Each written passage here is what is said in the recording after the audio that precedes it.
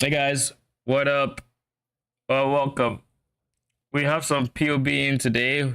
The POB that was promised. Basically, we've been planning to do it for quite a bit at this point. So I figured why as well just get it over with. Um, I've had a build idea. I've basically had the build idea in mind for the past week at this point, maybe 2 weeks, week and a half, and I've been steering on it without actually putting plan to like POB. Played around with different ascendancies at this point, but the TLDR, once this game loads, I can show you the idea and we can go from there. Did a whole bunch of testing before stream. I think I have answered all the questions I kind of had questions to. So we'll be leveling a new character when we decide to run the build. There's no guarantee it's going to be today. I just want to see what the tree looks like, see what to expect from a build like that, because it's a different one. I'll tell you that much. It's a very different one. But yeah.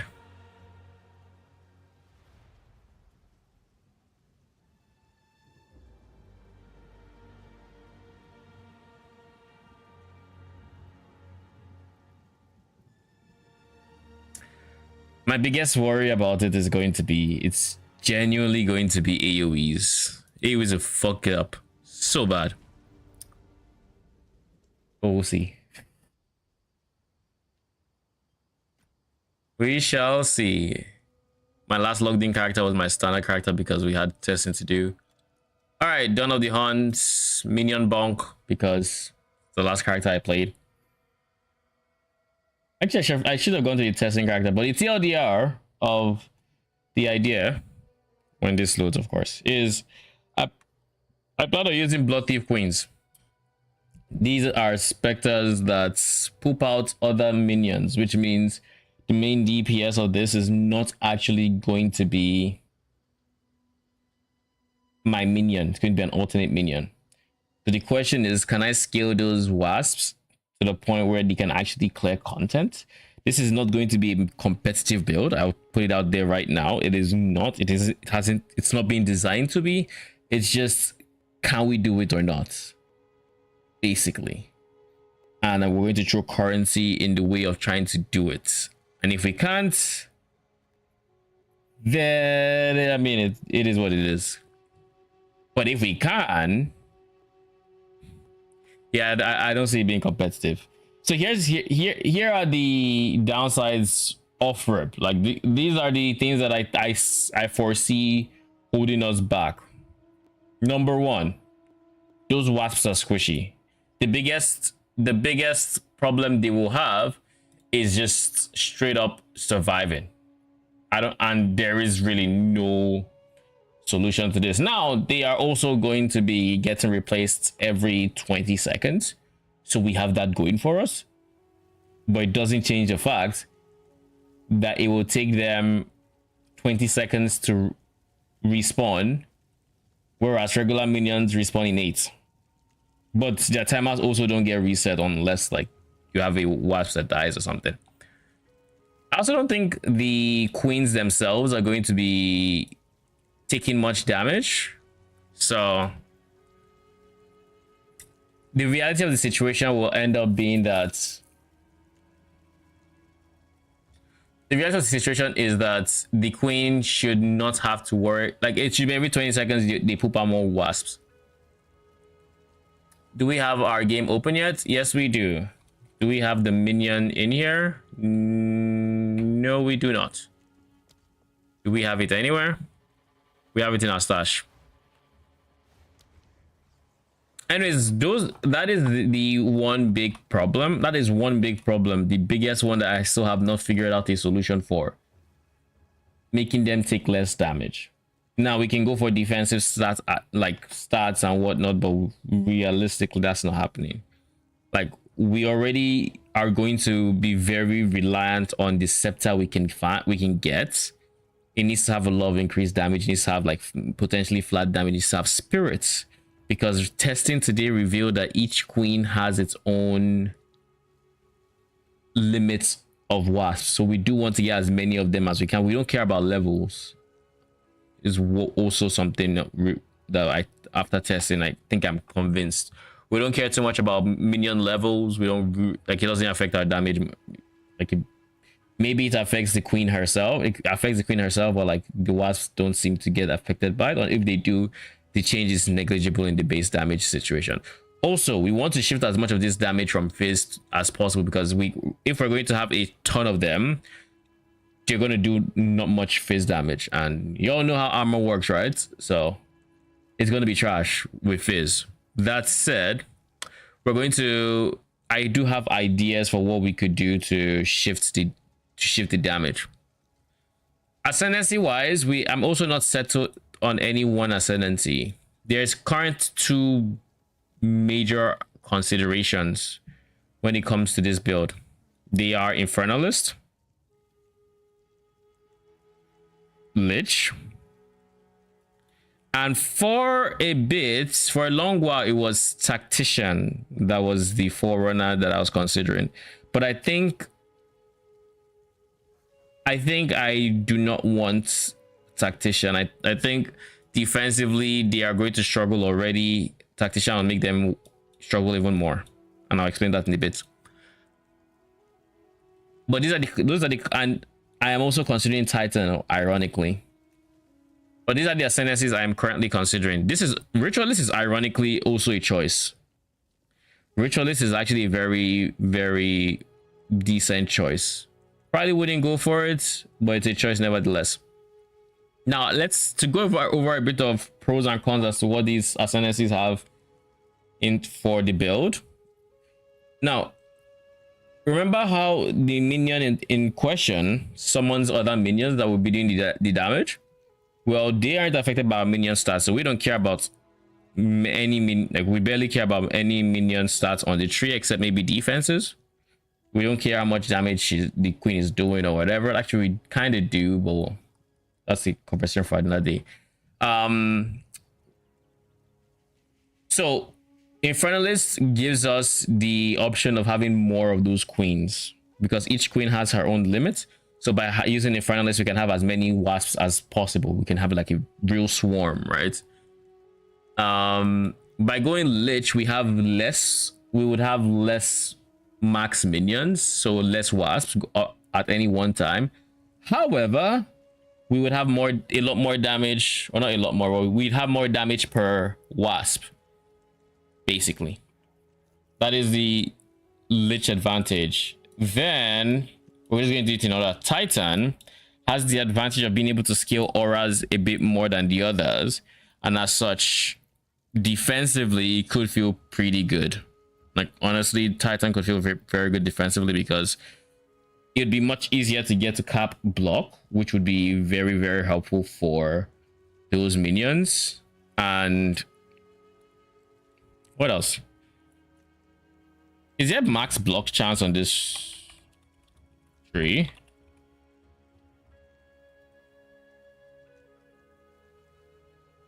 Where did this A come from?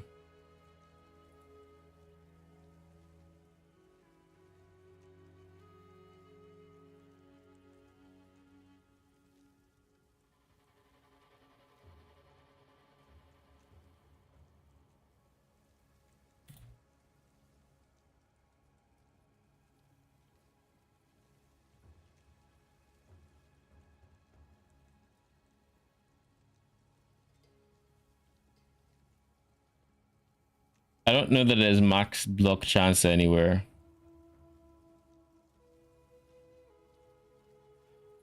But yeah,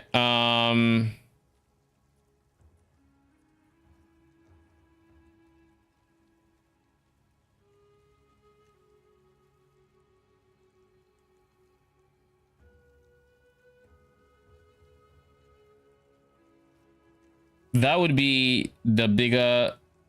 It would be easier to cap block chance. I would like max block, to be honest, but that's it's a fun that day. That's the Titan's advantage. By having better auras, we have access to discipline being better. I don't know that the other auras that we have, would be affected, and by auras I do mean stuff like, what do you call it? I mean stuff like Scepter's attributes. I don't know that they're affected by aura magnitude. I doubt they are. They don't have the aura tag, so that would be my guess. Now, as part of this build, we are planning to have a tame beast, and because we are planning to have a tame beast, Gemlin was a very, very low contender. I don't think Gemlin is smart to go for, but I guess there is somewhat of a universe where it's possible. But I would just go for the 2 attributes instead of going for Gemlin, genuinely. Especially how invaluable or how unvaluable levels are. You don't really need them. Quality could be pretty good, but levels, eh. Now for Tactician, like I said, was the leader. It was the ascendancy I was considering the longest. And the main reason is the watch how I do it node, which gives allies in your presence. And keep in mind, for this build, the most important keyword here is allies in your presence. We cannot take anything that says minions or specifies minions, but allies in your presence, big plus. So allies in your presence gain added attack damage equal to 25% of your main hand's weapon damage. This node right here would have been it. This node right here would have been everything we wanted and more. It would have essentially been the source of giving said wasps a whole lot of flat damage to then start scaling with other modifiers, which we are going to be getting into later. This right here, what is the problem with this? The problem with this is this node incentivizes you to do one of 2 things. You either go for a 2-hander to really maximize the bonus you're getting from this, or you at least go for a 1-hander that can get some value out of this. Now, 2-handers are off limits because scepters are not negotiable on this setup. That leaves 1-hander. Now, with 1-hander, we are going to be missing out on a shield that would really boost the survivability of these wasps. A. B, the amount of added damage they get, realistically, it would actually be substantial. Like, it would actually, I want to say, at least double, if not more, their base damage. It would actually be even with a 1-hander, it would actually be very, very noticeable. However, and it's a big however, like I said, my biggest worry with them is survivability. Damage is also a concern, by the way, but like survivability would be the really big concern with survivability. And this really, I don't see how that would even work with this. And other than that, there isn't much else this ascendancy as a whole offers the build. Multiple banners, maybe, because you can have a banner that gives them armor EV, but the problem is that is increased armor EV, so you would have to be reliant on their base, which isn't great. So, and I don't want to have to start like place banners every, like I don't have to walk within banners, even if I scale the AoE a ton and all of that. I don't have to do that. I am going to use banners, but more on that later. But yeah, this is not doing much for us. This is doing fuck all. We're not getting this. We wouldn't get this. This would be these would actually be the points we would get, but I don't even know that I want to take this point either. Not convinced I want this either. And again, none of these affect my minions in any way. So at the end of the day, we would just be going for 1 ascendancy, and this, of course, it's useful, but it's not doing that much for us either. So this would be the big reason we'd go for this guy, and it's the only reason I'm still considering this ascendancy. Only reason. And now we have Ritualist.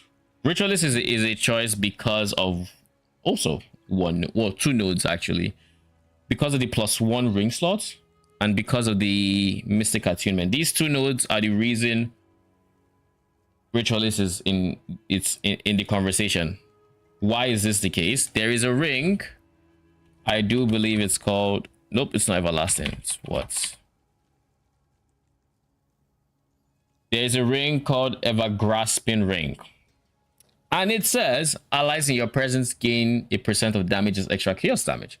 This effectively means we're going to be gaining whatever damage type the minions have as extra chaos damage with the ring. Now, what happens when you take that ring and you add a ring slot? Yeah, you can now use 3 of them, huh? Cool. Then what happens when you slap on quad increased bonuses from the said rings?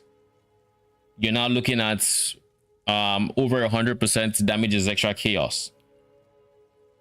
And if you were to go one step further and take and put an ingenuity, you're still looking at like 150%. So this would unironically be a pretty decent way to shift the damage from fizz primarily to chaos, essentially. So these are the ascendancies I've considered. And if I had to say what I am leaning towards, realistically, it is Infernalist. Infernalist is, I guess, and Lich. These are the 2 I'm really leaning towards because I just wanted to make an Infernalist this season. Being able to stack life and all of that really appeals to me. So Infernalist is high up there on my radar. But not only that, she has Seething Body, which would give allies in your presence 50% of damage is extra fire damage. The problem I'm currently having with Seething Body and potentially making that work is this is only active while on high Infernal Flame. And if you do not know one thing they did to Infernal Flame, it is they made it so you lose 50% per second if you have not gained any in the past 2 seconds, which means at a minimum, every 2 seconds you have to spend mana. You have to gain Infernal Flame. And I don't know how we do that on a consistent basis without going over the top and just going down to 0. Because like we have mana cost. You try and offering out, boom, you have a lot of mana, it procs, you take damage, yada yada. We would have to find some balance to keep it above 50%, and we'd have to make sure it stays keeping it there. So, and the only way to do that would probably be some trigger. Some trigger could potentially do it, I guess, but it would have to be triggering at least once every 2 seconds. And I don't know how feasible that is to have. Because if we could use cast on minion death with the wasps, maybe I can see it. But we can't. We can't do that.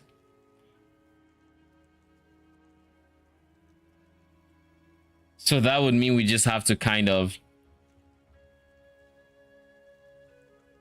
we just have to manually spend mana, like using the channel ability like Incinerate or something to keep this up. And in a game like PoE 2 where you have to constantly do things like dodge and stuff like that, it's just going to be so fucking clunky. So I also don't think you can extend the inactive time from 2 seconds. Ideally we can get that to like 3-4 seconds, and then, you know, then we'd be talking, but I don't see that as possible. So if Pyromantic Pact is not going to be an option, then realistically what we'd end up doing is going for Spirit Scaling, ES Scaling, and then going something like Hellhound, and then just making sure Hellhound takes 1% of our damage. You know, that would probably end up being closer to what we'd end up doing. Now for the Lich has Unholy Might for you and allies in your presence. So that's just 30% of damage gained as extra chaos. Paired with the rings, you can get up to like 90%. Actually, you get up to like 120% damage as extra chaos. So this is like the Ritualist, except without the downsides of the Ritualist, and you actually end up on the... you actually start building up on the right side of the tree. Like you're here, you don't have to travel all the way from there up, or you don't have to do any awkward traveling. You're right here. You're a witch. You can take the initial minion nodes and scale as a minioner up until you transition, yada yada. You can do that. It's an option, and then if it ends up being a dud, we have ways we can pivot, right?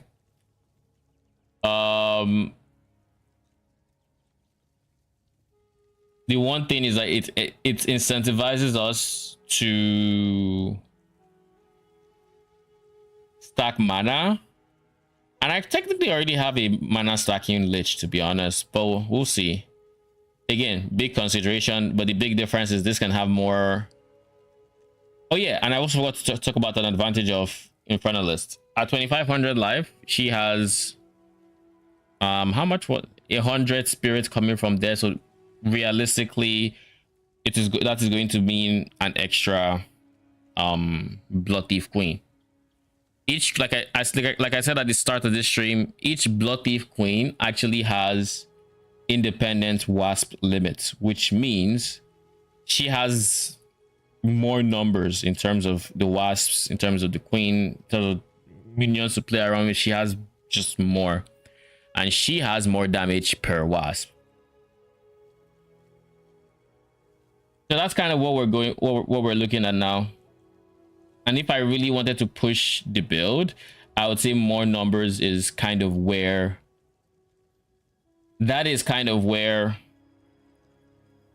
what do you call it?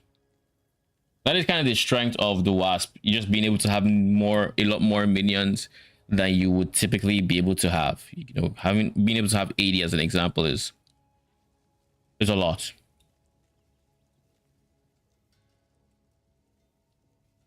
So I do think I'm leaning towards Infernalist here. Plus, it allows me to actually level a witch, get an Infernalist like I wanted to, and just go from there. So yeah, this is likely going to be, well, we're likely going to end up being the Infernalist. Defensively, I don't exactly know what I want to do. We're going to be reserving life, so I think it just makes sense to have ES. Since we're stacking life,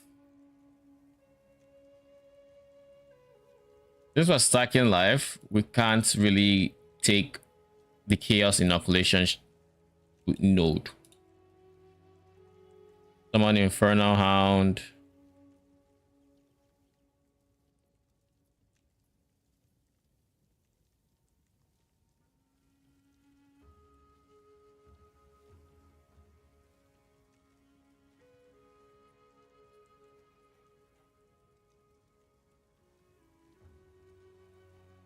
Companion, loyalty support, was it? Yeah, at the very least we have that going on for us, which is nice.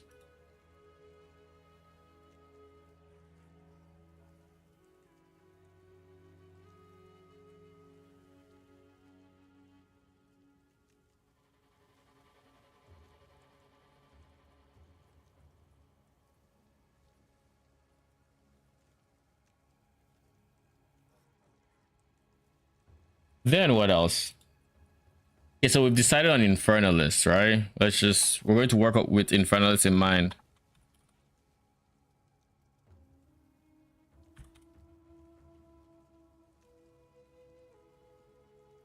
Now, these are the items that I see putting this ring together, or being the at the forefront of the build.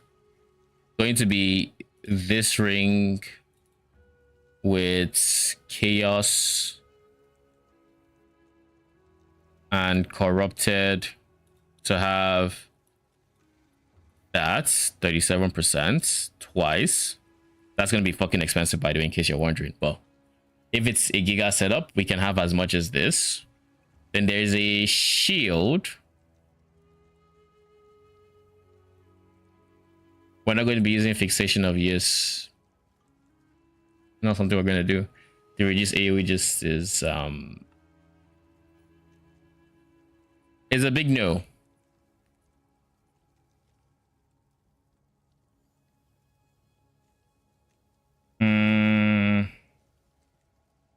It's merit of service.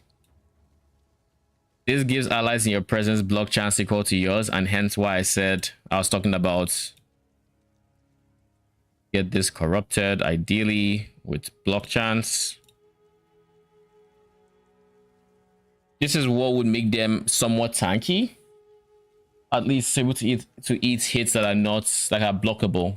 If we can get that 75%, they shouldn't be all that squishy. We're also going to be pairing them with clerics, because clerics also heal them. Then we have Leer casts, corrupted Leer casts with. Why do you not have a socket? Corrupted Leer cast with increased that. Actually, let's go even further. And then for the rare item of the hour, the Giga Scepter. Got to figure out what we're going to be going for, but I'm pretty sure what I think I want is I'd like a Stoic Scepter, which is discipline, with as much of discipline as I can have, which is I think level 18.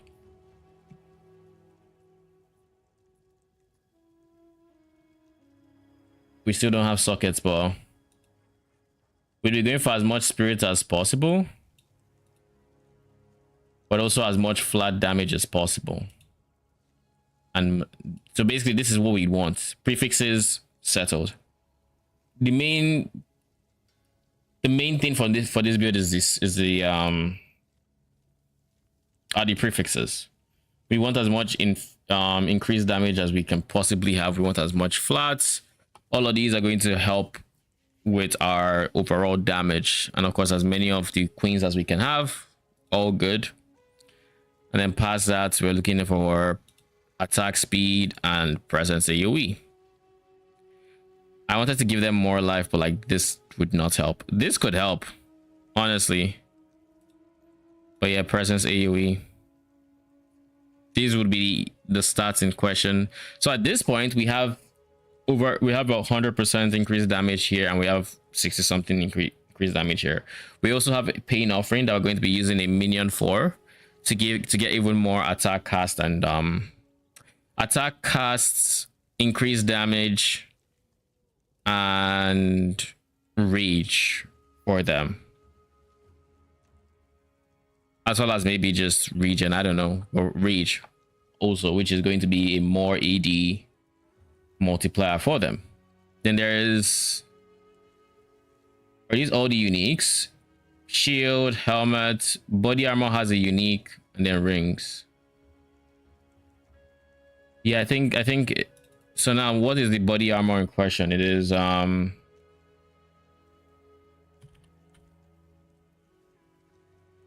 Falling Formation. Ideally you get this and it's corrupted with less max valor reduction. This is going to pair into the skills we're going to be using, which is War Banner.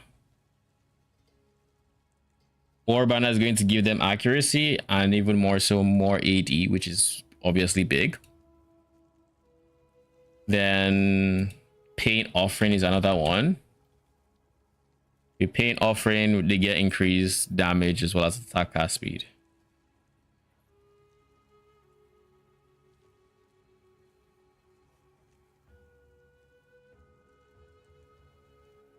Pretty sure this affects them. But this says aura grants minions this, not allies, so honestly Pain Offering might not work. Probably doesn't. It does for being a source of font of rage, but I think that might be it. Yeah, I think we honestly might not get much damage from Pain Offering aside the rage, so maybe Pain Offering is a dud. Looking at the wording, we'll see. We shall see. And these are the uniques. So now the problem I was having is the simple fact that we're going to essentially need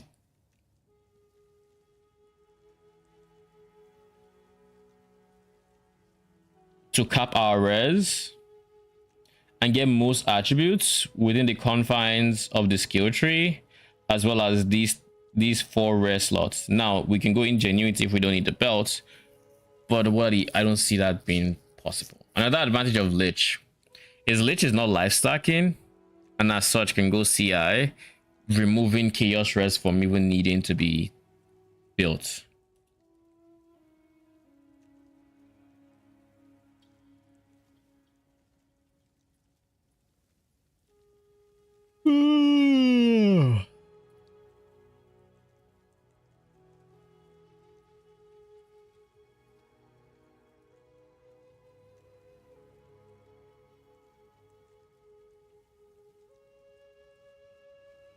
So yeah, that is another advantage of Lich. So if we went and keep in mind amulets, we still want spirit. Okay, no, spirit is a prefix. I think we are actually fine with amulets.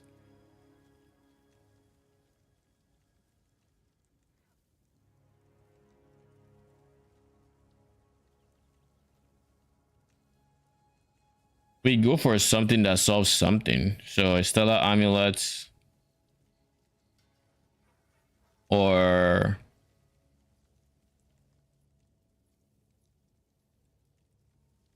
maybe not lapis, but we'll just go for like jade.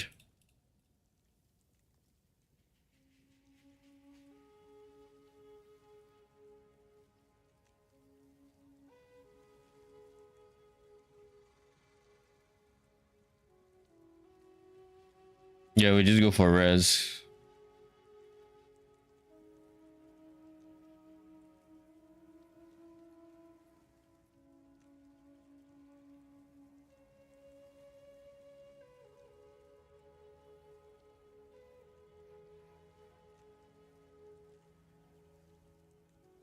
Tame beast doesn't quite have to be level 20. You can take this down to like 15. Just so the attribute requirement isn't as bad. So tame beast is another source of increased damage, aura, and haste aura, yada yada. And here we just go for life because we're stacking as much life as possible. Of course, spirit being the even bigger priority stat. And then nothing else. Then gloves and boots. For the most part, up to this point, we've just have these items all have EV. So there is every universe where we just go EV ES bases, which I think is a smart thing to do. So we actually have access to like good defenses coming from them.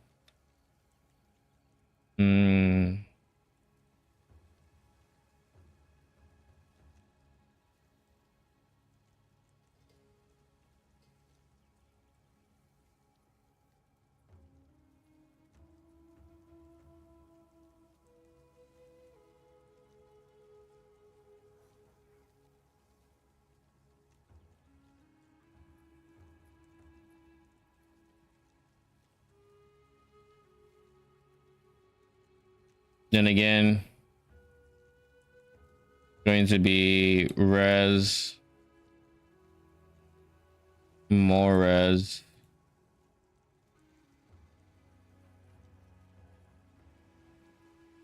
even more res alongside life, and that's it.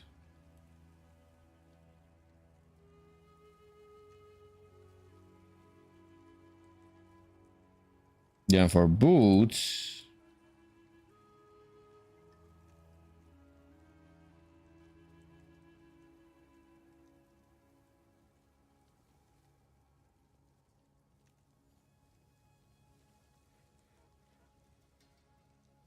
being able to go evasion ES plus block means that we should be durable. We should be able to avoid a lot of shit. Maybe less of our minions because they don't have evasion.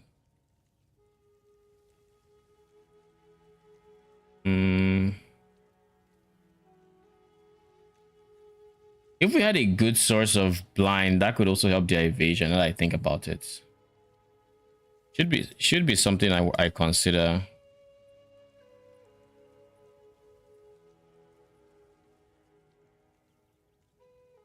Do I go Chaos Res?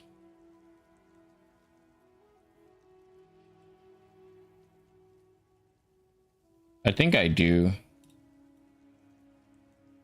The reason I think I go Chaos Res here is because all these attributes, all these resistances are things I could potentially fill up using. Oh, we still have a belt in question.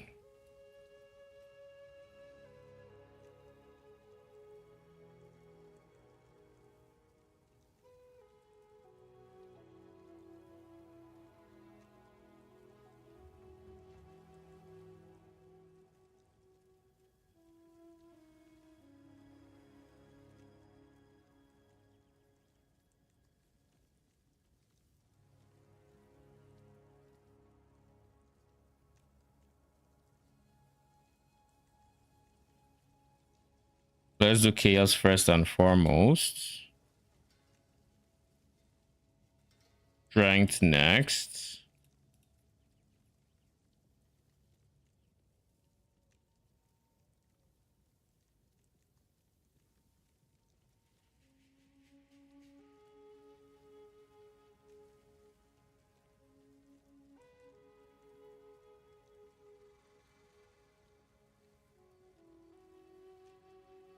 We'll go Fire Code Lightning.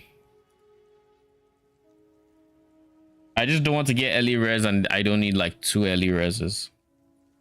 Doesn't seem like a smart thing to do, so. Okay.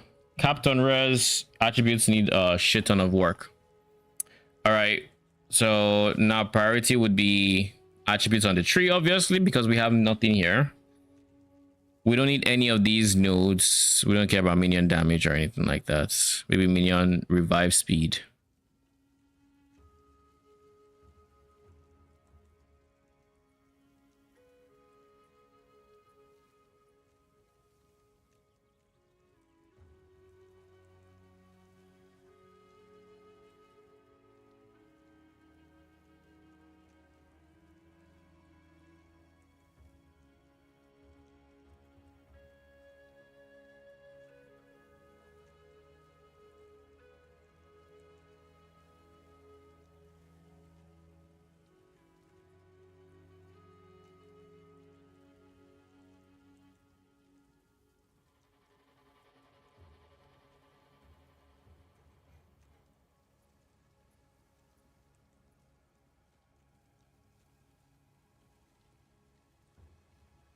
Yeah, something like this.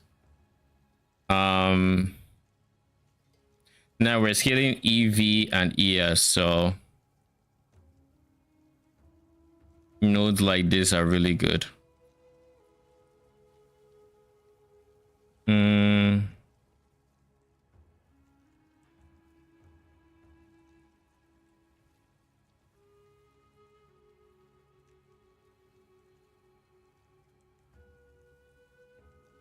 We could still go for this node simply because we do have evasion rating on the body armor.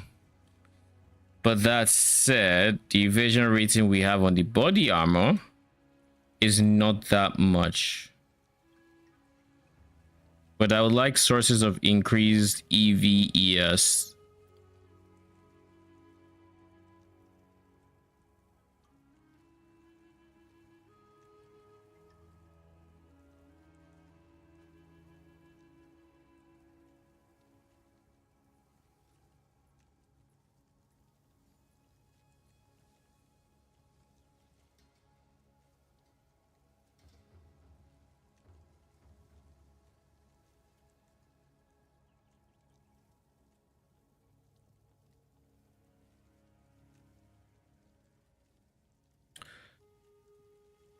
Let's go for the obvious stats first and foremost.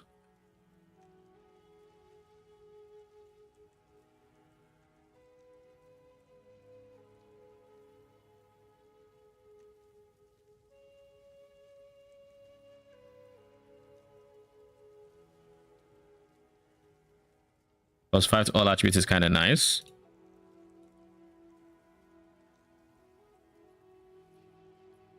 It's a lot of ailment threshold. Okay. We're trying to get our EV to the point where Ghost Dance actually matters. Because that's the one. Ghost Shroud, rather. Or Ghost Dance, I guess is the thing. Max 5, recover ES equal to 5% of your evasion. So we need to stack as much evasion as possible. Hence why the EV is necessary. Or it's as necessary as the ES.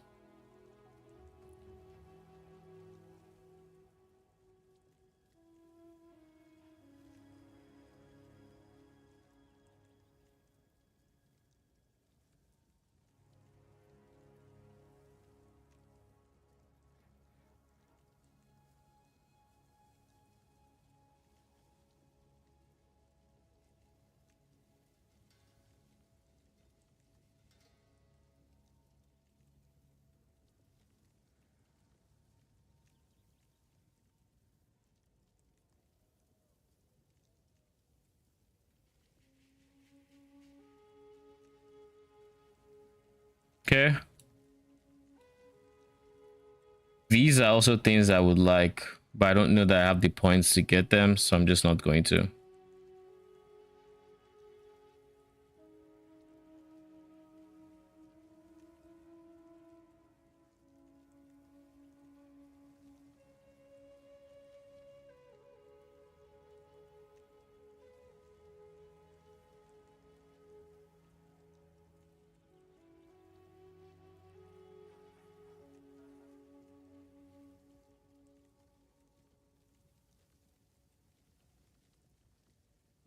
Bind Spectre.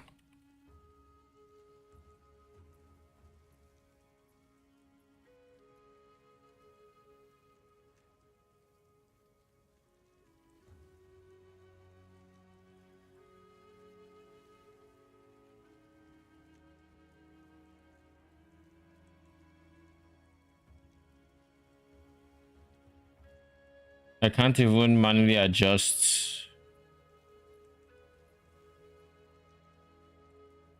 How can I adjust this?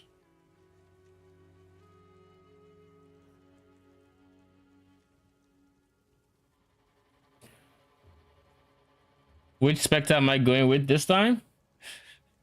A meme. But essentially, we're going to be trying to make Blood Thief Queen work somehow through all the things that say no, it shouldn't work. And there are a lot of things that say it shouldn't work. Like a lot. Like way more things saying it shouldn't work than it should. Thank you. I will need it. What is our block chance looking at? 74. So we're set on block.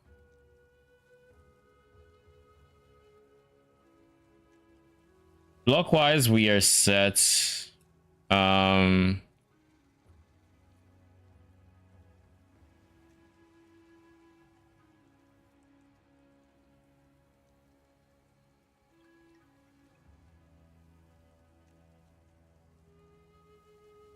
really want to make my way to this node. Realistically, it's probably not worth it.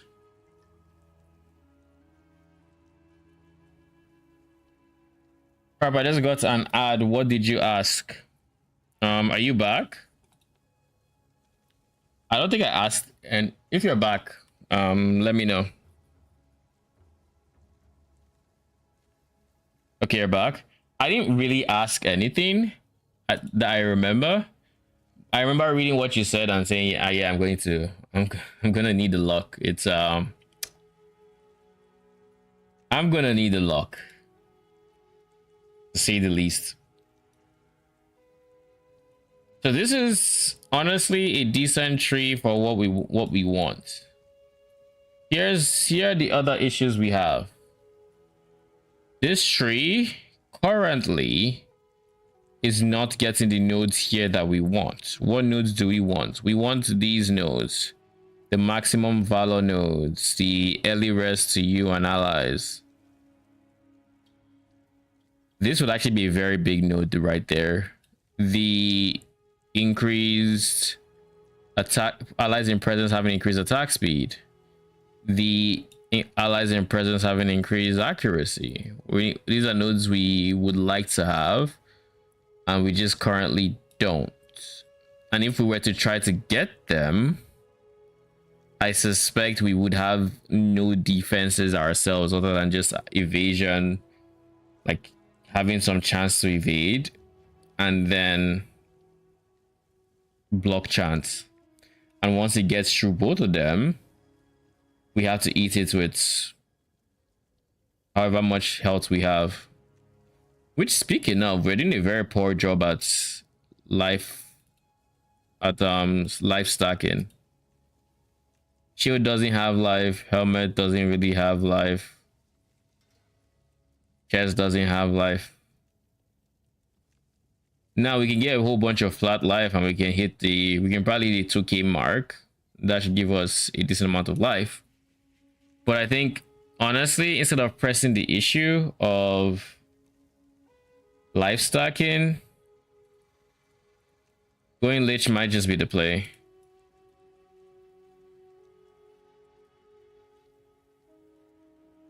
How much do we lose by dropping this?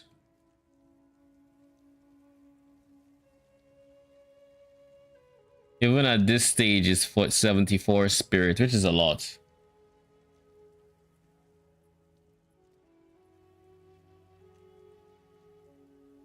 I think the passive training is pretty cooked in PoE too. I wish they would consolidate better and make it not so hard to take a different class on another area. Yeah, like it's so many travel nodes. Like just look at this, just to get here, we're looking at 14 points. That is 10 points in travel nodes just to get here. How many points do we have to work with? 123. And we're spending 10 just to get to this point. We haven't tried to get anything in the region, just straight up 10. Like, that isn't great. That doesn't feel great. It doesn't look great. It's just like these starting areas are nice for the class that starts there, but like traveling through them is really just the bane of my existence. Like having to go through this ringled mess to get here. Yeah, it's just it's not great.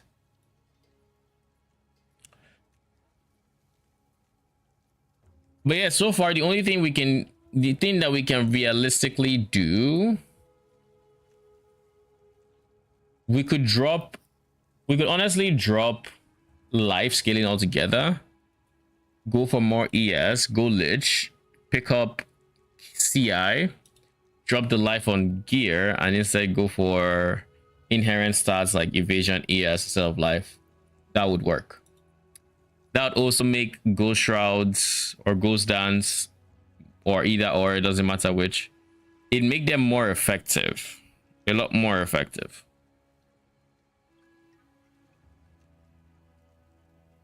The question though would be, how do we get here? I mean, we get it through the top, it looks like. And then we can pick this, but like it would take 11 points just to get there.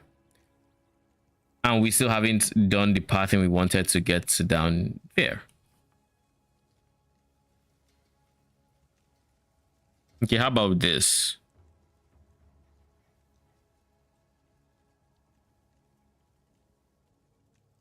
I didn't want to do this, but it looks like this is just the choice.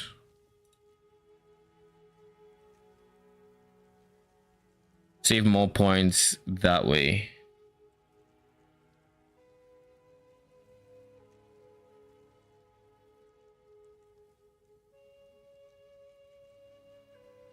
Also gives us more attributes to work with. Worst case scenario. Where is all these strength requirements coming from?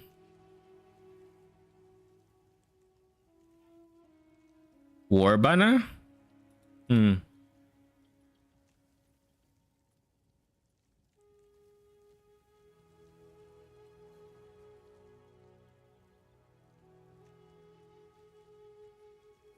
Because like the moment I do that, we're already at 108. All these points. You know what we could do? We could drop these points.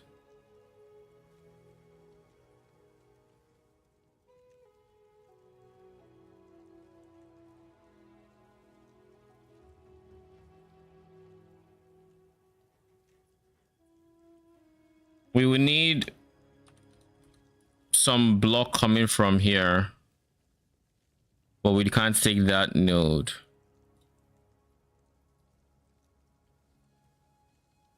What is our block chance? 73. I mean, that's fine.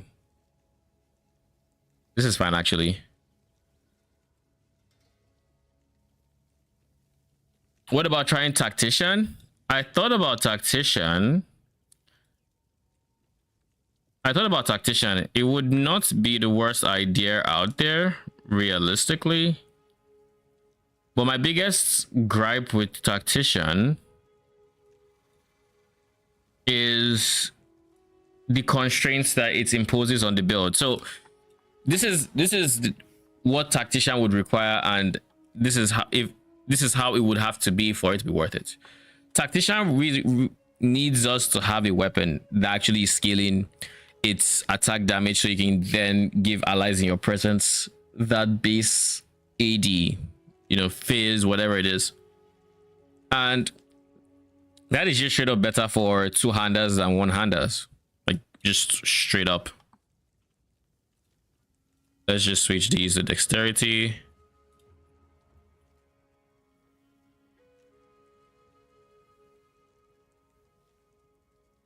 Okay. Like, just straight up, that is what it would like, right? Now, the problem with this is it means we can't use Merit of Service, which is a shield that would... It's a shield that would allow it would give the wasps some level of defense. Not a lot, like it's not an insane amount of defense, but at the very least, they wouldn't just die to regular hits. Like, this would actually give them some pushback in terms of defenses to non-AoEs, things that can be blocked essentially. So it would need to drop that. So now the wasps are squishy, and already they were fucking squishy to begin with. So now we have to deal with that.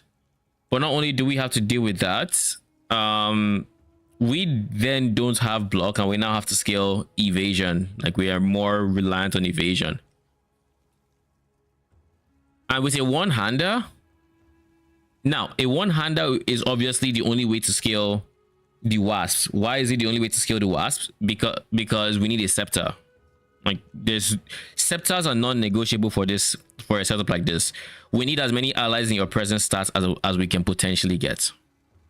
The scepter is the way forward. So this is how we're going to get the bulk of our increased damage.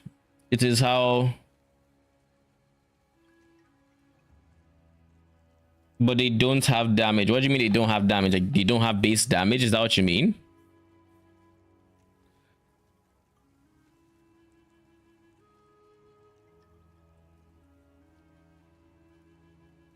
They have some base damage. It's really not great. It's like very, very low. But they have numbers. So in the current, without going Tactician, the way we are going for base damage, so to say, is we're just multiplying the base damage by itself. Right? You're going for things like Ever Grasping Ring to give it damage as extra chaos twice. Now this is a very expensive rule on the ring, because this is max roll, 20% quality, max corrupted. It's going to be fucking expensive, so this is not realistic. However, this is what we are ideally going to be going for in a GG setup. But we're going to be going for the ring regardless. And realistically, you can get to 30% pretty chill. So that's going to be 60% of damage as extra chaos. And honestly, I would like to have more. Watch how I do it. No, requires base main hand weapon damage. Yes, it does. So the watch how I do it. My big problem with it, or my biggest gripe with it, has been dropping this means they no longer have the block chance. If they don't have block chance, we obviously don't have block chance, because then we're using a scepter in our offhand and a main hand weapon to give them base damage, which is not a bad idea. But realistically, the amount of base damage it's giving them is likely to be around the amount of base damage they would have had regardless. So it's I guess I should preface this by saying on the high end, assuming their levels did scale with the level of the queen, which my testing honestly does not have conclusive. I haven't gotten conclusive evidence that they scale with levels or they don't. I did a bunch of testing with the Spectre today. I don't know if it actually scales with levels or not. Basically, no support, no gems, no auras affecting them, nothing. Just straight up increasing their levels, and it came out with varying results. Is all I can say. So maybe it does, maybe it doesn't. I don't know. But if it turns out it doesn't scale with levels and their base AD is actually shite, then watch how I do it might just be the only way to scale it. Right? It just genuinely could be. But also, you know what the testing I did today revealed to me? Is that each queen has her own limit with wasps. She has her own minion limits. So it's not like PoE1 where once they got to X amount of minions, they stopped making altogether, and it didn't matter if you had like more of those minions, they just wouldn't make alternate minions.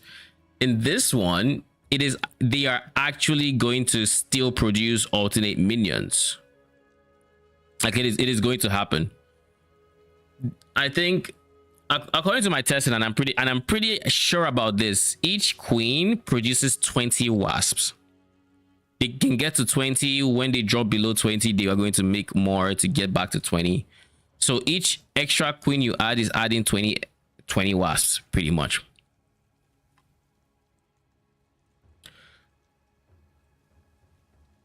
So if they have 0 base damage, then also here's another thing. I want to try to figure out a way to make Scythian body work. I can't think of a single way to make this work that is not just fucking clunky. So that's why we're not taking this. But this would honestly be also be very good for them. But yeah, back to watch how I do it.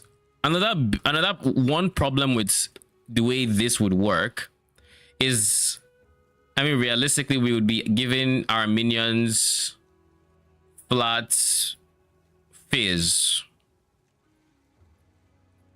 It just makes sense to give them flat phase, right? Oh wait, we can actually give them an element because this says base AD. Added AD equal to % of your main hand weapon damage. So I assume this means, why is my mouse loading? What the fuck is... What? I don't know what was loaded. Anyways, I assume this would give you added AD equal of any element, just based off of whatever the base element on the weapon you're using. Either way, you just want to give it as much potential, maybe not even phase, to be honest. We might actually decide to go for elemental because elemental is easier to scale.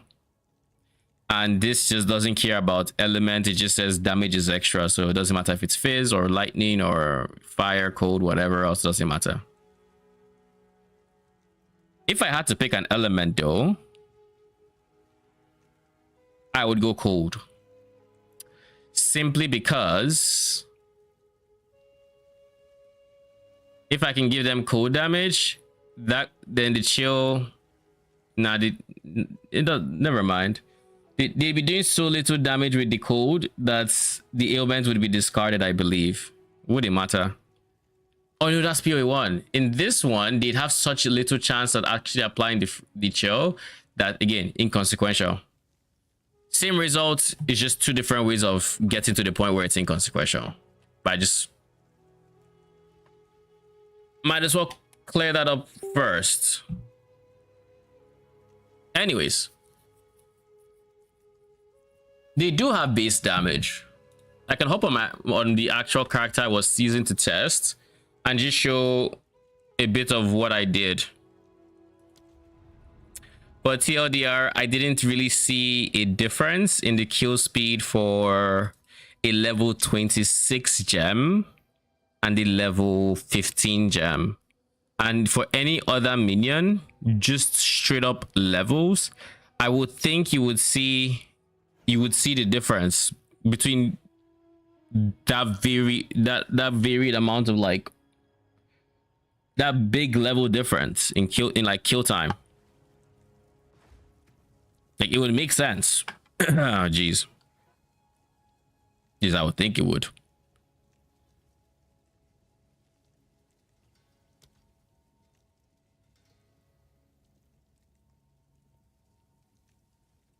Maybe the solution, honestly, the solution could be getting rid of 3 queens, watching how quickly. If I got rid of 3 queens, leaving 1,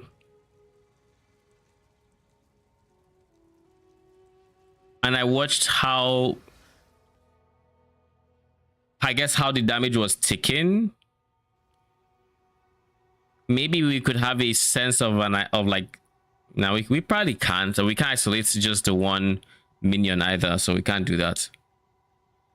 But yeah, I think going from 4 queens to 1 is much better for understanding just how much damage we are doing.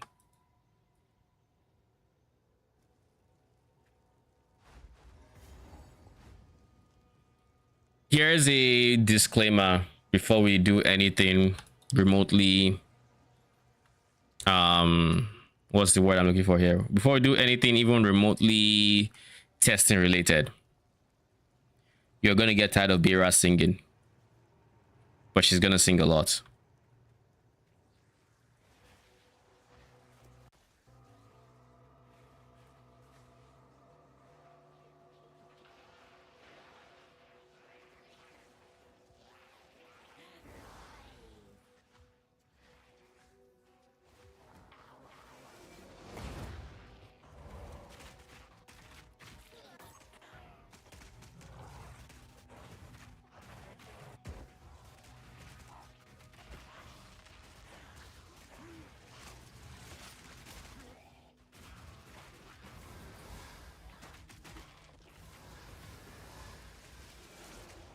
Yeah, I just don't see how these guys survive in maps without block charts.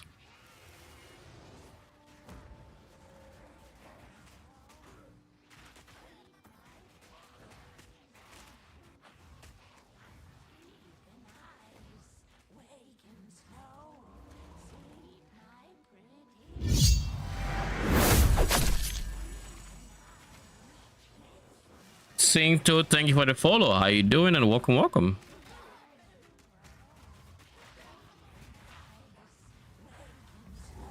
Okay, so before we do anything,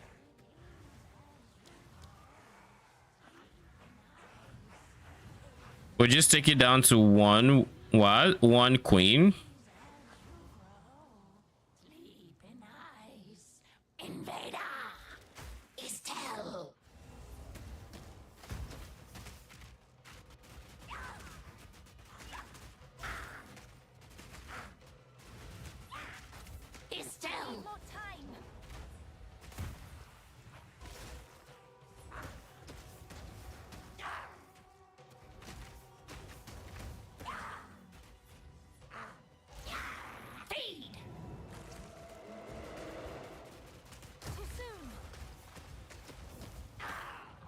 I can kind of command it, right? Rotten. Swell. Estelle. I need more time.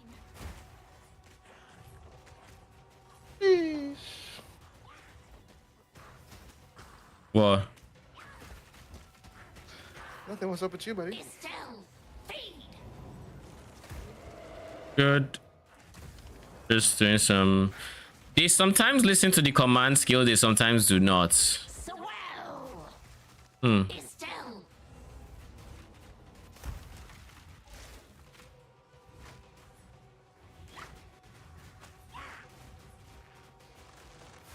Swell. Too soon. Estelle. Feed.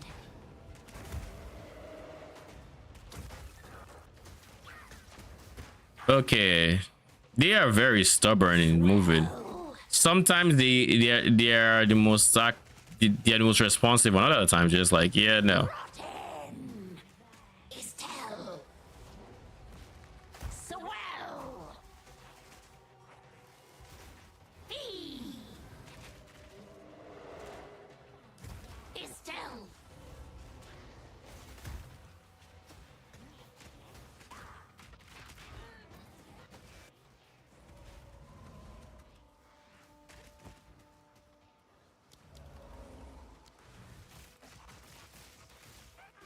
Oh fuck. I needed sneak pit for this build. I just saw the price. Lol, how much? 9. Yeesh. Good luck. Why did snake pit become that expensive?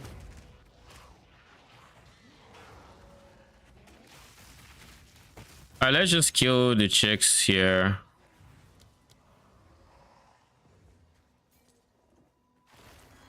Hey, Beira. Not about good luck as a log out, bro. Lol. About 9 dude. Swell. Estelle. Rotten.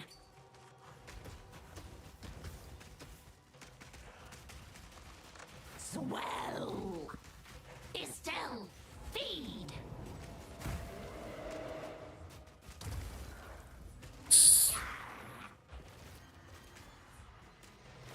Swell.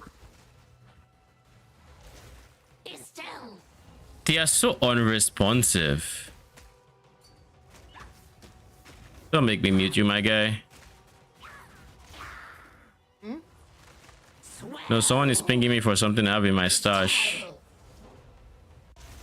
Feed. 28. Bro, where did that damage come from?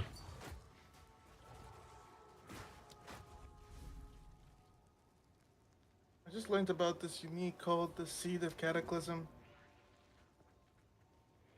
Just The what? Seed of Cataclysm. Okay. You get 30 to 50% increased critical hit chance for spells, 30 to 50% increased critical spell damage bonus, 13 to 17 chaos res, and then increase the mana cost of skills. The ring. Okay. Actually interesting. All right, so we're going to do the opposite now. We're going to take off the Blood Thief Queen, shift this. On average, we're doing like 28 to, let's just say, roughly 31. Hmm.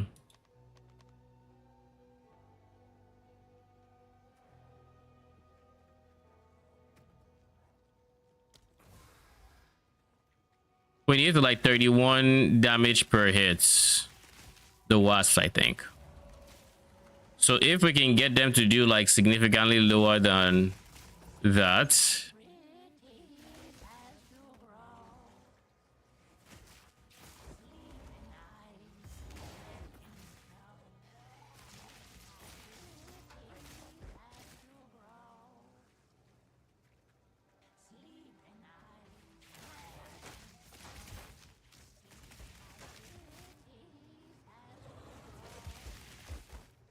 But let's just make sure everywhere is clear.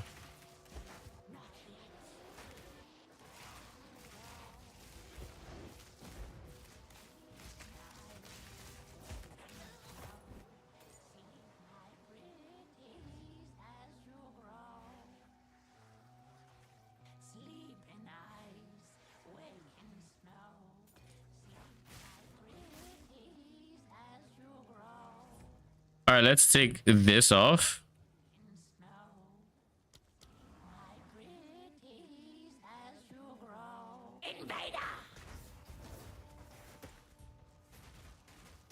We're going to wait until ES is gone. Then we're going to try to get them off. I thought I saw 37 there. 28. Try to shake them off.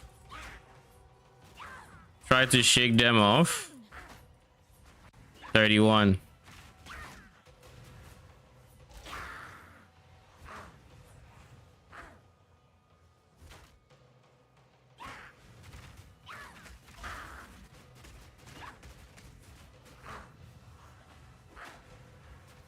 $22.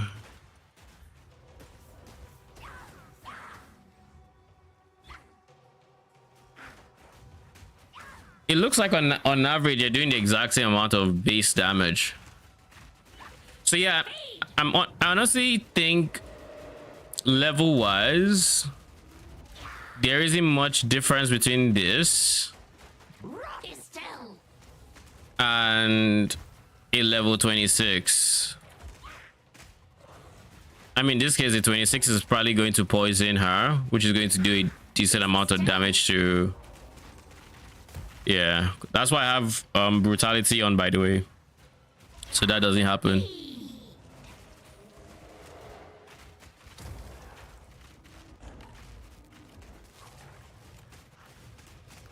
Estelle. Swell.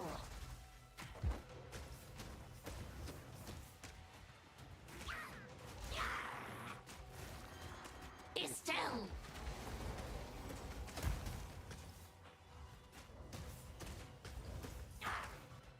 Apex hunger.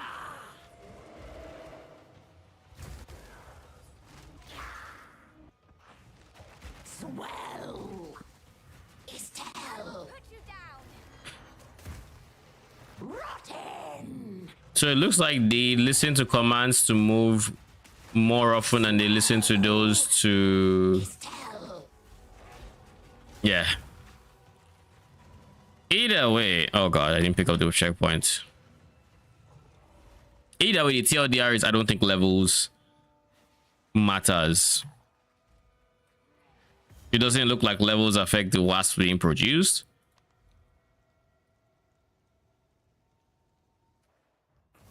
Oh, the damage definitely doesn't. The reason for brutality was to make sure the queen doesn't poison.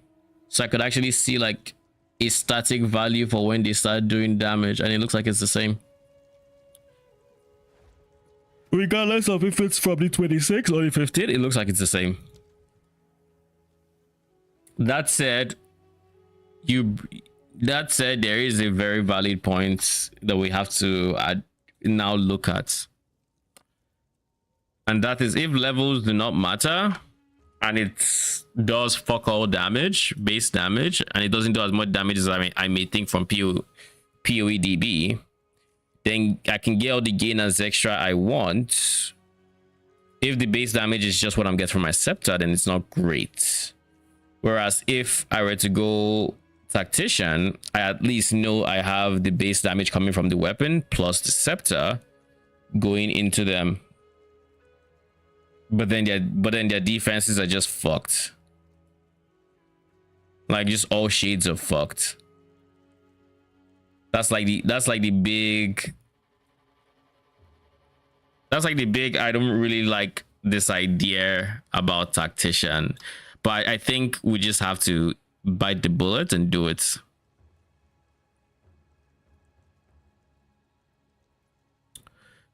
I think that is genuinely the best bet that this meme idea works. We just have to go tactician. Give them the base damage to start scaling.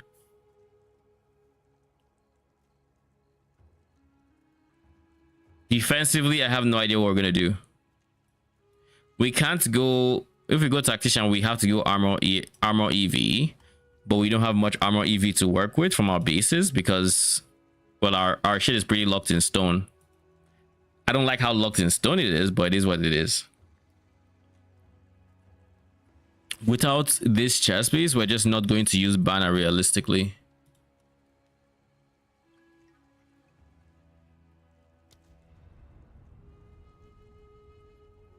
Please stop pinging me about shit that I plan not to sell. Like, do not play standard.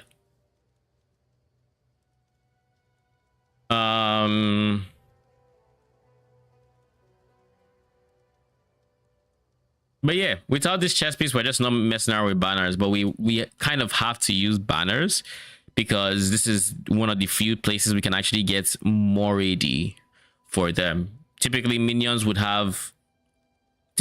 builds would have more AD coming from, or more damage coming from our support gems. These guys don't have the benefit of having that support gem, so we kind of have to find other sources of more damage, and the only sources we realistically have access to are banner and maybe offering if it works, because offering would then give us font of rage. Those two.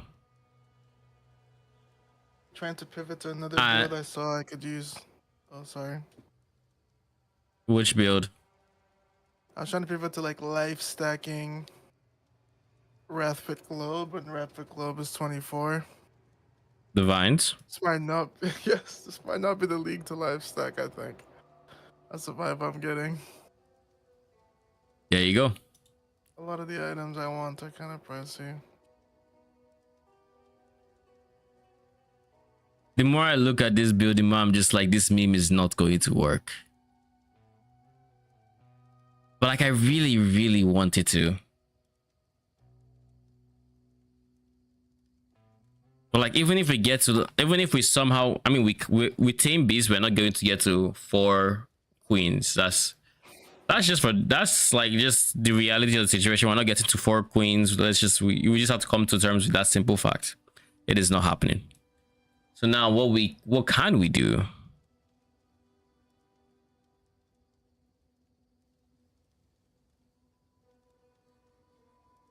With tame bees, let's say we just have 30% less spirit to work with.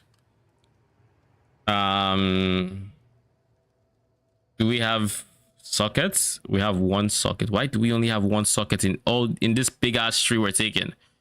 With all this traveling, we only have 1 socket? Okay, second socket. Where's our 3rd socket?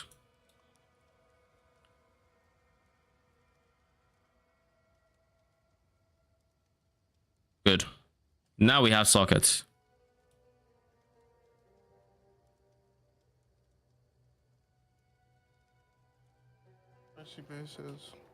Anyways, Grand Spectrum Emerald, which is spirits, emerald, and then emerald.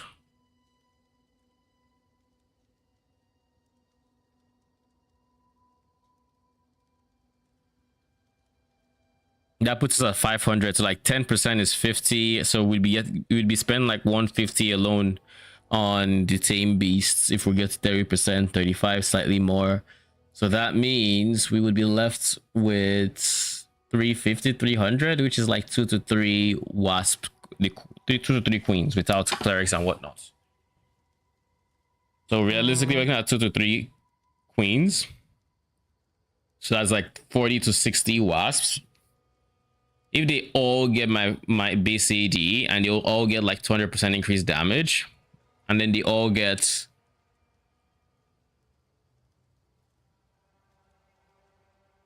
how much aura magnitude do we have? 5, 10, 22, 27, 32, 38. 38. That's where's Warbana? Times 6 times 1.38. So that's 8% more. So then this becomes 8% more, and then with Valor being, how much Valor do we have? We have minus 15, but we have plus 25. We're going to be getting 5, yeah, plus 25 minus 15, that's plus 10, so that's 60. So that would be 600% increased effect, more or less. 600% increased effect of 8% is what?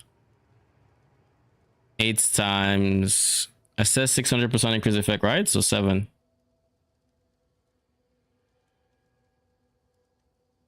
%56 more damage. So we have one source of 56% more damage.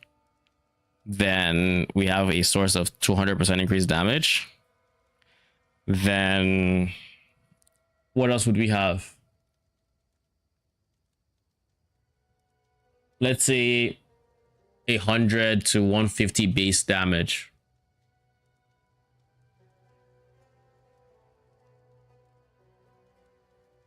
And then the curse. And then gain as extra. We do have gain as extra, giving us another roughly 60 to 80% extra damage. We can't even really consider the phase portion, because the phase portion is doing fuck all damage until we shred the armor with like snipers or something.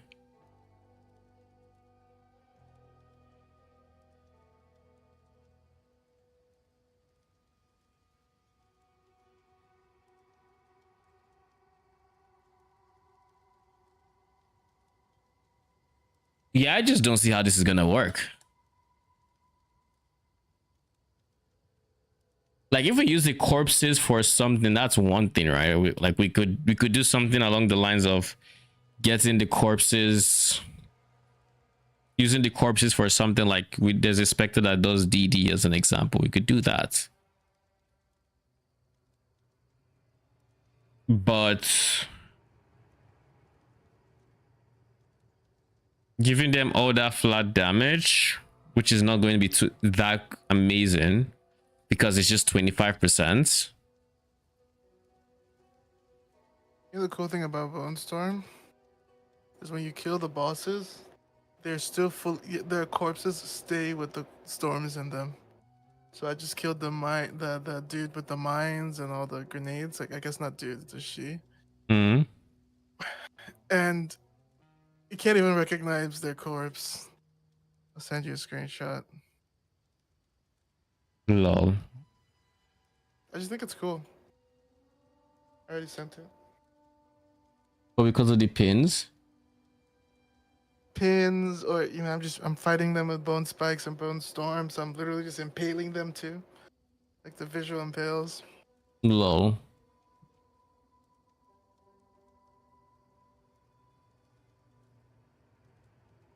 I have a plan so I don't give up. What's the plan? Still gonna go blood mage. Still gonna try to leech.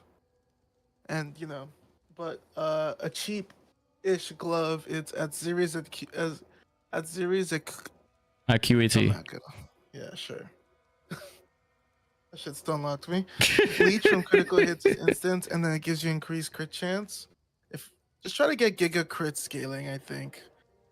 And then if I enjoy the build, then I'll try to grind for Snake Pith. But if not, then we should be fine with just crits. It's kind of where I'm at. Not a bad idea. Okay. I think realistically,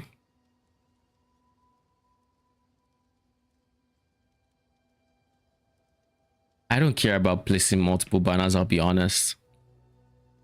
I really don't. But I guess being able to give my minions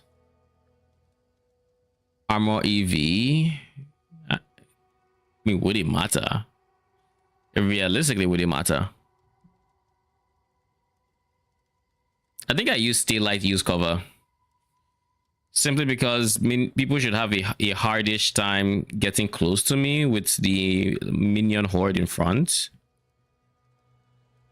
And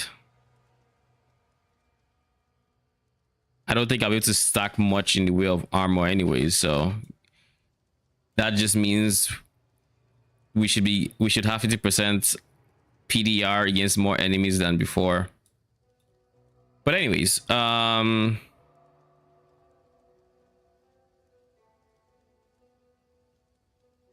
I find some way to really scale the damage of allies in my presence, I just don't see how we do it, because we have less increase than a typical build would. We have way more minion numbers, way more. Like literally you can get up to 80, right? So we have that going for us, which is nice.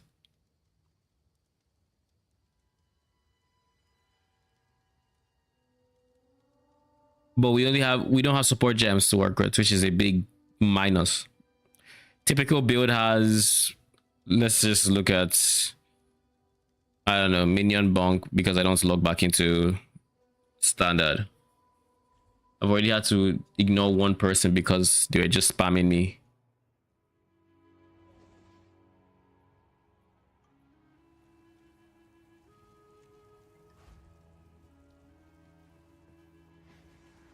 Typical minion build. More damage, 25% more. 35% more. It has less attack speed though. I think this one was giving me 35% more. 30% more.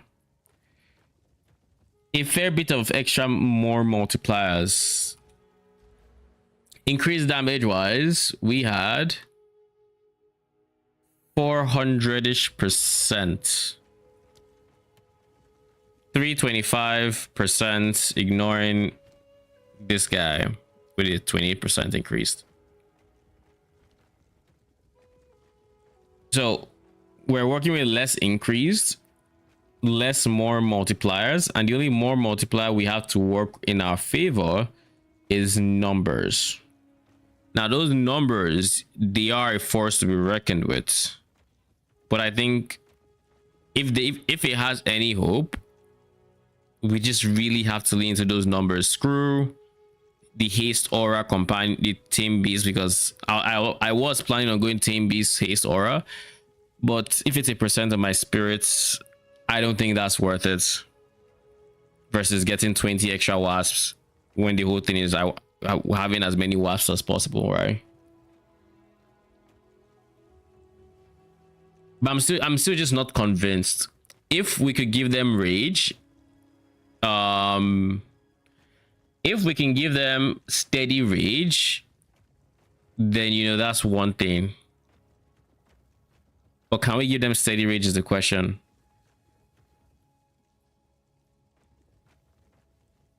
You know.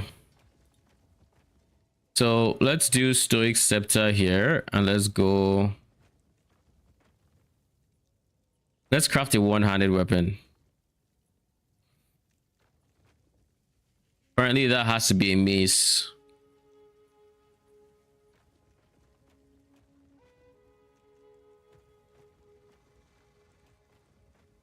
One-handed axes are in the game, right? What's in the game? One-handed axes.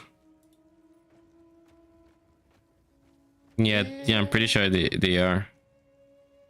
Yeah, they are.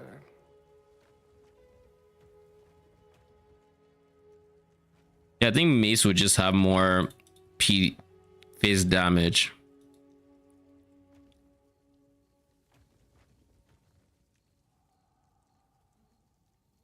Okay, so we're looking for the thing that has the biggest number, which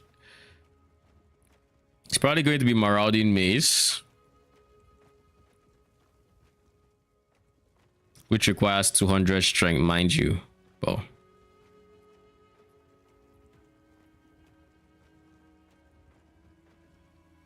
Still just maces?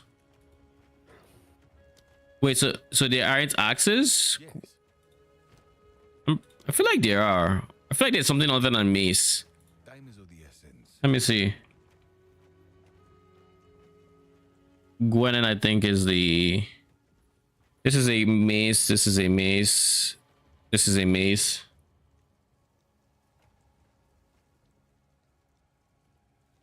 Haven't seen one. Where's the... I think Alva is the gambler. Mace, mace. Okay.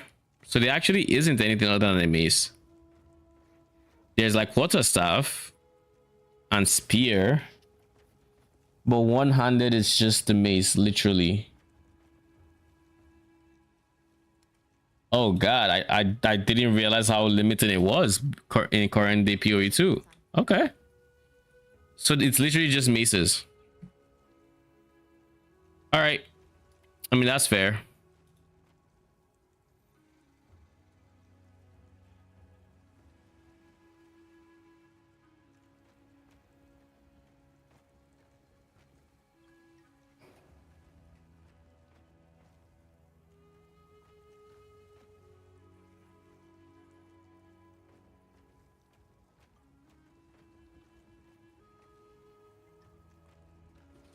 Yeah, I think the actual only way to do this is to just go fizz. Go fizz, go increase fizz, go hybrid fizz. And that's it. Go increase fizz here.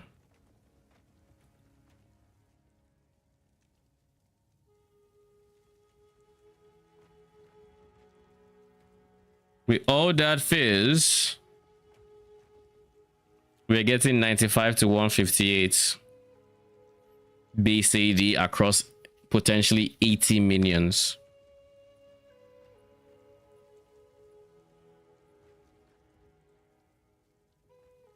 $95 to 184. 95 to 158. Now, this is an unrealistic weapon, but this is actually pretty good base numbers. And the reason I say this is if we look at let's create a new guy. Let's look at skeletal brutes. We look for brutes. Level 20 skeletal brutes has 126 to 234, but we're limited to just how many of them? 7, 8. You can't get up to 20 of them. You look at spear is 100. Oh yeah, you are right. No, but spears are meta. I wouldn't touch spears with a 10-foot pole. They're fucking meta. I would hate to see the price of that. Blind me. Skeletal arsonist. No, let's not use arsonist. Arsonist shotgun. Skeletal reavers. Snipers. Snipers have been meta to a degree. Level 40. Now these guys are on the cheaper side, so you can get a good number of them. You can get up to like 20. The amount of added flat to be giving them from the ascendancy alone is more than this on the high end. I should keep specifying on the high end, but you can get like 4x the value in terms of just the number of minions, right? And honestly, this yeah, realistically, like on the high end we can look at 110 and 184 flat across 80 minions. It'd be a lot, but that's damage, and the moment one AoE comes in, they're all dead with no hope. We can't scale their life as far as I know. If we can't scale level, then whatever level they were, whatever life they spawn with is just their life period. The biggest issue is you lose 100 when you don't use a scepter. I mean, this is why I am looking. This is why I am using a mace. I'm not losing scepter. Like there's no universe where we don't use a scepter. Scepter is best in slot. We are not even considering not using a scepter. We have to use a scepter. We've come to terms with the fact that we have to use a scepter. So it's just everything else that comes with it. We have to drop the tame beast idea. That drops requirements for dex, so we no longer need to scale dex. Scaling strength and int is decent. We can do that.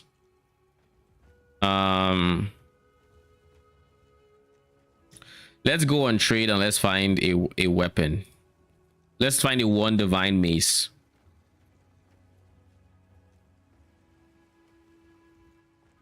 Because if we're going two-handed, then we could get even more flats, but that would be the worst thing we can do. And the reason that would be the worst thing we can do is because we lose access to a shit ton of like increased damage, which we have no other sources of getting. Well, we have one other source of getting, but 60% increased damage versus 200, you know. Any one-handed melee weapon.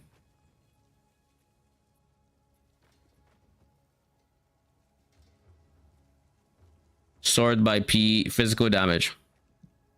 Skip past the Mirror of Calandras. We are looking for the first 1 divine here. 235518. Can we paste that here? Sure, we can. Okay.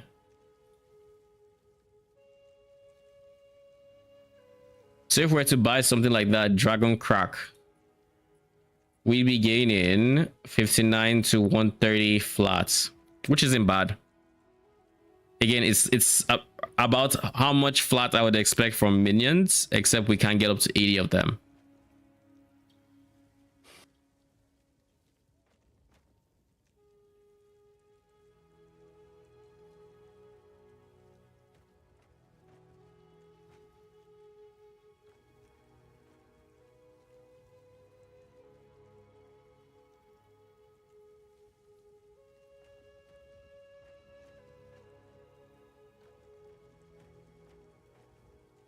There is a big problem with this.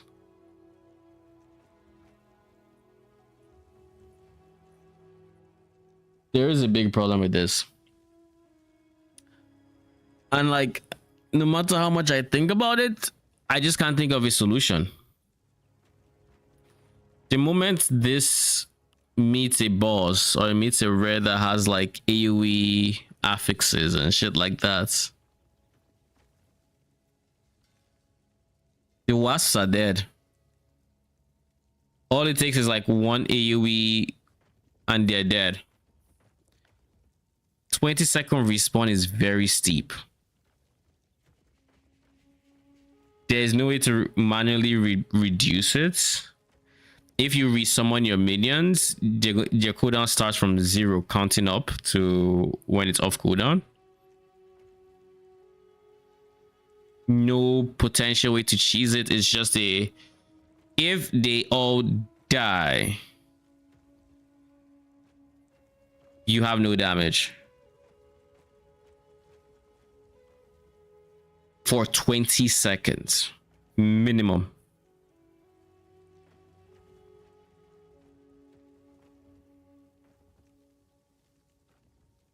If there were other sources of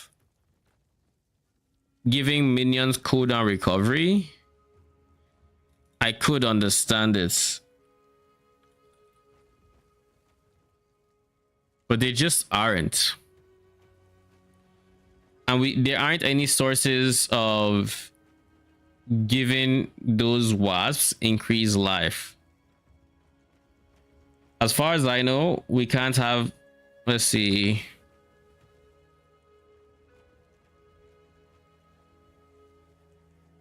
as far as I know, we can't make it so they don't die. We can't make it so they get revived sooner. Maybe clerics could help, but like, we can't make it so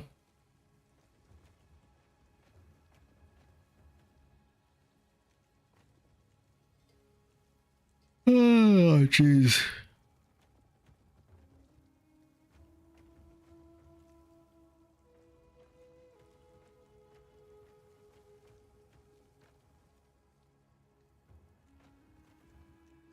Yeah, like, we have sources of giving them regen. We can heal them back up, but there just doesn't seem to be a way to make it so they do not die.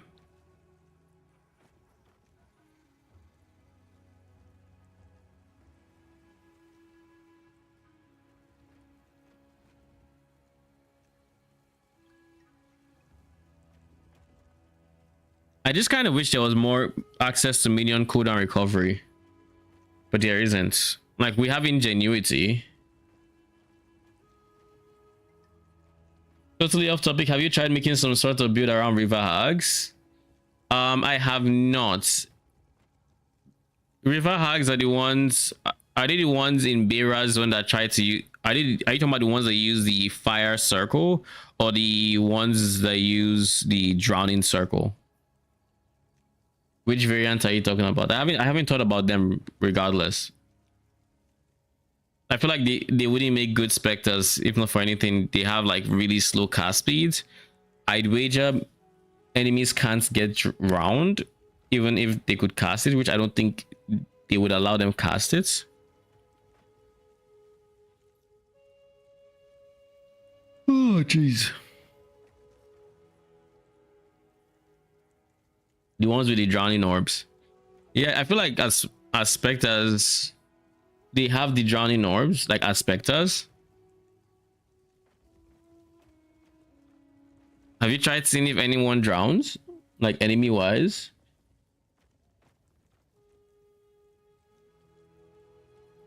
Can you imagine if you specter those guys, they create their orb and it still drowns you? That would be so dumb. They literally still didn't kill you. That would be so dumb.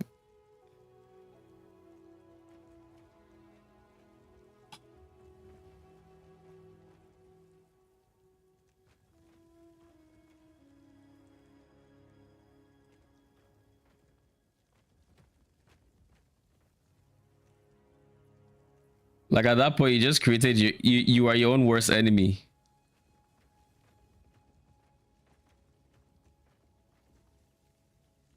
So what can we do for them?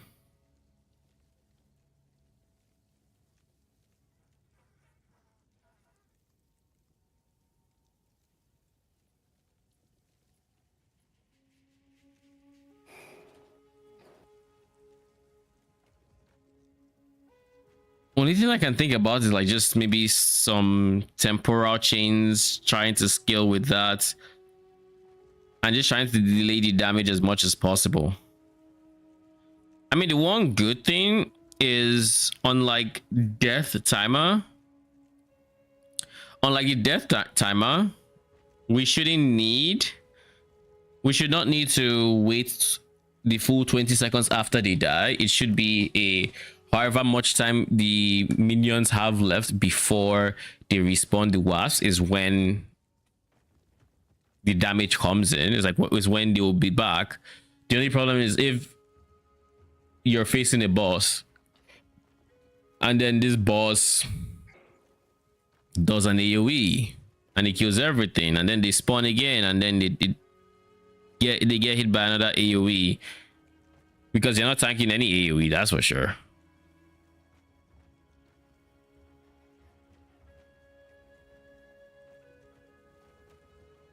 You then have to just wait 15 seconds for another wave. Like you will just have situations where you have to wait for extra waves.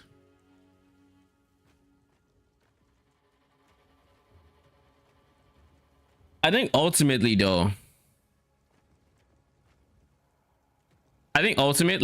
we just kind of have to,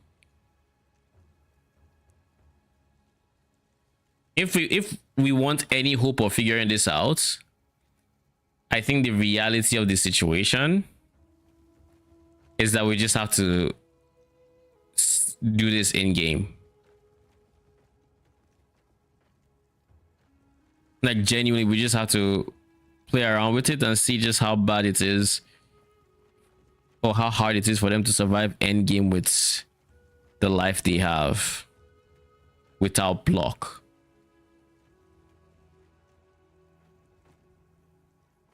It is going to feel so ass not giving them block, because like then every single enemy they run into could kill them. But if they at least had block, that wouldn't be the case.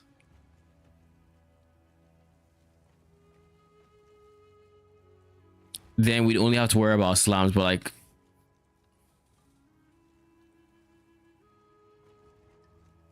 it could also just be a very safe build because enemies aren't getting to you, but without some serious, all right, without some serious ways to like scale minion cooldown recovery,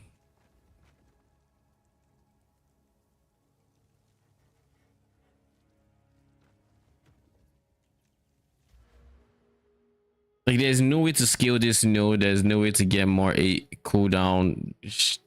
There's just nothing.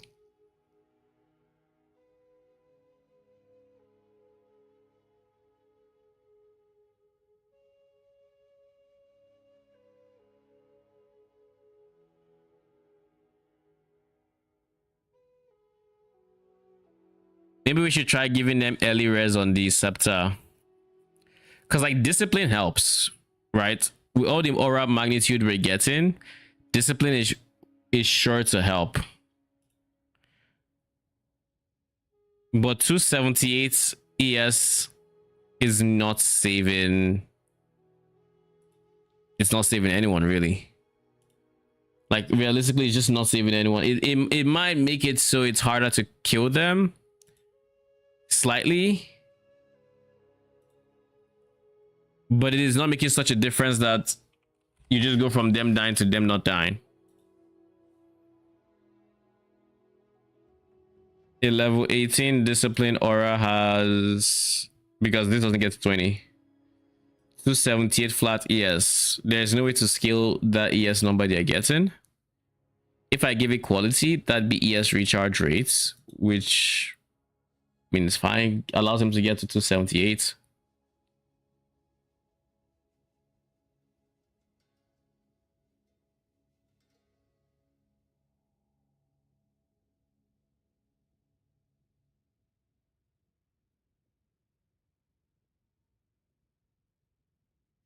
If I remember correctly, how much aura effect did I have? 1.38.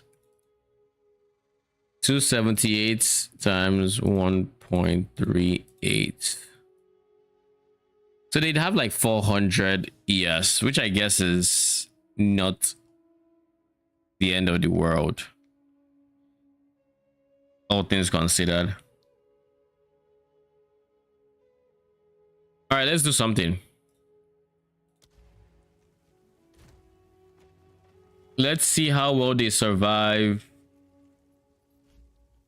in Act 6.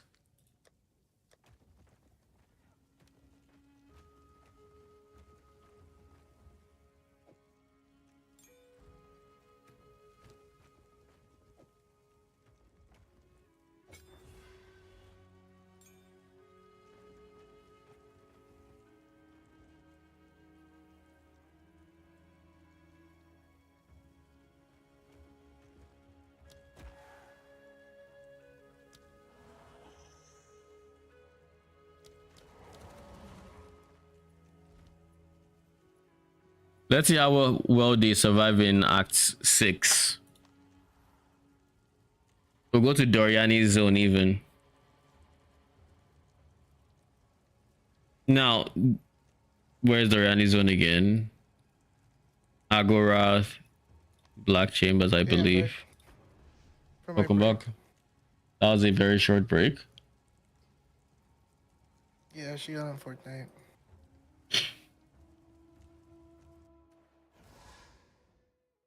So let's just imagine they had more damage, because they're not going to have more this amount of damage when we're trying to scale the thing up, right? You're going to have more damage than this, so they're going to be killing quicker than this. However, the wasps still need to live X amount of time, and honestly, having to wait each zone for their cooldowns to initially go off is would be kind of annoying.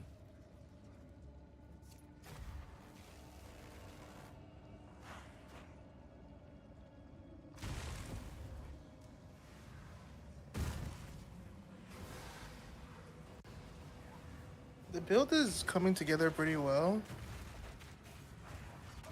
Okay. I'm a little bit demoralized because I'm trying to find uniques I want to aspire to. That's not just those ones that are basically unaffordable. Okay. So I'm looking at the keywords that my build is using, like Impale or like Pin. Maybe there's a cool build that really does anything with Pin. There's one, a unique rather. I'm looking up uniques, like keywords on trade, and Yeah. I'm seeing nothing. I'm seeing literally Dude, the nothing. lag. It's kind of sad. It's having to calculate the lightning damage on every single wasp. So like it is just big lagging.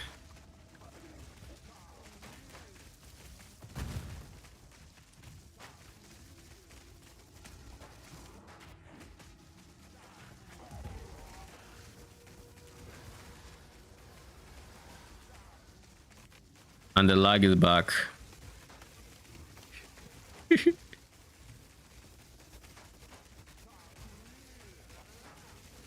Oh god, this is going to be quite the undertaking if we just do decide to go for this build.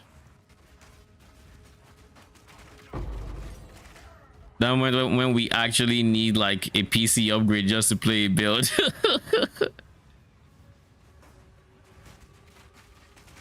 To be fair, I'm not even entirely sure a PC upgrade would solve it. I think it would help. I think it would actually help.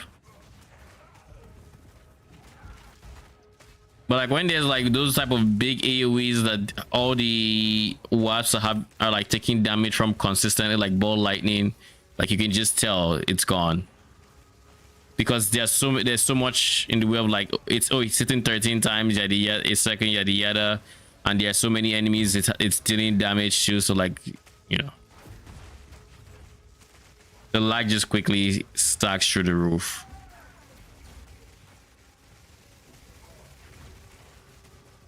Likely server. I mean, the thing is, server or local, either way I'm the one that's dying. You know, like here they're all eating damage through that, so like they're all like, yeah, this is just big lag right now. It will get very laggy very quick. Yeah, I think the lag will probably make this unplayable even before this minion survivability makes it.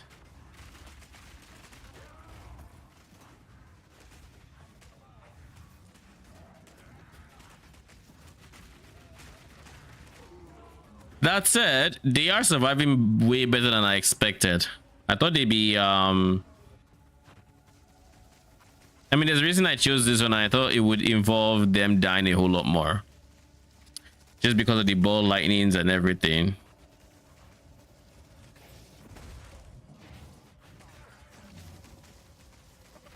What if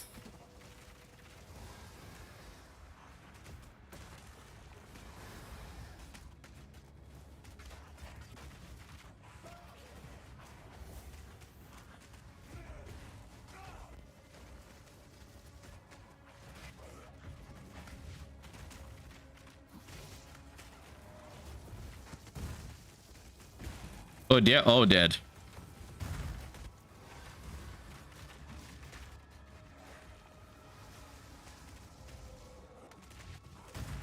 I can't yet.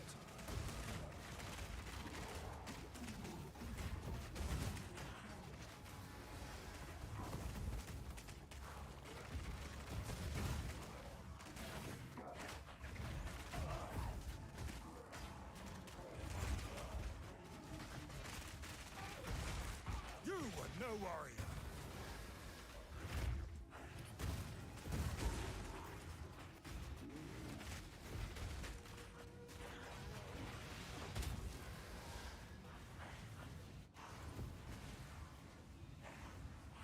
Yeah, the lag is going to be unbearable. Like I look, still want to send the character just because it'd be nice for the memes. But like, I also don't want to just spend like 30 hours getting through campaign just to stop in like acts in crew 1 because it's crashing my game or something, you know?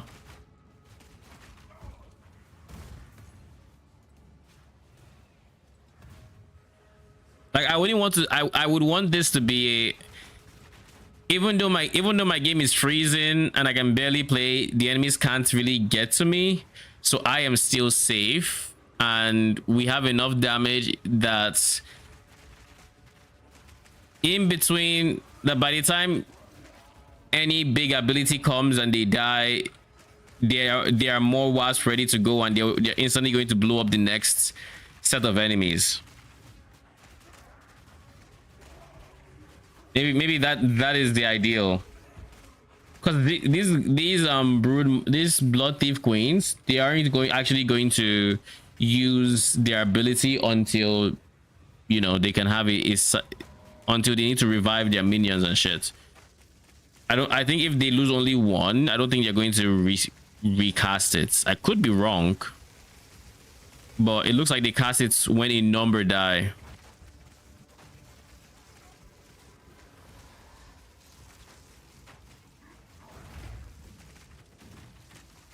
Also, they're so widespread that keeping them in my presence is going to be a challenge. But that said, yeah, it's going to be a challenge.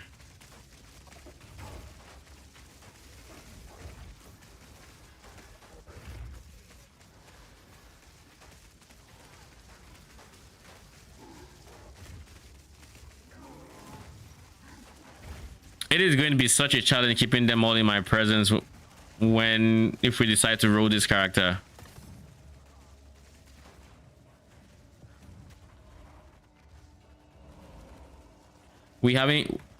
There's no checkpoints.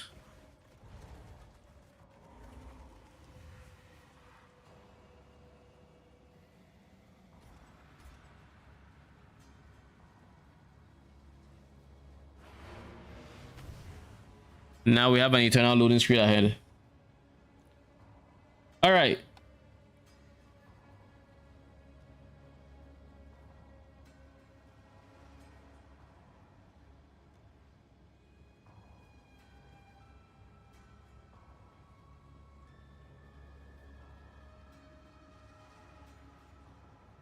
Accuracy is also going to be a worry, to be honest.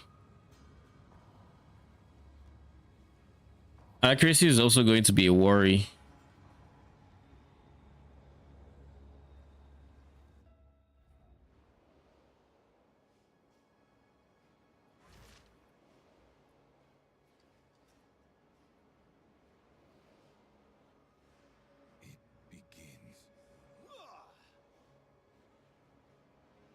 What the fuck? We can't spare any prefixes, but maybe we can use our soccer table.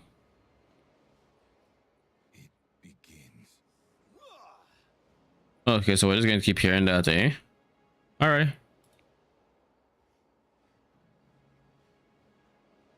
Oh.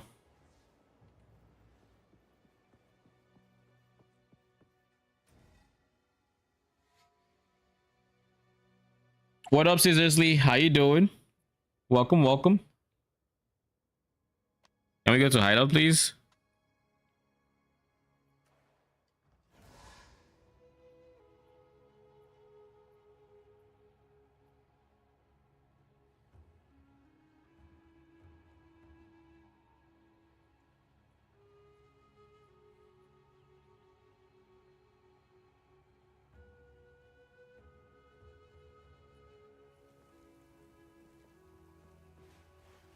All right, soccer table. Where is this shit? Which one is accuracy? 100 accuracy. Just a flat 100. I mean, a flat 100 could make a very big difference.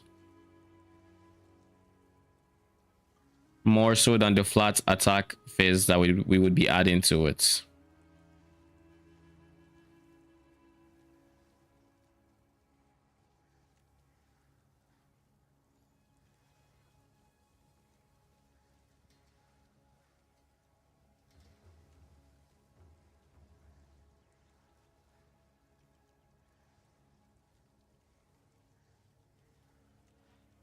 Where's base code coming from?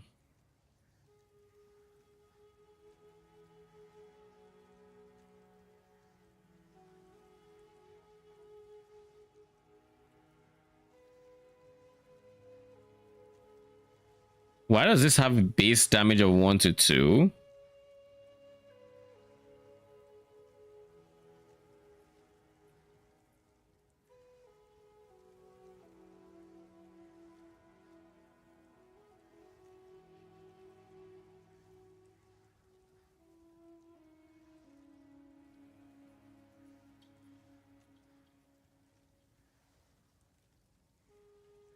Why is there a code minimum there? Did I do something with my mace? Oh, the mace we copied must have had flats code. It does. Oh, that. Okay, that kind of makes sense. That makes a lot of sense.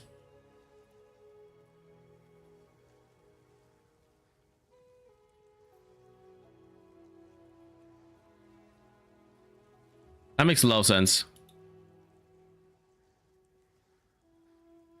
So we have to assume this is not the level of things being used, and even if it was for the wasp, the added damage would be given it is more than its current base at level 25. Assuming it was level 25, which it isn't. I wish there was a way to check, but oh well, there just isn't.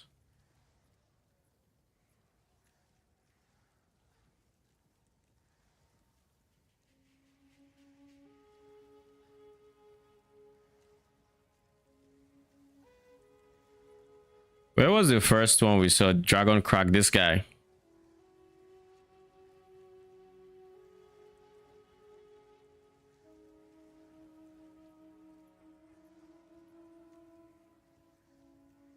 Ooh. Jeez.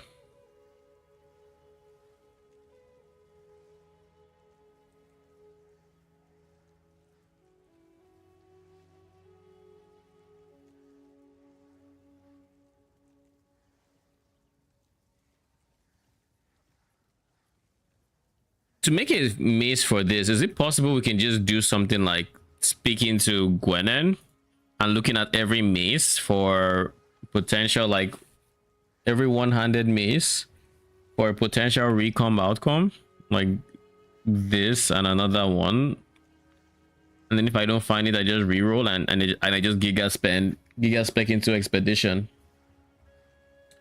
to try to find a decent base to start from. Realistically, I don't know that would work. I understand the Impale. So it looks like it records the damage you do and then it does it later. It's like it's just impaling period 1. It's you do 10 damage to someone, and let's say you're impaling for 20%. You're impaling. Impale will then record 10% of whatever the damage you did, which is like 2. And now next time that enemy gets hit, it would replay that damage, and it's going to replay that damage. I think Imperial is like 5 base times, and you can scale that number to 6. Why is that good? Because if you have 100% Imperial chance, the first time you deal damage, you deal 10 damage, but it has recorded for the next 5 hits. So the next time you're going to deal the same 10 damage, but now it's replaying 2, so you actually did 12 damage, and you recorded another one. So now next time is 14. But then it's recording another one. I hit the same enemy with impales. It's almost like they're taking more damage every time. Yes. I'm not like hitting the same amount of damage I was hitting the first time. Because now it's replaying the damage from last time, and it's replaying damage from that last time. It goes up to 60 in this game. Impale stacks. 60? I don't know if it maxes at 60, but I've seen 60 on someone. Damn. Yeah, that'd be spicy. I'm thinking of putting Trample Toe on the build. I just don't know how it'll be clear without it. What's the idea with trample toe? Clear because of the overkill damage spread to enemies. Are you still Because my using? clear Do you plan skill on is using the prison. bone Yeah. prison, not the Bone cage. like the cage, not the projectile one? That's single target. That shit doesn't split or project. It doesn't like. I'm pretty sure they fork said or- ricochet would affect it. I think it's one of the things that it's affected when you have snake pit. But at base, I put that gem on. It is not doing anything. I literally sat and I shot a wall because it says when it hits terrain, it has a 40% chance to chain. Mm-hmm. Or I And what does Hold me. snake pit do? projectiles like it literally just states like projectiles fork, projectiles chain. I Hmm. think that's what starts it. I don't know for sure, but Just check it. Just mean, check that's for a YouTube video or something. There's probably someone that's I played did. with It it. just it got changed, right? I did. It got changed. Yeah, well, it got the change I was checked Purely impale. Ninja too, and not every. I mean, it's so expensive. Obviously, most people I see aren't using the snake pits. Yeah. I'm wondering if I'm missing something, because you're right. Ricochet should work. Projectiles from supported skills had a 40% chance to chain an additional time from terrain. I think I know what it might be. Put chain supports, ricochet, and then go try it. It says chain, not fork? Question mark? Not yes, it should be In the chain. Ricochet gem? Yeah, it should be chain.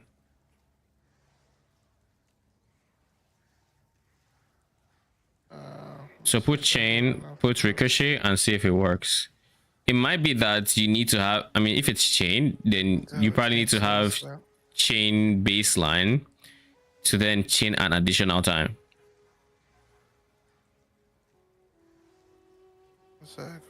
Makes sense. Yeah, let me just see. I need to TP.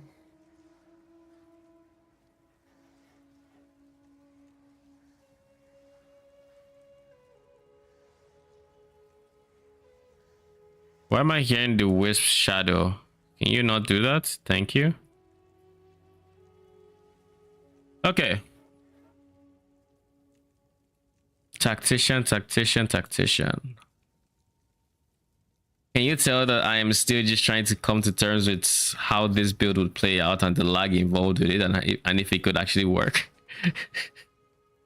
Yo, the lag was insane. The moment I ran into any ball lightning mob, and keep in mind, those guys are actually in the end game as well. If that's the lag I have to deal with, not to mention, I don't think there's any way I can boost survivability. Like with block, sure. But we're not using block anymore, are we? No, we are not.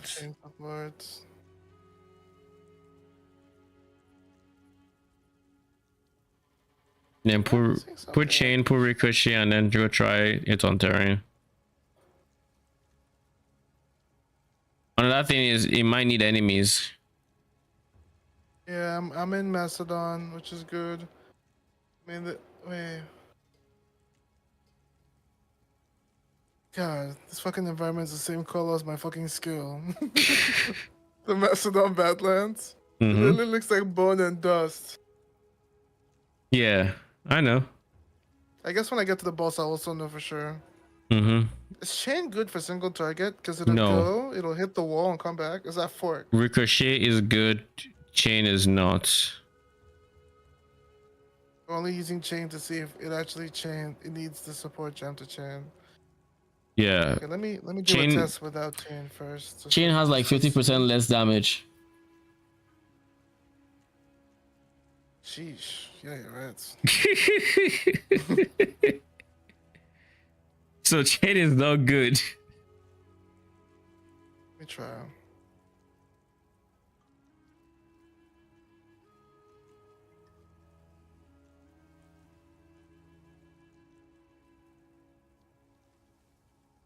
I don't want to level a tactician and then get to Act 3 and find out that it just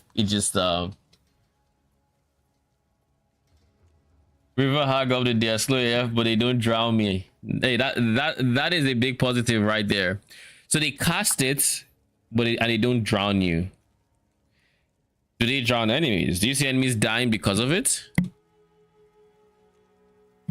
Before it's just like at 5% slow. I really would doubt they would give us the drowning effect. So with just Ricochet, I can't tell. But with Chain, I can. So that means I'm right about the Snake Pit. Yeah, so you use Snake Pit to make sure that it can chain. Then Oh, that would that's allow not it to bad. ricochet. What? That's not what I want to see. Because it looks so good. Wasn't there a ring that also did the same thing? That's the ring. That's 25. Oh, that That's was the Snake Pit. Oh, Yes. Where if it's on the left, it's like fork. If it's on the right, it's chain. oh 07, brother. 07.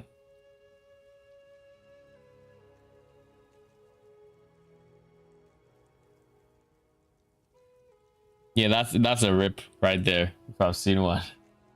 It's still playable, technically.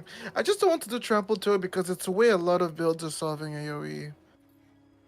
But builds that don't have AoE go trample toe because it does overkill damage to the enemies you kill, to enemies close to that enemy. Yeah, So it's like a no-brainer. it's And just they nerfed it a little bit, but it's still really strong. The one thing is it's unique boots, so you won't have anything more than 15 MS. Have you tried getting enemies to stand in it? Or have you tried getting them to cast it near enemies? I assume if you only have them without other minions, I don't remember them having any auto attacks or anything like that. So you should be fine. You know what plays in my head whenever I think about leveling a character for this build? But I just think about Act 1. Going through the entirety of Act 1 and a good chunk of Act 2. Finally get to the point where my character can use, I think like level 30 something. So to get to the point where we can use Raise Spectre. And at that point I don't have Ascendancy. So you then have to carry me through Ascendancy. Then I can begin to figure out, yes, you. Then I can begin to figure out how you have other characters, do you not? But I was just asking how like he deleted all his other characters. I started fresh. I was thinking of selling it so I could afford this ring. So you better start leveling. What is liquidated?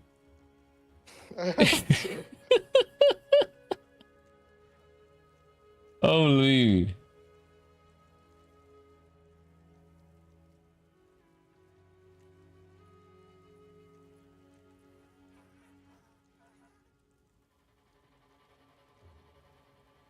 I guess we do have some extra magnitude nodes here that would help with the more damage. And we need to give it as much AoE as possible.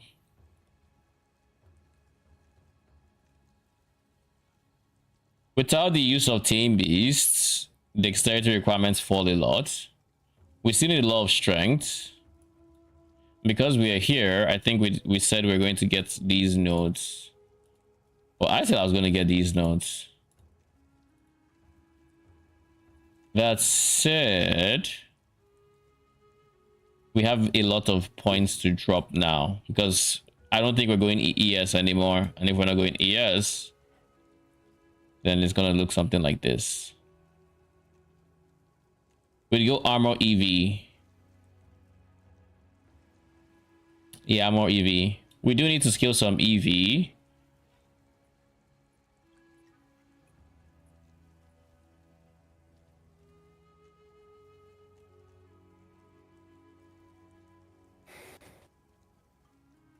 Trying not to be demoralized here. There's still a path here. Like there still is a path where I just go normal damage. It's just I can figure like there's still a default I can run.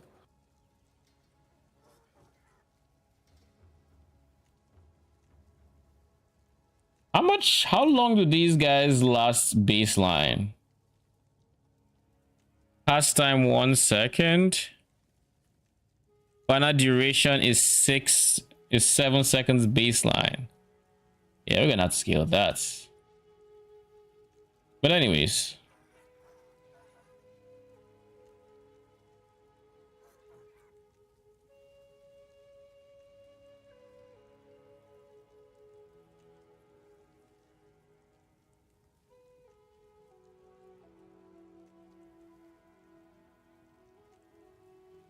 Because we are now doing this, we no longer need all the blocked wheels we got previously.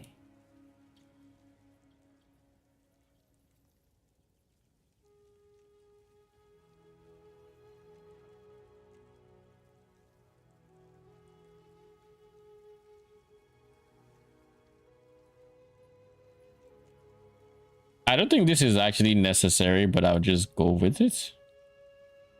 Probably isn't necessary though.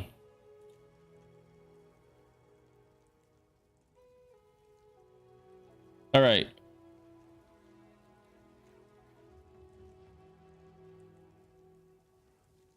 Now, in terms of defenses, what are we doing? Mastodon tests.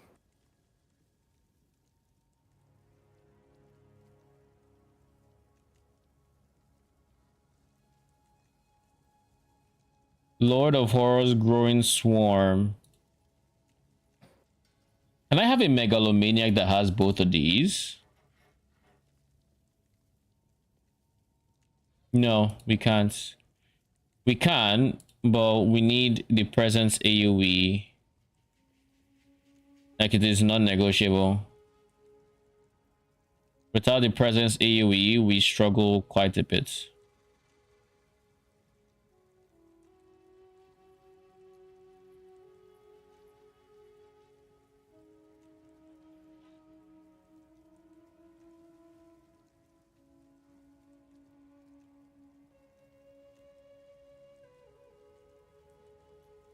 Okay, I did a test with just chain and ricochet, and the damage reduction is a joke.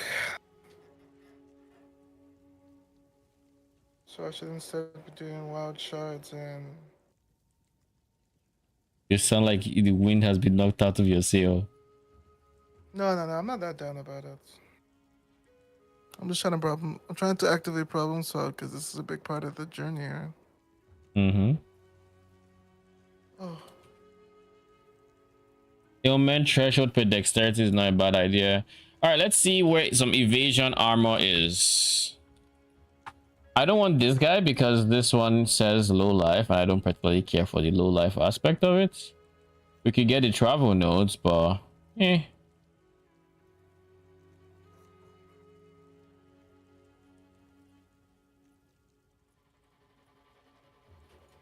I think this node is very important if we're going to be going this, because we want to have a decent chance to evade melee, because the further away they are, the less likely they are to hit, like up to 90% less likely. So range projectors are not going to be an issue for me. Melee hits on the other hand, so this.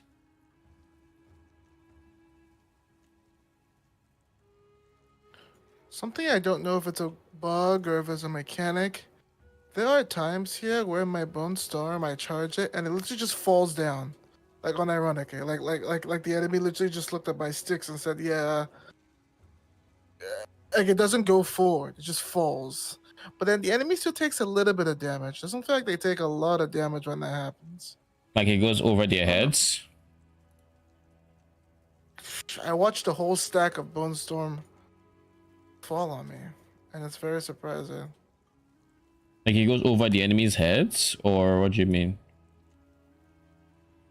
I'll clip it after this fight. I don't have path or anything that's too far. Not to mention we're kind of already out of points to work with here, so.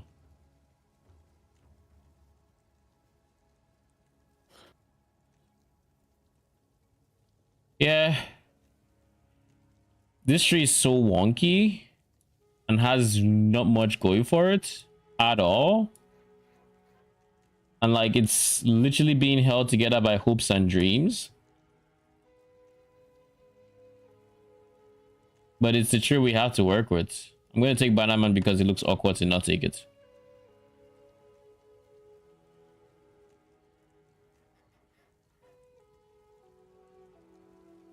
I should also just straight up consider the other banners, but having more armor and EV, I mean, it's really good to have that. And more, I don't have to press 3 buttons. I don't want to have to. Okay, if I show you what I mean. Give me a second. Yeah, take it down. Yeah, I don't want to have to, but I think it just would make sense if I did. If we have the gem sockets for it, of course. Okay, let's see. We're looking. All right, so if you look at the first couple of hits here, like right here, I'm gonna hit him as soon as he's up. Look at the projectiles here. The first one, like they go forward and hit him. You see the impact of it hitting. He even takes 17 damage. Look at the second one. They just splatter, it looks like. You know That's what I wild mean? shards. Like, is that bricking me? I don't know if it's breaking you, but Because he takes 2611 total after that, right? So if he took 1737 there with 17, like, is that even hitting? Should I be using I wall mean, shards then? If he you does said shit like 20. that? It went to 26, so he like he got like 1,000. Should you be doing wild shards? Well, I was noticing that, but the impales are also growing on him, so that might not have even been the hit. Like, look, the impale's still growing when I'm not hitting. That basically wild shard is a clear skill. From what I'm seeing, it looks like it's hurting your damage single target because like this skill is one that actually shotguns, like it hits the same target with the same cost with multiple projectiles. So yeah, I would say Wall shards. Yeah, like right there. Because I'll be noticing, I'm like, dude, what did I just do? Why did everything just fall? yeah, Oh, like okay, I get it. So it explodes in a circle. the ones that go Okay, so it would forward, be nice. the ones that go forward actually do Okay. damage and everything else doesn't. But it does increase So I'm kinda projectiles. throwing. It does shoot more Kinda throwing. projectiles, but yeah, Thank you. single target is not good. So I'll just use another gem for single target next time. Yeah, pretty much. Starting to think armor corrosion stuff is nice since it's physical type damage. Like armor. I forget the name. There's a bunch of armor stuff on the support gems. What do you mean? Break armor. There we go. Oh, armor Something break. break armor is really, yeah, because it's a physical spell. Yeah, it will help you a And it lot. makes uptake increase physical damage. My first source of Yeah, increase taken. it should help you a lot. If you want, you can use minions for it for early on at least. Archers with their poison cloud. Profane ritual. I don't know how good it'll be though. Profane ritual. Let's go. Congrats.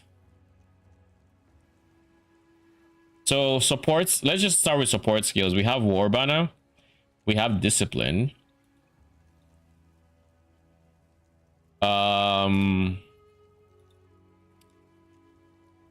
What is the evasion one again? Wind Dancer.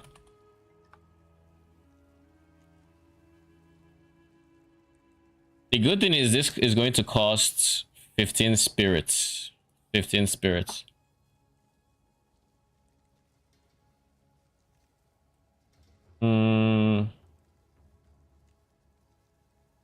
I need to change all of these things into armor EV hybrids. That's like one thing I need to do now. I need to make sure we at least have the 50% evade chance for melee hits, and then we can rely on the accuracy penalty and all the other things that come with this node. So we have War Banner, Wind Dancer, Discipline, Scepter, Helmet, like all the things, right? We don't need Tame Beast anymore. I don't think I'm going to run Tame Beast. I think Tame Beast would take too much spirits to be worth it. I think these two are the only things we realistically need to run. Everything else is kind of fine.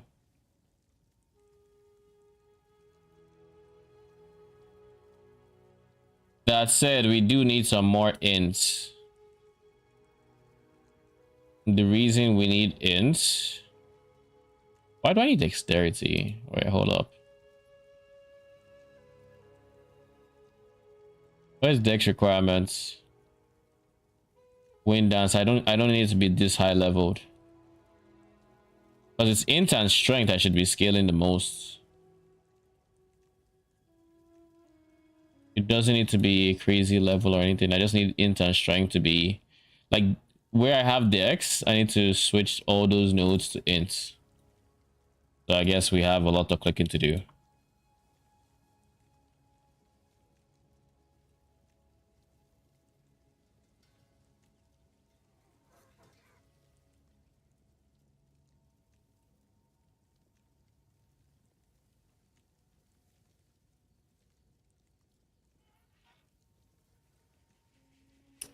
We don't need to get to level 20 gem, but ideally we get to level 20 gem.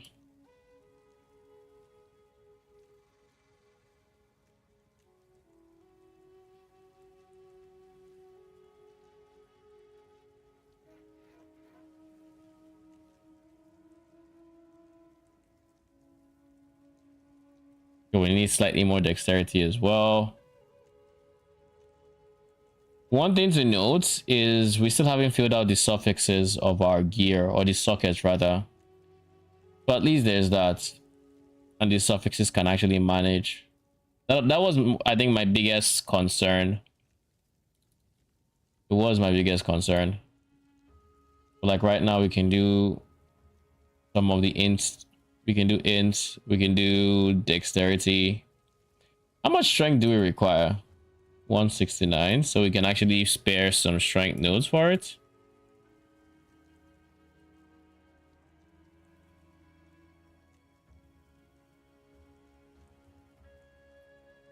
Okay,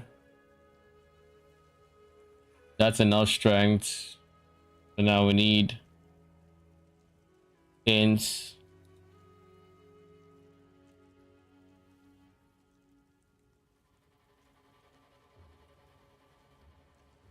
Dex,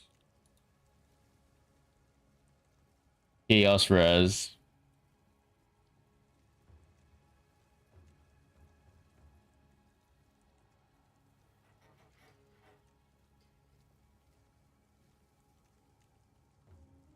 attributes seem to be fine.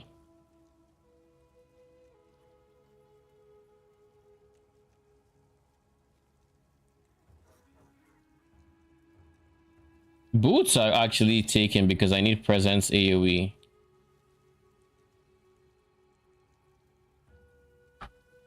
Bruh. There's no presence AoE here. There isn't presence AoE here. Okay, boots are going for presence AoE. So this is realistically the last socket we actually do have.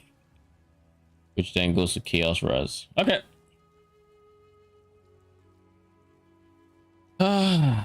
This is such a pain.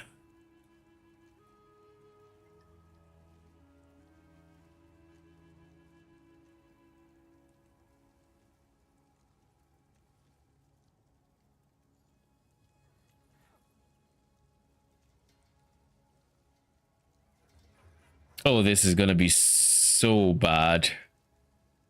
Like it's going to be comically bad, I think. Like the only way this works, or this ends up being even remotely good, there's just no way.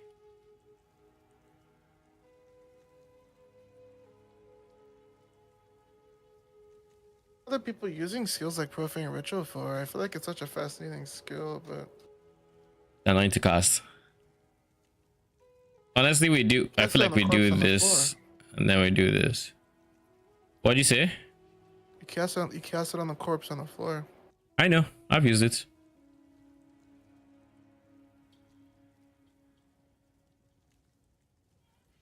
It's just annoying to cast because you have to like spam it for each charge you need, and then you use it, and then you're casting some more, and then it's annoying. It is quite annoying.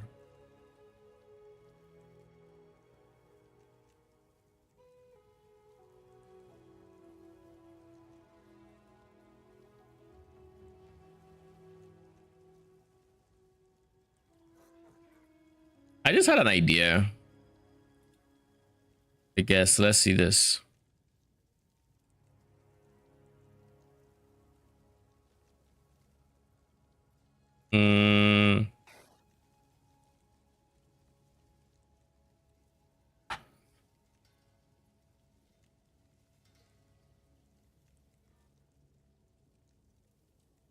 More damage with hits.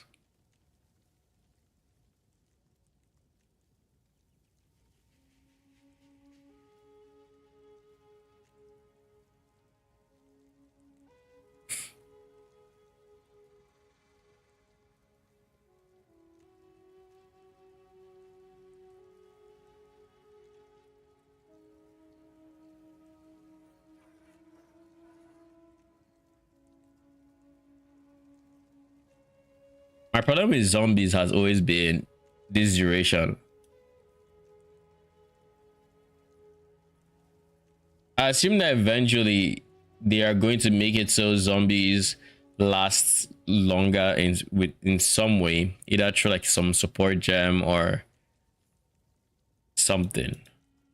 But I feel like there is going to be something. What do you think of a support gem that turns temporary minions into persistent minions?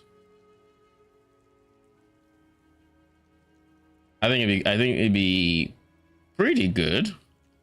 I don't know what kind of downside they will attach to it. Probably be quite the downside. Yeah. But I feel like that's its gem they would make. I think so too. Oh man. I'm just thinking to send this build or not to send it.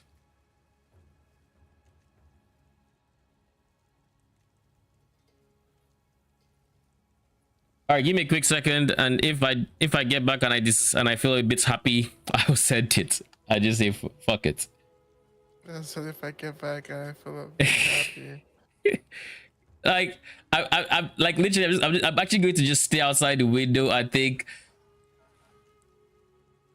I don't think Do you I should. want the misery or not? Probably an item like those skeleton boots in PoE1. Which skeleton? Oh, you mean like Alberon's Warpath that make them permanent? Yeah, you're probably right.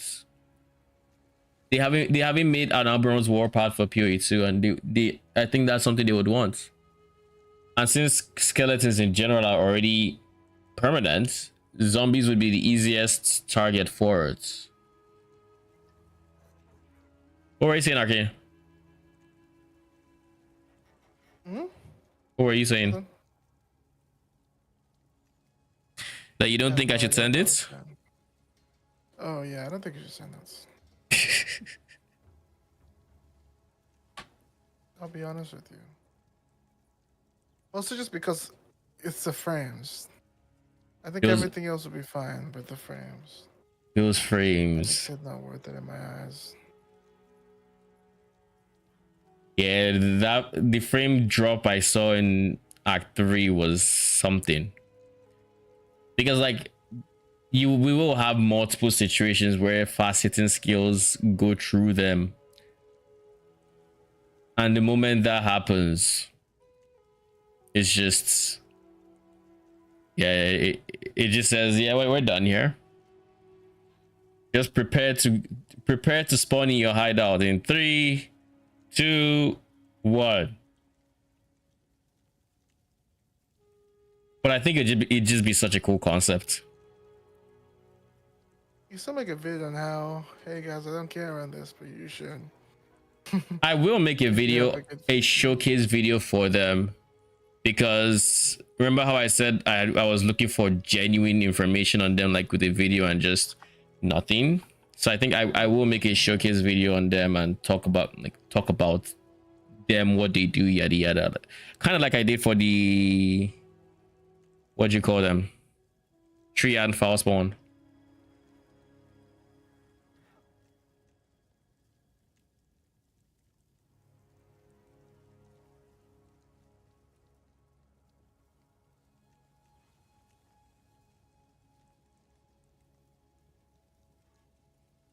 Bro, being able to be stunned out of a channel fucking sucks. Mm-hmm. Especially because it's a charge up channel. Yeah, I can imagine. I played that skill on launch as a combo with my minions, and let's just say I know the pains that can come with it. Dude, Profane Rituals, I was gonna say it's not that good, but I was wrong. It does do a little bit of an explosion. It does damage while it's down. No, I'm talking about like the buff it gives you with the power charge. Because I was like, dude, the power charge buff of this skill doesn't look cool. I was really thinking that, and I'm like, no, it does actually have impact. It's only a purple explosion when it happens. But like, It eats all your power charges as well. yes, which is fucking insane. Here's a build I thought about in the first, like in 0.1. The build goes like, you use a scepter, a rattling scepter, to have like melee minions, skeletal warriors. You give them minion instability, and you support, and you have like 4 of them, and then following these 4 you have like 6 clerics. Now these guys are going to be explode minions. They're going to be exploding for a percent of their whatever, but they are going to be an engine for a cast on minion death setup, and the cast on minion death setup is going to be proccing profane ritual. Why do we want to proc profane ritual? Because we can then use those power charges to summon zombies. And if we were to use sacrifice on top of this, we could then literally just transform, like summon zombies out of other minions, i.e. the skeletons that were exploding 2 seconds ago. Actually, no, you don't need corpses, because the power charges give you the corpses, but you do need to, you need a corpse to get profane ritual. So right now, if I were to use this one minion I'm currently banging my head on the wall with, i.e. the Blood Thief Queen, to generate corpses, because she will generate a ton of them with those wasps. So if I were to use that and then do everything else, I should always have corpses without sacrifice, so I don't need to have the less revive timer that sacrifice has. And so we'd have like a 4-second revive timer. Those guys can still die. I can still have my cast when minion death, profane ritual set up, and I can just summon zombies on the side. Then it would more or less be a zombie build that can explode. But the problem I have is zombies have no AoE. So like the explode will have AoE.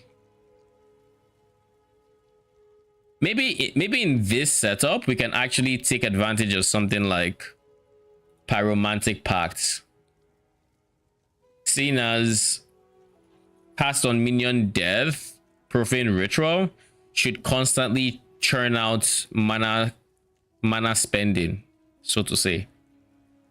And so long as it's manually churning out that mana spending, Infernal Flame would tend to be on the higher side. But that said, I don't think it's going to be proccing every 2 seconds.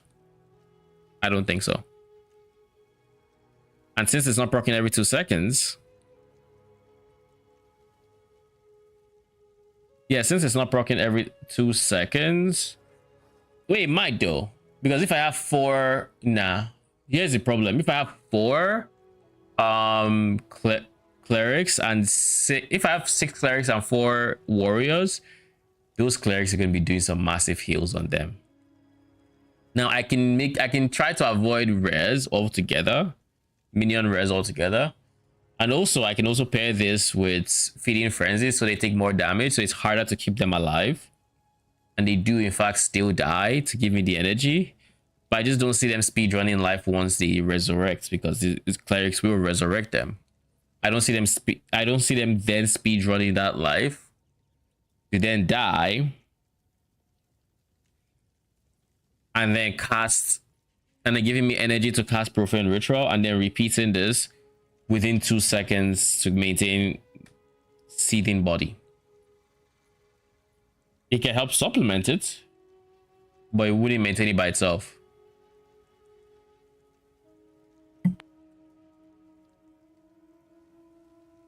Did you see Rax released a video on his future with D4? I saw the video. I haven't watched it. Yeah.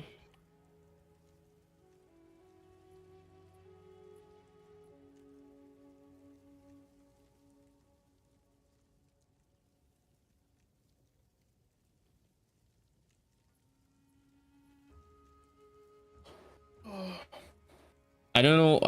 I actually don't know about the Today we had the next Diablo season. 4 Season 8 campfire. I haven't made a Diablo 4 video in a while, and I want to talk to you about the good things that I heard and giving some feedback. You on just have things trouble that creating I the same honestly content Blizzard every directly time, right? asked That's for just in like the campfire, there's the top. and also talk Like he's about not, my he does not, future he's not plans playing with the enough. game.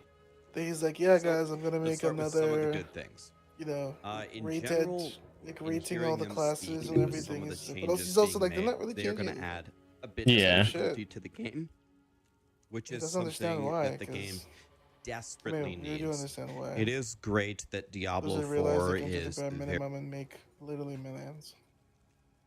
I mean, that's what they're doing. The season mechanics have been the same for, well, since the expansion, I think. Actually, no, since 2 seasons before the expansion. Since, was this season of the vampire, whatever? No, not quite blood, because blood and the one and like 3 was different. But like it was blood, it was vaults, then it was the repeater. It was then this 4th mechanic, season 4. It's been the same since then, more or less. He's done making D4 guides. I very mean, easy to access. The barrier to entry is very low. The casuals just big love deal, it. by the I don't want to take it away It's from a them. big deal for him. There's still a lot of people Yeah, who love the I game mean, exactly as it makes is. sense. But when the game doesn't really provide any challenge anywhere, you honestly haven't really made a video game for the real fans of the franchise, the people who want to actually spend a good amount of time in the game. The people who will Really come don't back have a to way play. do that right now. Adding some difficulty in various parts of the game will help with that. And Oh, Crimson hearing Markets their philosophy of sponsors trying to him? ingratiate some Or is it of just that- a macro something thing? like that into the game can only be a good thing. They reiterated class balance.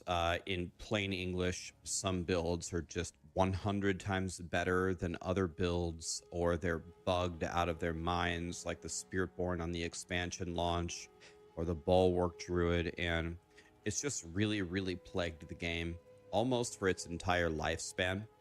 And they said that I'm so looking forward to No Rest for the Wicked, because like every single time I think about D4 now, I think, oh, No Rest for the Wicked is launching sometime around its launch.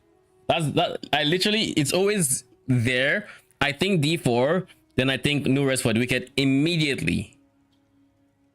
Like immediately, my mind never skips a beat. That they've been taking, you know, a real Like hard look at it and like at best, I think I'm going to play D4 one day if I play it. I doubt trying I'll to make actually sure play that it. these things don't happen.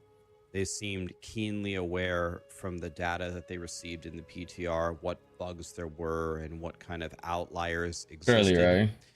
So it's never going to be perfect, but I do feel that on the journey to balancing the classes at least somewhat in Diablo 4, I am anticipating in Season 8 it will be closer to that structure. Speaking of structure in the end game, the current Is that endgame Jamara? flow of Diablo 4 actually doesn't work for anybody. It's not fun at all. Nobody Impaled out thinks of it's his fun. mind. Casuals or blasters, Hello. where you just the whole meta is just endlessly farming the same boss. It's and cool the Beast in conceptually, Ice but like drops only the 2 one skills drop that are that I bonus need, skills so is I kind run of him meh. a million times. I'm just sitting there over and over and over. What'd you say? It's cool conceptually, like being a bone mage of some sort, a bone magic. Yeah. It's cool that it shows up. I really like the effects of. That was one thing I really appreciated when I initially started, because it was always like that, and pin is very much the same. You have like visual feedback of the fact that pin is different from like stun and shit like that. D4 bored the crap out of me. Let's just say, I mean, last season I endured because I was playing a very different build than what I would typically play. But like, it's been downhill from season 1 or from season 0 with a slight with like some growth uphill during the expansion. And it is unfortunate that they basically save the actual update, because like right now that's what it feels like to me when I see every new season. It's like they're doing the bare minimum, so that because all their effort is realistically going into the expansion that they're trying to release every year. So you just have a reskin of the same end game mechanic, except this time instead of vampires it's demons, and this time instead of demons it's a fucking, I don't know, zombies, and then next time it is some mystical beasts, but it's still the same end game thing, you know. So it just feels like it's literally on main, like it feels like the game is genuinely on maintenance mode until expansions, and the game is should still be at its peak. So it's just a very weird feeling. Then we have PoE 2 literally reinventing the wheel. We have at least Torchlight, you know, copies successfully. You know, at least there's that. And then D4 is like, yeah, we're just you can't play the same game. This time instead of green, it's red. All right, it's red this time. And the environment looks a bit fiery. You like it. I guarantee it. You like it. Plugging these bosses. The bosses don't do anything. You kill them on T1 with any decent build, they just die instantly. When you get really strong, you just one-shot them in T4, etc., etc. And now that the endgame structure has a completely new flow to it, and they showed that in a chart, and I think it's going to be significantly better. And honestly, it's a structure that resembles a lot more of what Path of Exile 1 has, where there is like a progression to I guess it, it's been and some good the way that gaming. they've moved how some of the item drops work with the bosses means Surely you that log into all TLI. bosses will have some kind of value to you. So if you I want to want go kill a to, but I'm not variety of enjoying that things, you're build never going to be as hurting much, and yourself. I don't know if I actually want to So reroll. I give them credit. I thought about it. I was like, shit, do I just go Selena again? Or maybe Train? And I was like, bro, no. My advice: play a build you wanted to play, but we're locked out because it was a new build. That's what I did last league, and then the build was bugged, and they never fixed it. Lol. What the fuck? I mean, you mentioned Serena. You didn't get to play Serena on launch. You might as well try it now. No, that's what I'm saying. I played Selena last league. And remember, I played like the alternative to Winter Orb in the game, but it was bugged. It wasn't chaining. So Oh, I literally yeah. had to go to each mob and be like, all right, your turn. All right, your turn.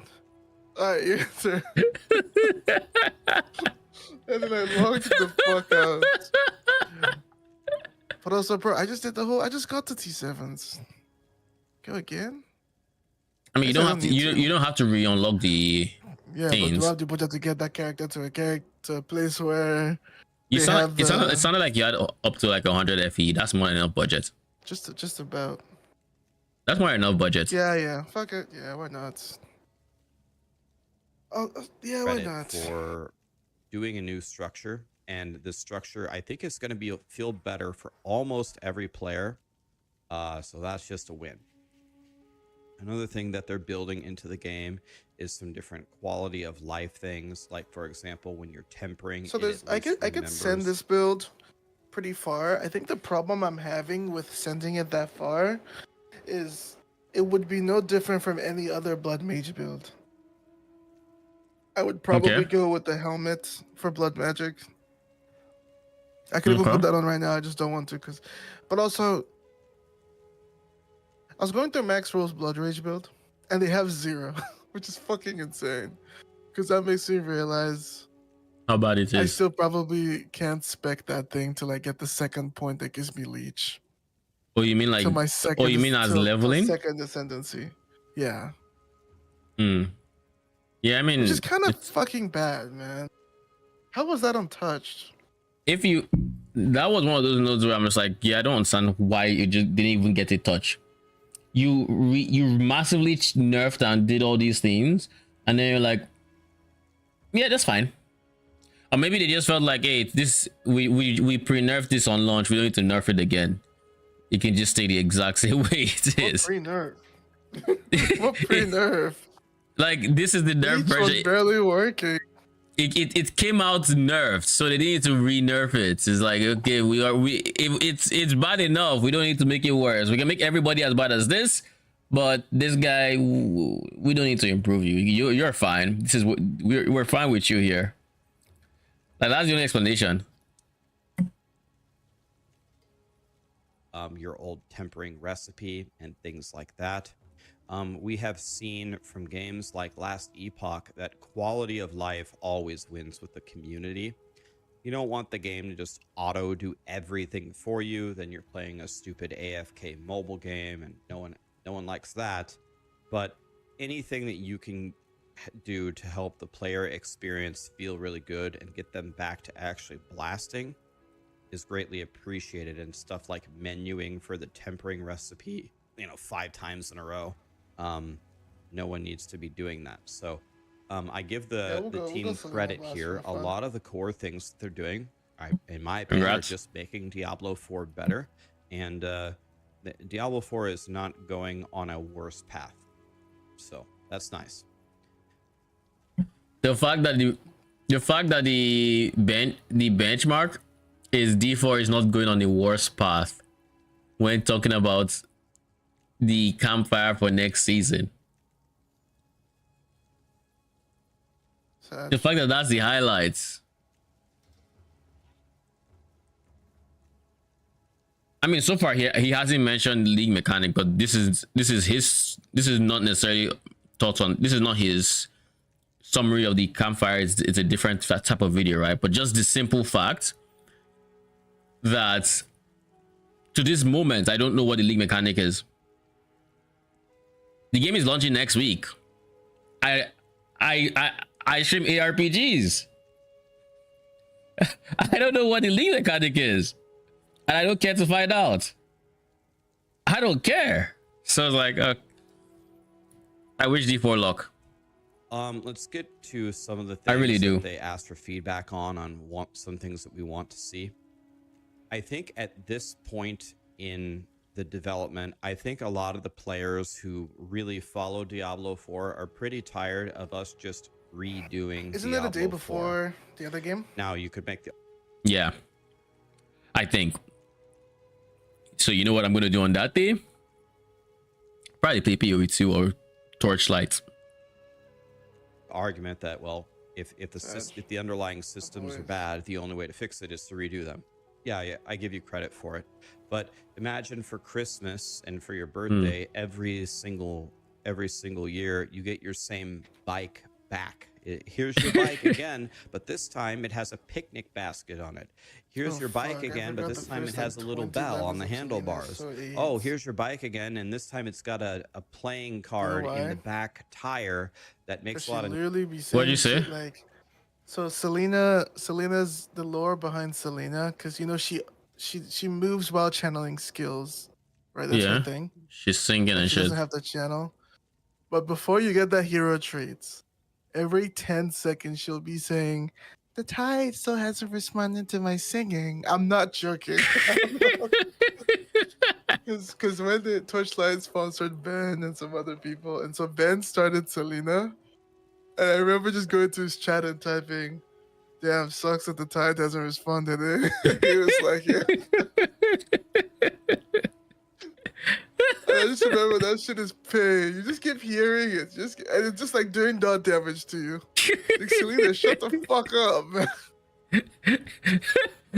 Metal dot damage. For real, man. Mind equal The tide. controlled. Tide hasn't responded to my singing. And it's like, Selena, no one cares. I promise you, no one cares. They need to release D3 to a single player moddable state so we can actually mod it and make it decent.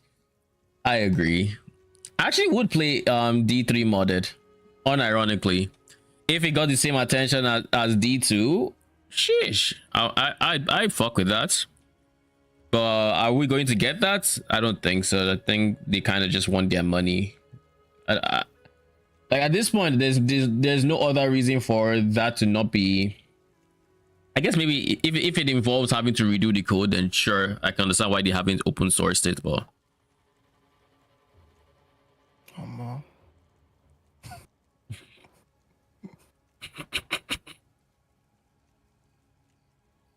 There's You- nothing one view, though. you can't be saying stuff shit like that when I'm drinking water.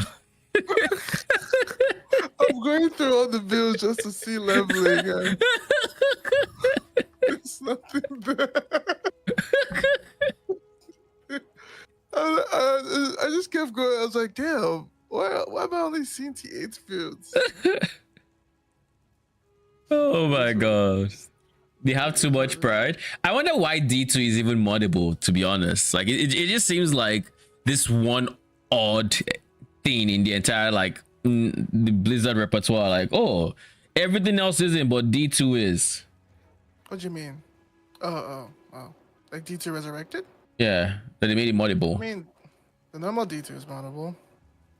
Yeah, but did they make it moddable just because the OG was moddable? None of the other games are moddable as far as I know.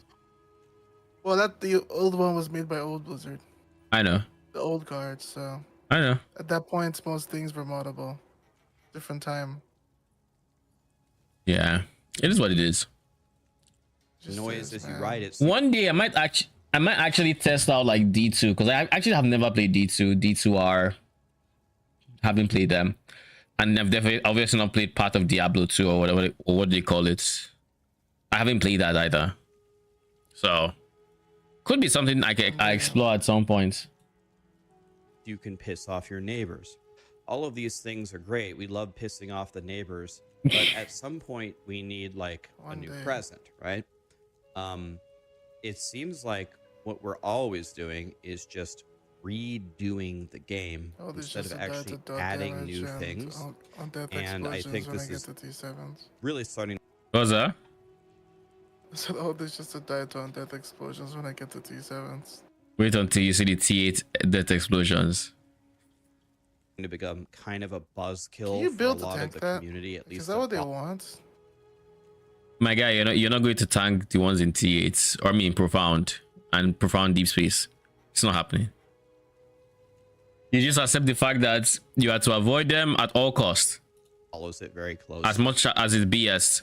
This is why I hate blistering lava sea in like higher time marks, because it has this one that kind of just stays as degen, but it's like a geyser or some shit. It's like it's very obnoxious. It's like everything else passes, like it does the thing and it leaves. It does the thing, it leaves. It just feels like blistering lava sea's own, like it reached its turn. It decided we must know that we're in blistering lava sea, basically. Like, you can't be in blistering lava sea in like T8 plus and not know you're there. It's not possible. You must know you're there. It's so obnoxious. Along those same lines, Blizzard asked point blank for feedback on seasons. So I think the best way I Pick can some do random this person's is level to setup. I just hope they're at least give examples decent here. and know what they're So doing. what is Diablo 4 currently Plus doing? it's over for Well, me. they did what I can't even remember, vampire powers, and then they did the pet powers, and now they're doing. While the we're listening boss to this, let me just powers, go and through the some witch monsters. Maybe I'll And we get saw on inspiration. the roadmap for the next couple of listening to? seasons, if I read it correctly, I don't have it up right now. Rax. The next few seasons also are powers.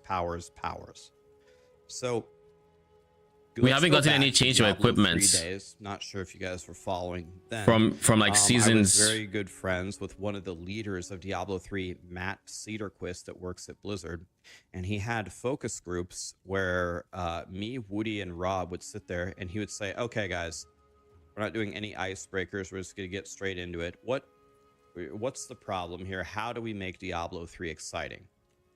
And I said, I mean, we got to take some chances here. You gotta give the players a reason to log into Diablo 3. Do you have ideas? How can you actually change the game? He said, well, we have ideas, in the past, maybe we've been a little bit hesitant to pull the trigger on any of them. Diablo 3 is kind of established in what it is. If you're they say, the definition of insanity is doing the same thing over and over and expecting different results.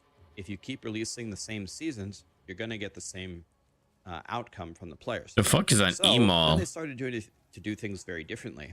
For example, then they did the sanctified item powers, where you would get like these heavenly consumables and make heavenly items with angelic powers that were insane. But it added a crafting element to the game, and people really liked it. And then they did probably their greatest season ever. It's almost unanimously agreed. The Altar of Rights. They just made an entirely new progression system, an end game system. It even helped you while leveling. And it gave you really something to do. And the challenges got harder and harder and harder in a good way. 5 It was seconds, so fun. goddamn. And then they did the what are those little purple rifts called, where you did something completely different. Instead of doing greater rifts, you went in the overworld, and then you would get into these crazy worlds. Sometimes you'd be fighting in town. Sometimes there'd be 10 bosses in a floor. Sometimes there'd be 30 goblins. It was just the Visions of Enmity is what they were called. It's just so over the top, but it was different. It was fun. And people loved it. People were like, man. Then we got the announcement that going into Diablo 4 seasons would be a grander scope. That is not how it's felt to me. I don't want to insult anybody who actually works on the seasons for Diablo 4. A lot of times, like, the artwork looks very well, looks very good, like the UI, like, it's not like what you're doing in a vacuum is so terrible. Like the witch powers, it's fun to get some witch powers. It was fun to do the vampire powers. It'd be fun to do the boss powers. It's just the same thing all over and over and over. Diablo 3 was actually doing completely different activities, like crafting, endgame system, and then a new like endgame activity that was like different than what we were doing. This is what PoE 1 always does. They do Ultimatum, which is a gladiator arena. Then they do Harvest, which is picking flowers. Then they do the Wisp, where you fight the King of the Mist. That was insane. And then they do ship building and town. Can I just say the fact that Infernal Hound as a minion has only 88% life, i.e. 2k life at level 50, which is gem level 25, for a minion that does damage based off of its life, is kind of just, I think that's hilarious. Like, what is this value? What is this? Why does this exist? But okay, anyways, Building. It's just let's continue it's video. always so different. Like, why? And you don't like it all, but at least you're really trying to do Necropolis, where you manage burying the corpses of your monsters to do crafting. Unless What I would like to see, like, however far into the roadmap where this can happen, if you want my feedback on the seasons, you have to abolish the idea of we're doing powers every season.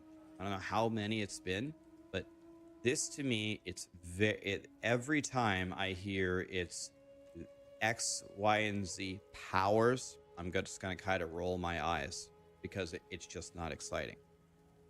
It said that they know that one of the players' feedbacks is that the skill trees are just so boring. Now even like some of the more casual people are even starting to complain, and this is what they would want changed.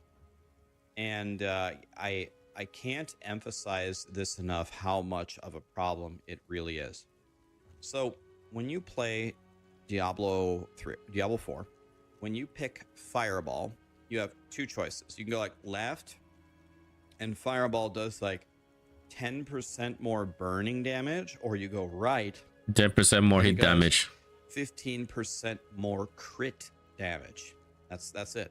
I wish I was kidding. That's literally it. That's how you customize your Fireball with your skill tree.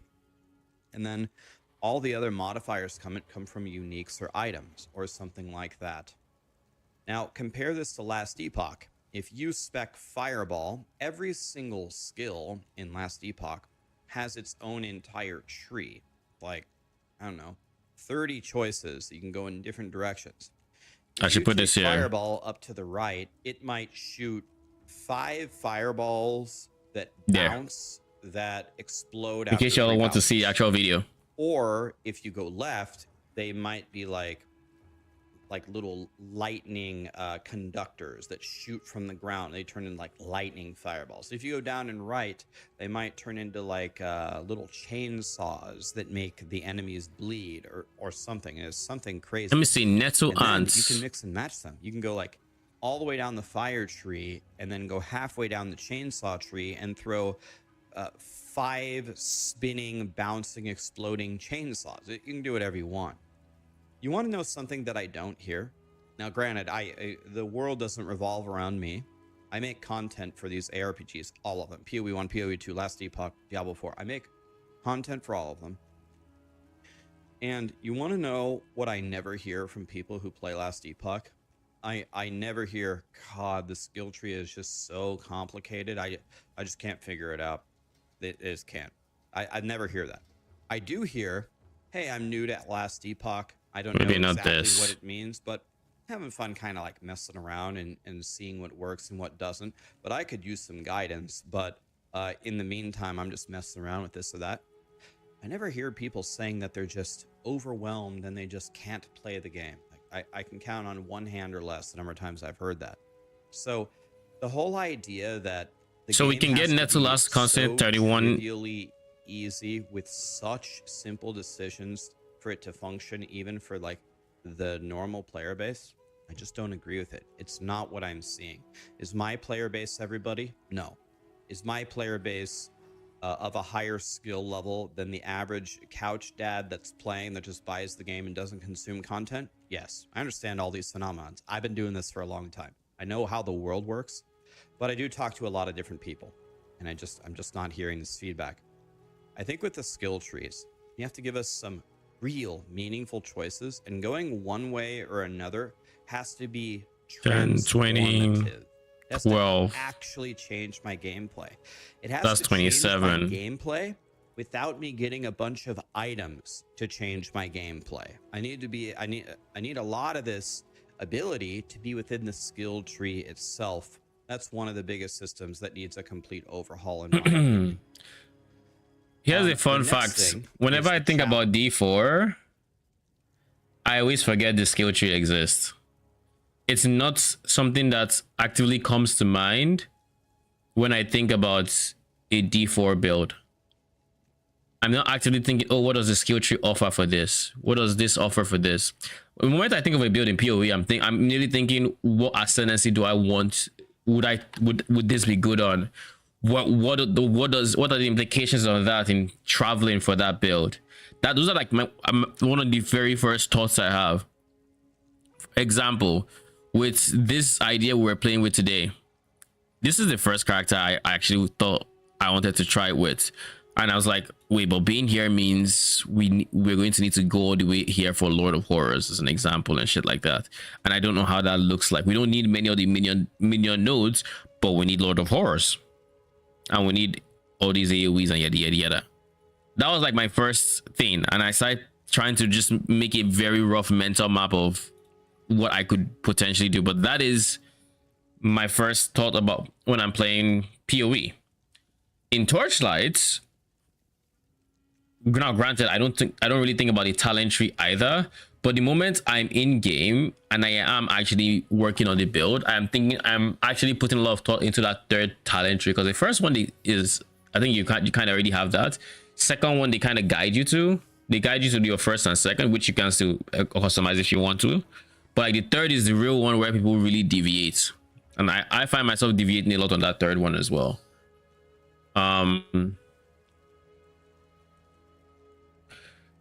It's just a shame you have a skill tree in D4 and it's so basic.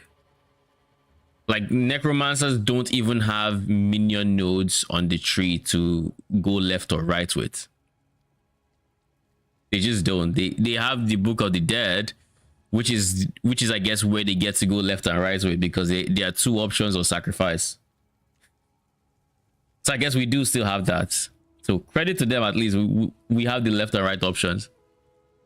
Challenges. It kind of ties to difficulty, but it's not exactly the same. Difficulty to me on the left side is just, are you experiencing pushback at different stages of the game in some form, and then you feel like you have stuff that you can overcome.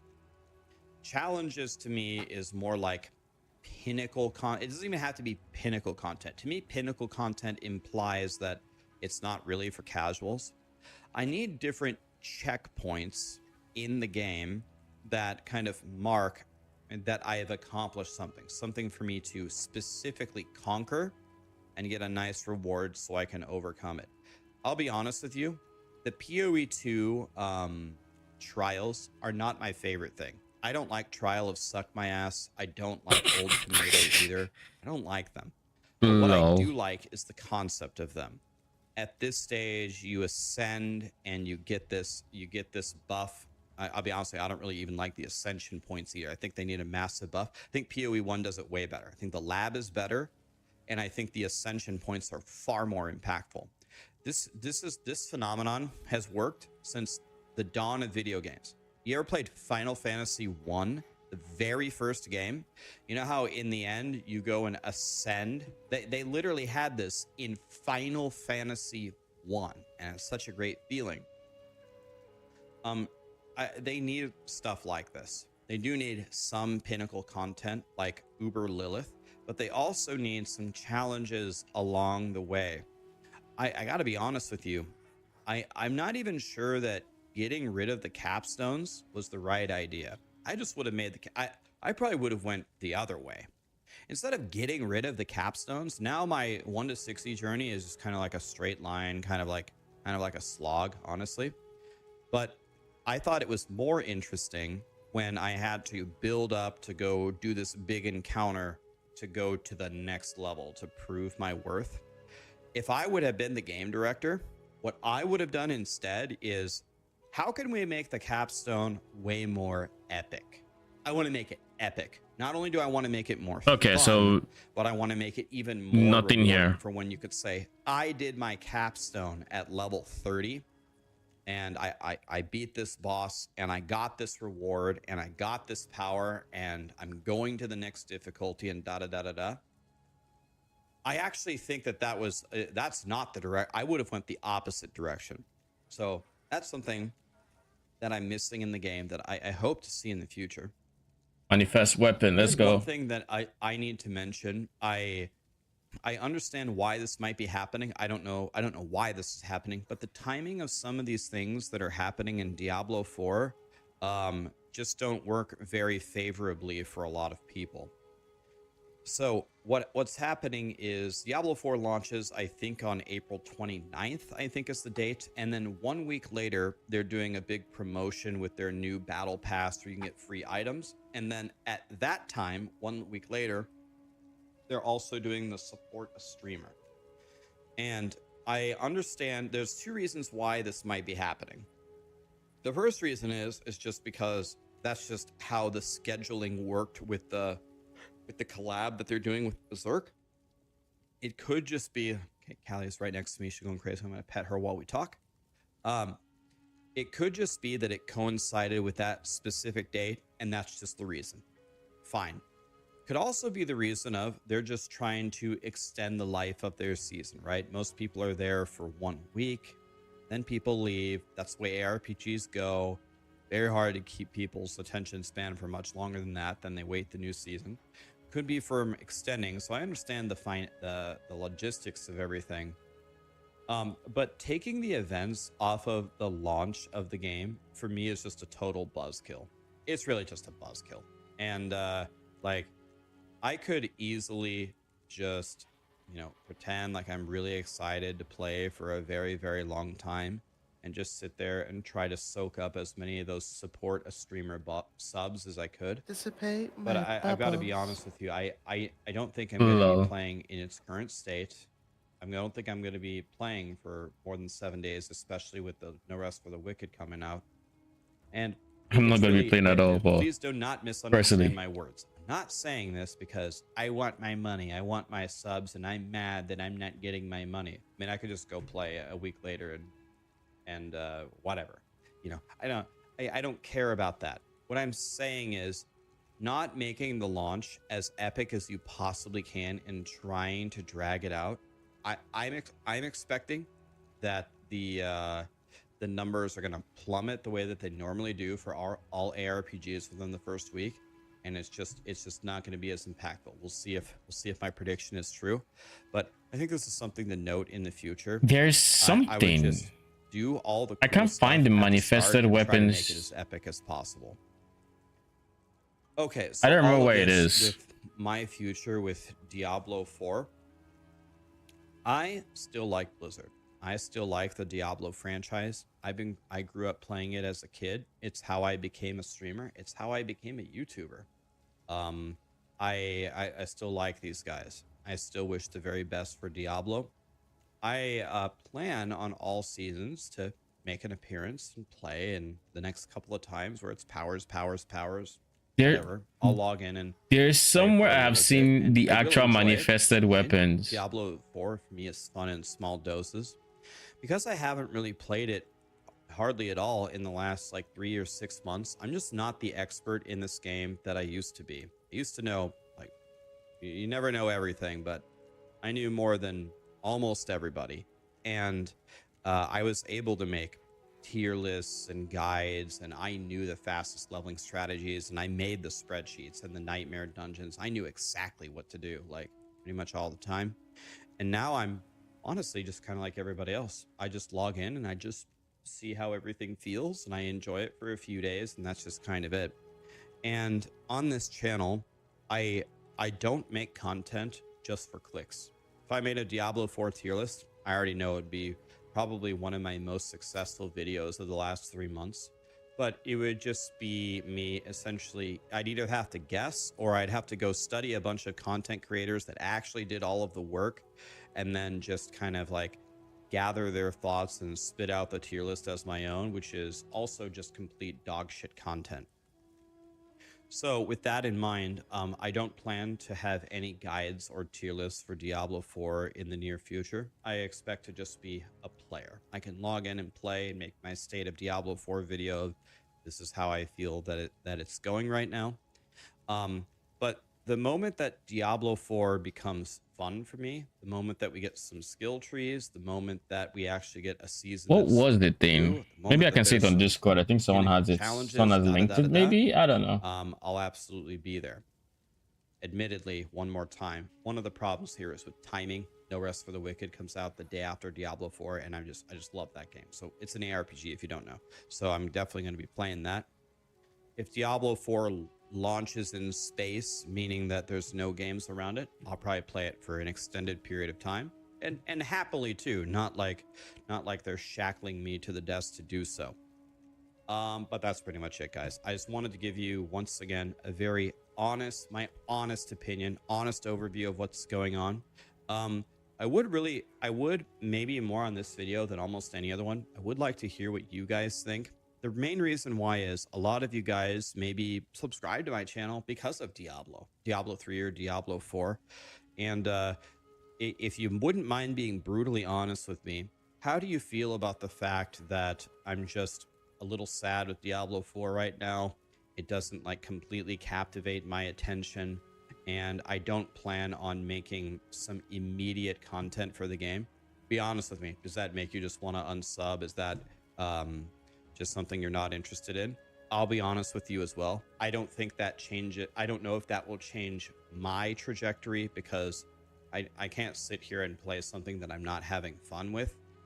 Even if it is my job, I'm just not interested in that. But your words will mean something to me. I will read them and see, what I can do based upon what you say. Or maybe you say, oh, I'm so glad that you went to Last Epoch and PoE and No Rest for the Wicked, like maybe Grim Dawn when it comes out. If you like seeing the other ARPGs and like covering them all, and that's what you would like, let me know that as well. Anyway, I'm trying to make a very calm, there's no cuss words, I didn't raise my voice and call anybody names. I'm trying to give honest feedback here. If you want Diablo 4 to get better, in my eyes, these are some of the big ticket items that I would be working on. Thank you so much for watching, guys, and what's going to be coming in. All right, good video. Okay, now that we're done with that, honestly, where I'm at with Diablo 4, I couldn't care less. Like, I couldn't care less about what they change. Like, if they make it fun, I will engage with it. But what the odds of them making it fun, I just don't see it happening. And I guess that's fine. Like, it is what it is.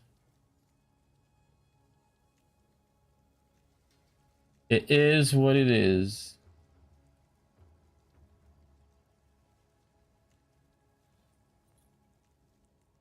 How have I not found this?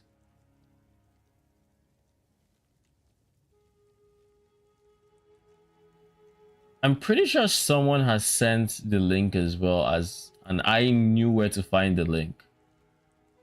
So the fact that I can't find it right now,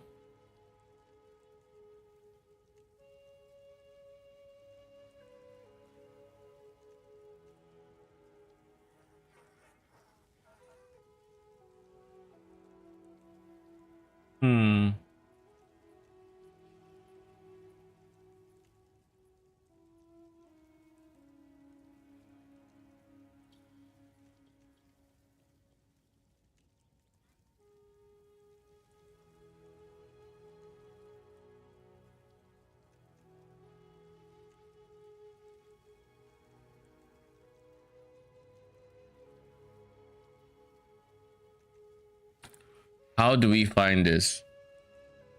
It's not under monsters. Manifest weapon only brings out the actual.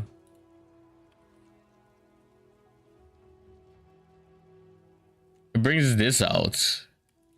And when I'm looking at the minion I am trying to find,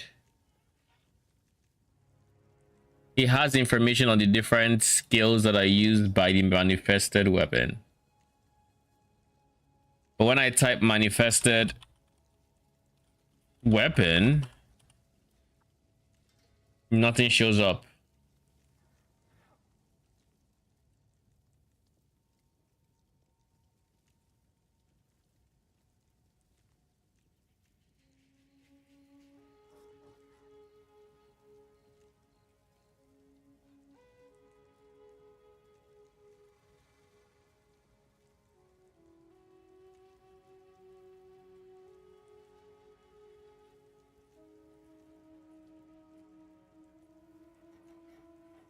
Yeah, this is it.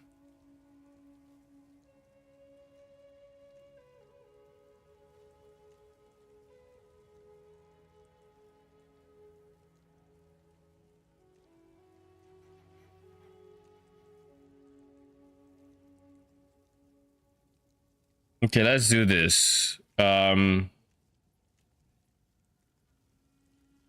Ascendancy classes.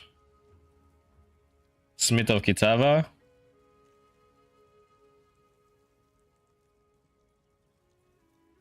The fuck?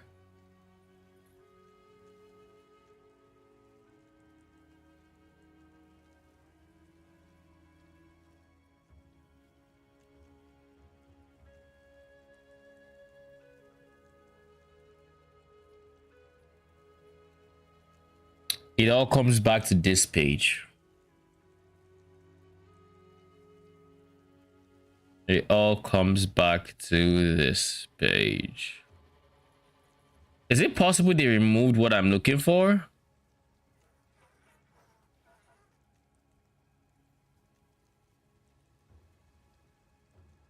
I'll have to ask on Discord.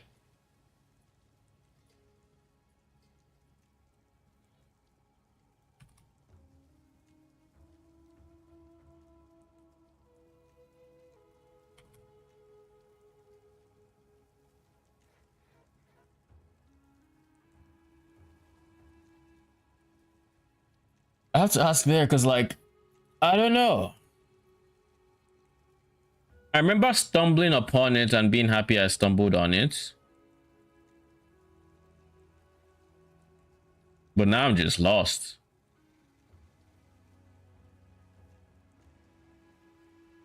It wasn't on the page itself. I remember that much.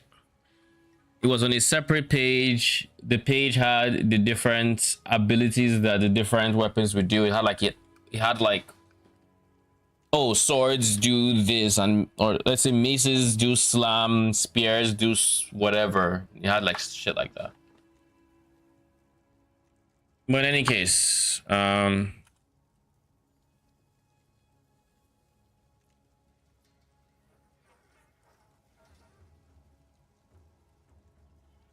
let's see if there's anybody doing anything with manifest weapon.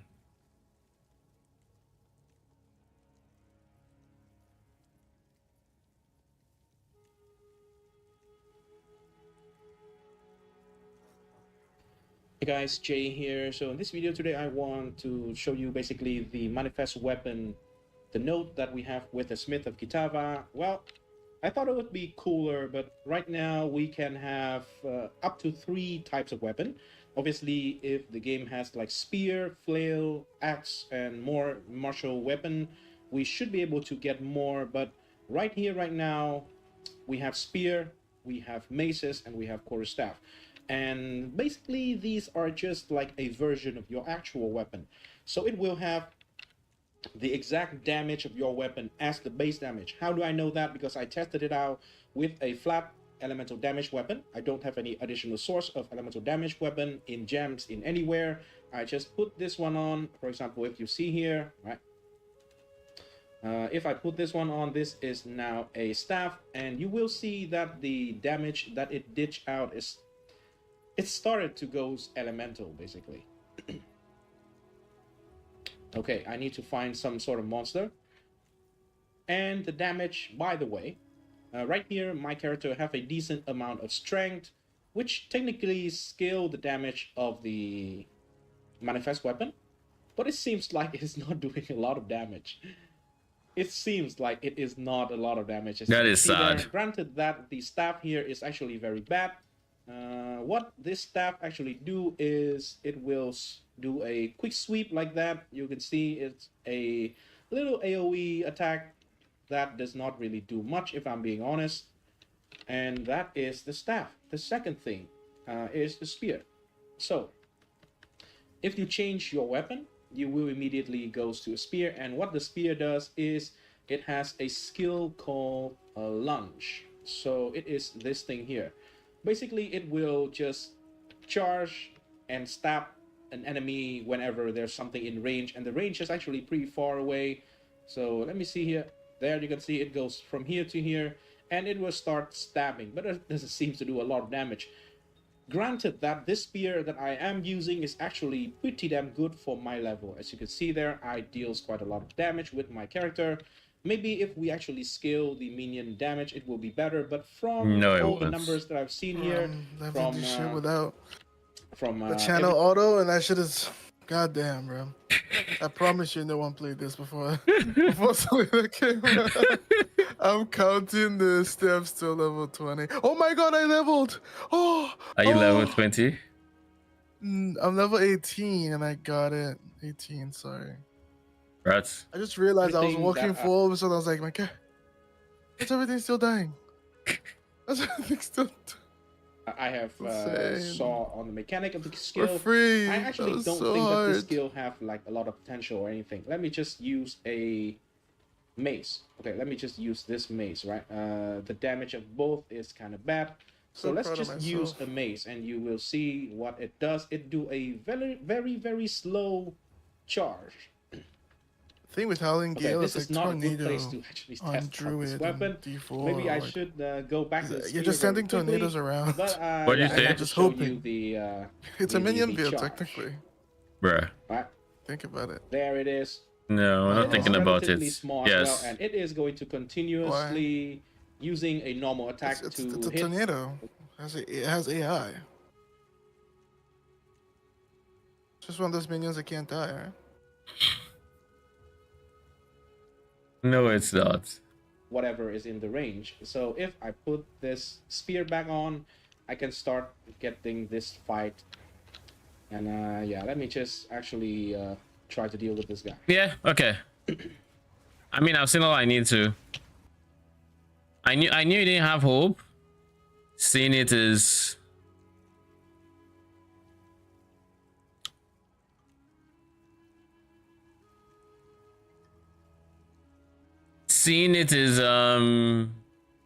is something.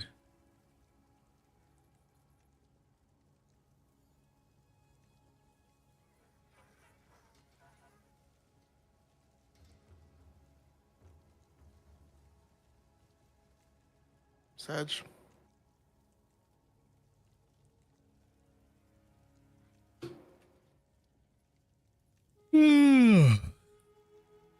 I mean, after all of this, it's still going to hit like a wet noodle, so.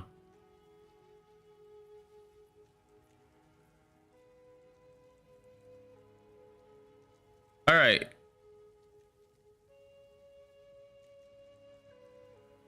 With inspiring ally.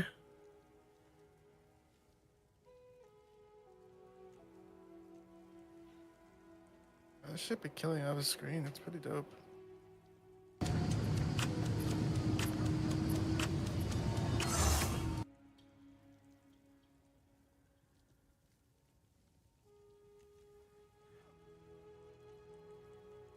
I don't think they plan on responding to Selena. What'd you say? Not you, I'm talking to Selena.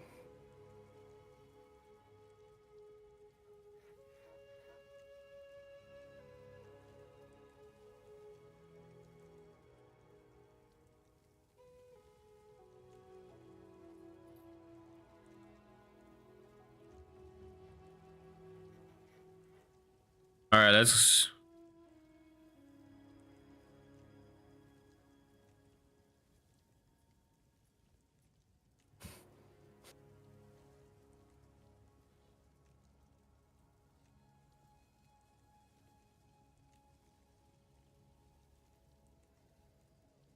My guy.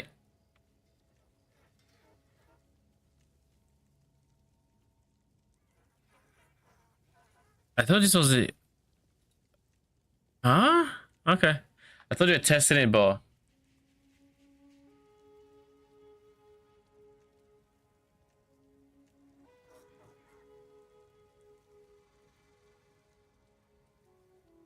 anyways. Anyways. Yeah. So manifest weapon, not a thing. Spectres, I didn't see a single Spectre name that really stood out as something I would have liked to make a build out of. And keep in mind, I do know quite a few Spectre names at this point, so that's saying a lot. I just haven't seen any Spectres that excite me, you know? Even for meme's sake, the only one that I would have liked to was Blood Thief Queen, but my FPS just don't like it. My FPS says nay.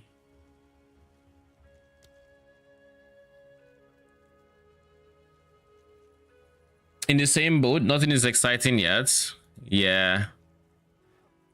We could try to make Cultist Archer. That's probably the closest thing.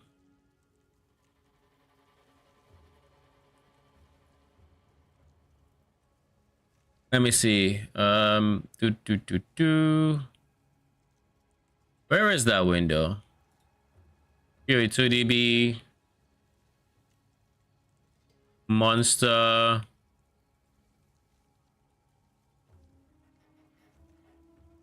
Did that with Lich Boy falls off. How hard does it fall off? Like, where was its clear really good? You didn't give it much effort. My problem with the idea of scaling Cultist Archer is that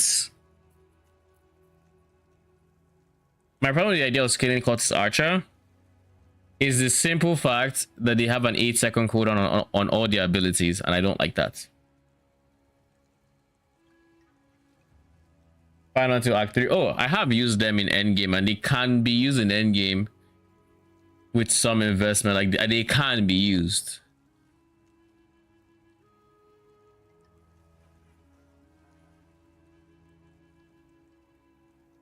I'm just not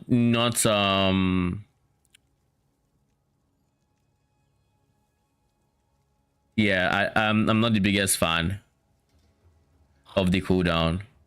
I like the minion. That cooldown, the fact that we can only reduce it to a maximum of like 6 seconds is just... if GGG wanted to release Spectres in this state, at least create more CDR support. Like, at least. The fact that the entirety of the CDR we can give a minion is 50%, which is not even up to reducing the cooldown by half, is atrocious.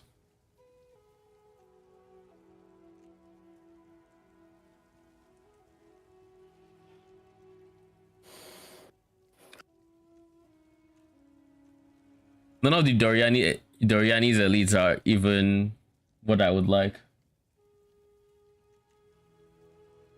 I think if they were cheaper, I mean, it's kind of hard to get excited for 100 spirit cost, am I right? It's like George Osiodon. Oh, you like a dinosaur looking thing?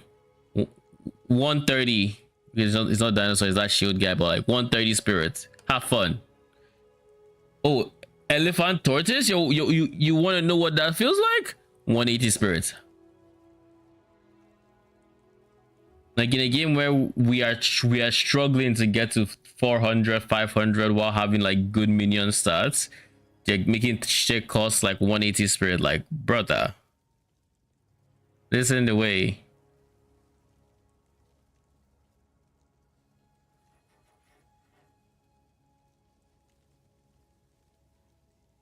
I think at the end of the day, I still might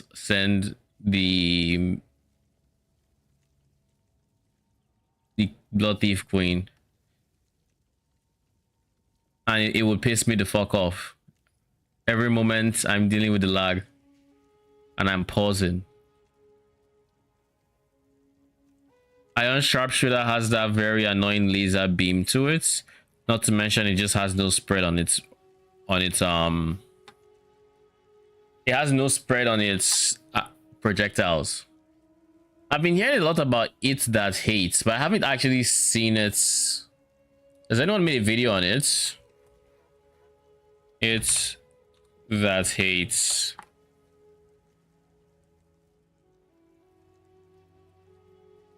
Finally, there is.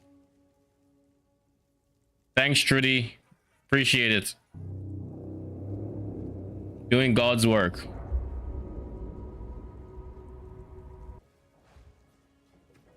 Oh, this is the It That Hates?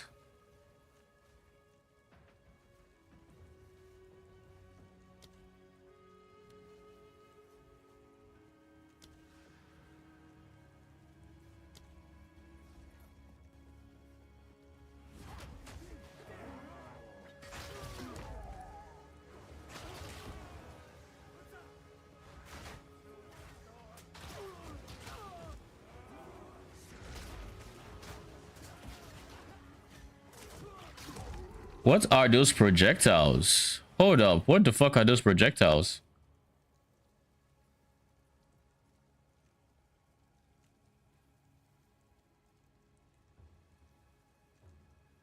Chaos Spark? 10-second cooldown, oh god. Of course it's a 10-second cooldown.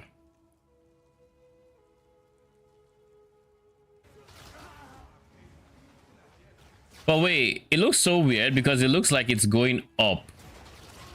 I think it is supposed to be going up in elevation, and it's coming down as a mortar. Okay, no, it actually went straight there.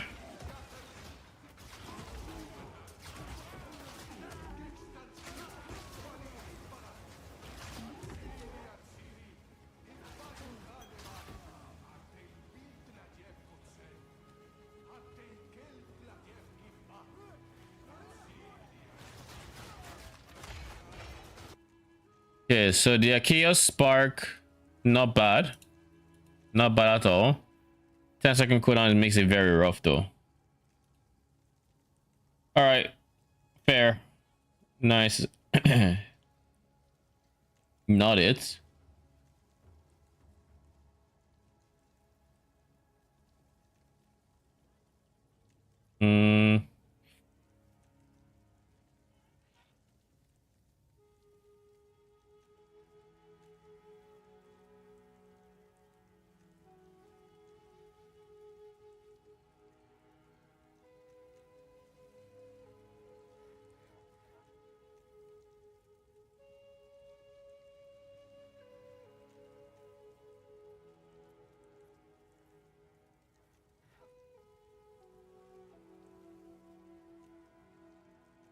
Is there really nothing?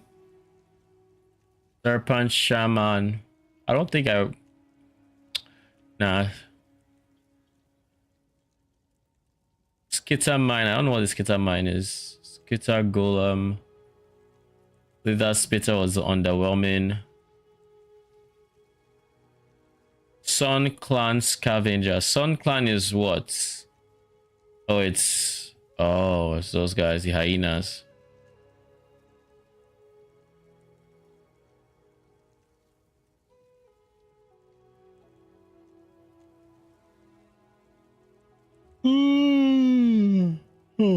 Another very big downside, or I don't say downside, but another very big I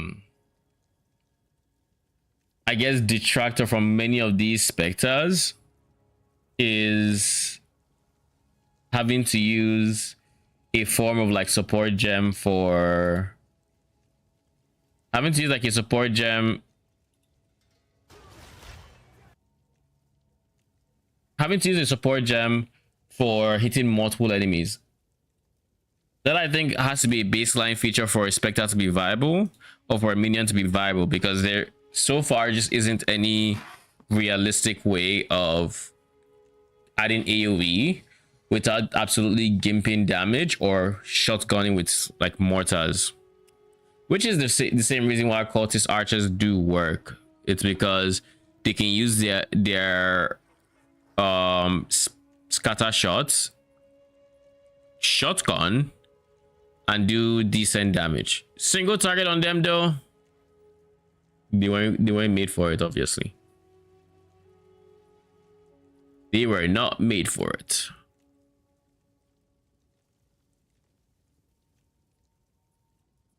Let me look through his videos to see.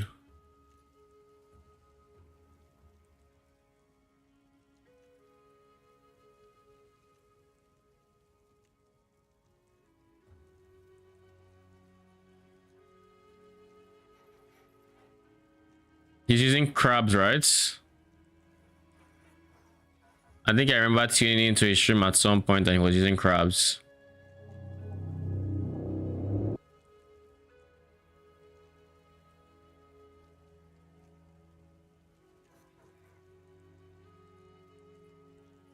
Yeah, he's in the cold crabs.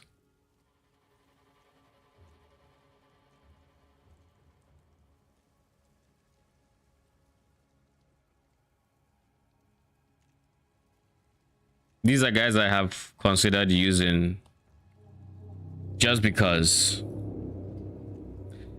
Are these the guys that have? Is it the variant that has the circle AoE?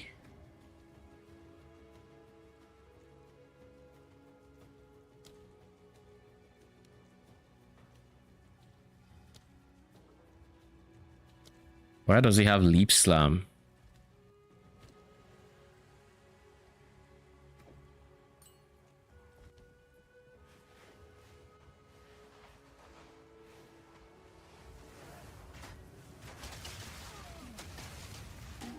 It is them.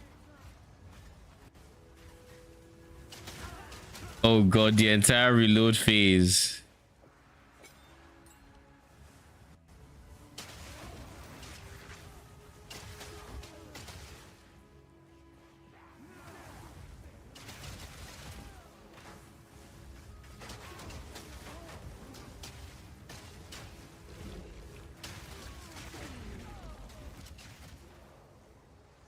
Why are they dropping from the sky? Broski headed to bed. Alright. Indeed. Good night. Have a great. See you night.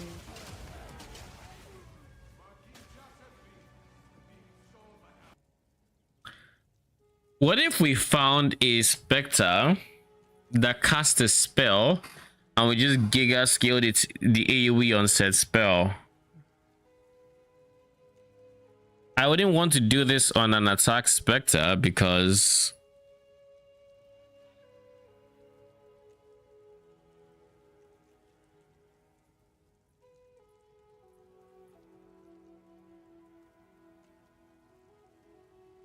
how is your one comment better than Valgard?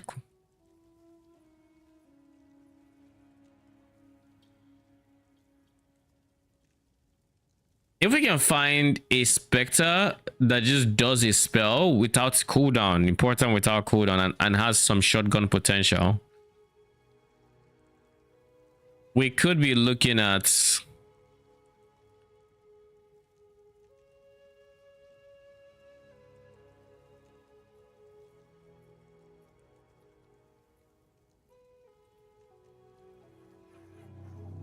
I haven't seen these guys as Spectres.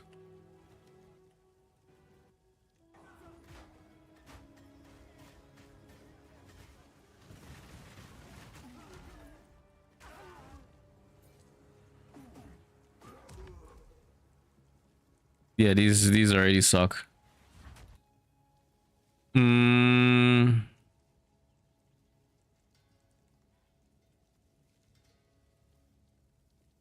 200 spirits each though. I mean, basically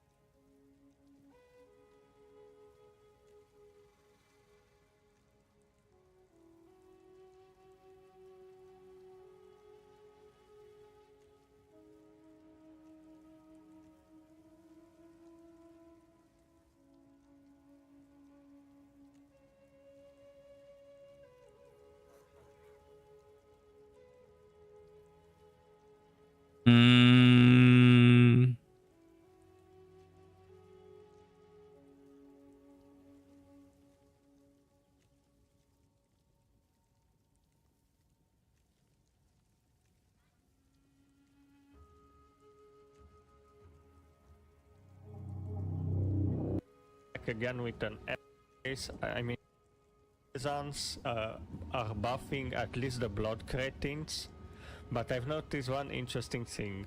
They're actually buffing 2 of the packs that they are weak usually. So we have 2 monsters that are being buffed by, or at least being used. What as is a this target interface? by the courtesan, and I'll showcase it really soon.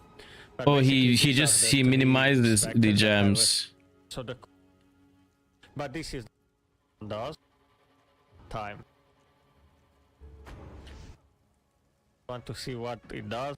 So I'll do like a few more. I'm only using ingenuity because I don't need to showcase her damage. I just want to showcase the abilities that she does.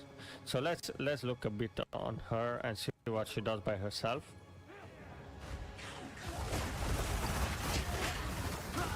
She seems to have like this very interesting like bleed spear attack that she does in an AoE. I think the damage is not bad. I'm not sure if this is the damage of this spear attack or it's something else, or it's the basic attack she does in melee range. But basically this is what she does.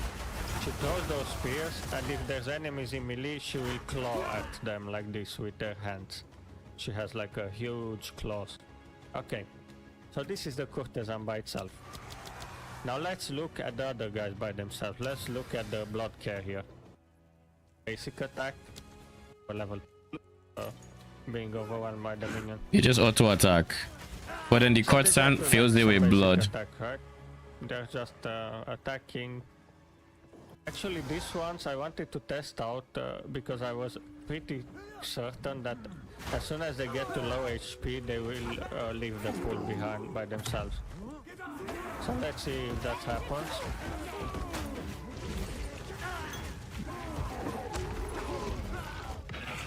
That's why I'm using Infernal Legion. I want to make them reap basically as soon as possible. I want to see if they have that on that effect by themselves. Or I mean, he gave them way too much res. why is there no enemies here? Is this that then? No. Okay, let's see what happens with them on the low HP. And as they die from the Infernal Legion. Yeah, they just die. No, they do leave that pool behind. So they do leave this blood pool of physical damage over time behind. Okay. Now let's see what is the entire difference between this. Atsiri, by the way. Let's see what they do. So let's summon one of the courtesans. And let's summon one of the blood cretins first. Let's look at the blood cretins and the courtesan. Let's see what are they doing together. Are they doing anything? So far, she doesn't seem to do anything. Oh, wait up. She targeted him. So apparently, the courtesan gets a new ability that allows her to target the blood cretins to explode as soon as possible and leave that blood pool. So yeah, that's interesting for them. So you don't actually need to use the to make them go low HP. Let's see the other guy. Oh. So this guy as well can be targeted by the same ability. Let's see. Is it a bigger AoE? Okay. It looks like it's a bigger AoE. Okay, so she casts it on them pretty often, and these guys have a bit of a larger pool. Like the blood pool is larger also because I'm using... Okay.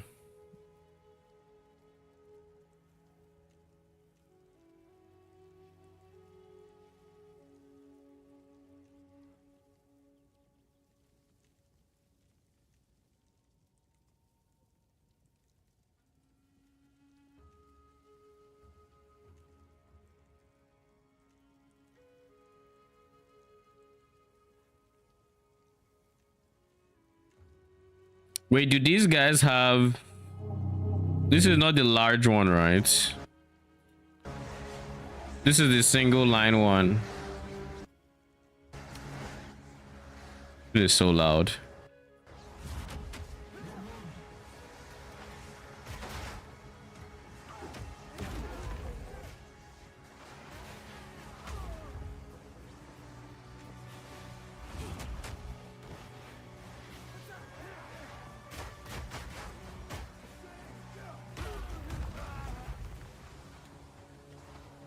Yeah, it's not the wide ones.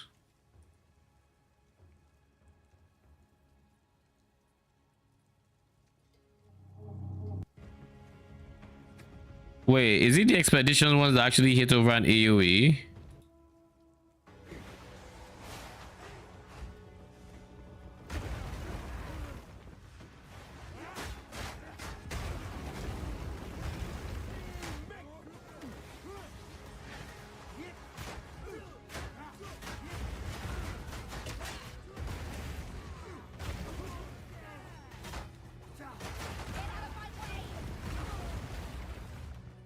I mean, they aren't feasible, but they sure look cool.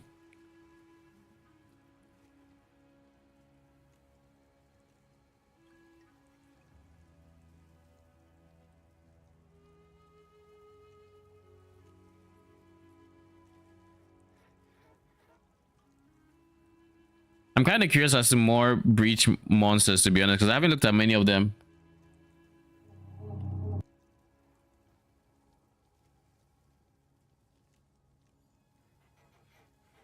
Why is this... Is my connection good? Why does it feel like it gets louder each time I open a video?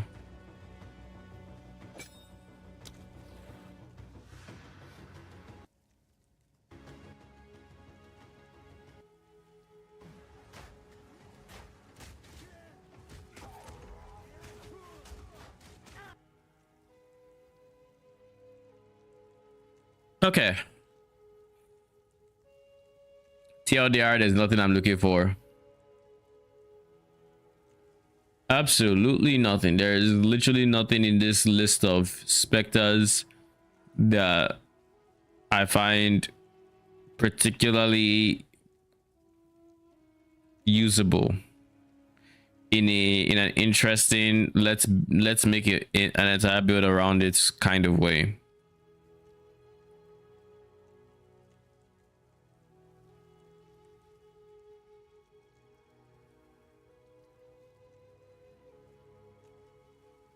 Like, just not even one.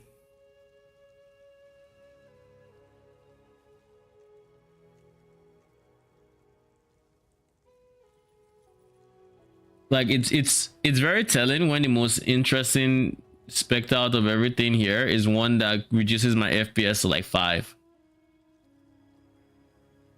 To where the game goes from having FPS to FPM.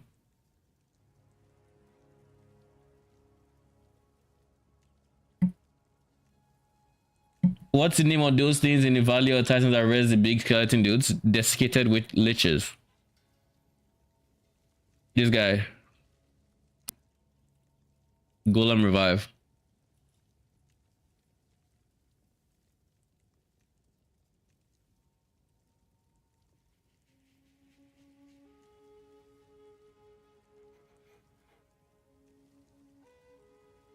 You're welcome. I'm honestly considering something along the lines of, what do you call it? Health stacking quadrillas. Health stacking quadrilla Infernal Legion. And just giga stack life as much as possible. Where are quadrillas? I'm guessing they cost at least 90 to 100 spirits. Where's Q?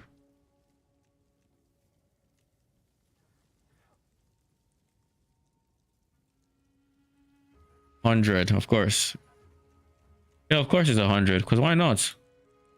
Why would it cost anything less?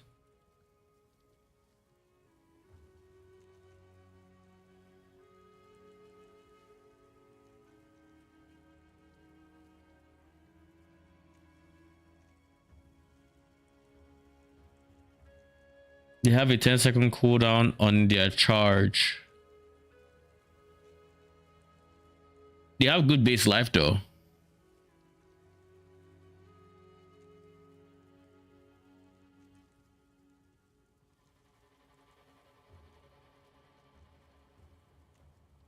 You know, GGG, a lot to tease us with your guys and then making it possible.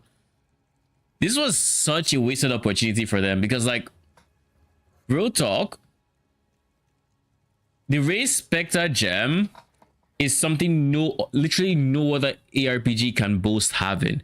Something that can literally turn enemies into allies.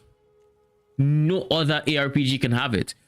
If you make them overpowered, so be it. Like, it is such a good marketing point of view because literally you have competitors that are releasing games all through the coming months after your release. You've had like this whole, what do you call it, you've had this whole, a lot of people not liking PoE2, yada yada yada, but you still want to have that draw, that, oh, why should I play this over that? Race Spectre was the one thing that like no other ARPG can match. League mechanics, like you can copy it. I mean, Torchlight right now has Settlers of Kalgor basically as its league mechanic, right? Core systems can be copied. We don't have crafting, so realistically, if you want people to engage with things that are not crafting and actually have fun, it has to be like being able to experiment with builds. And you were releasing Race Spectre, a gem that should in theory be like 500 new minions in and of itself, and then y'all just go and make it so underwhelming it's not even funny.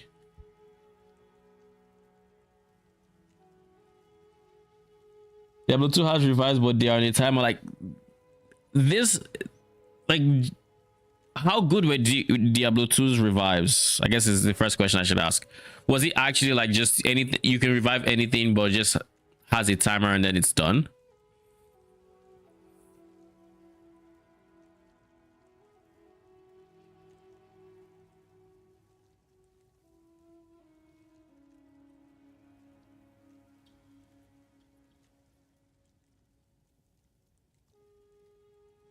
I wonder.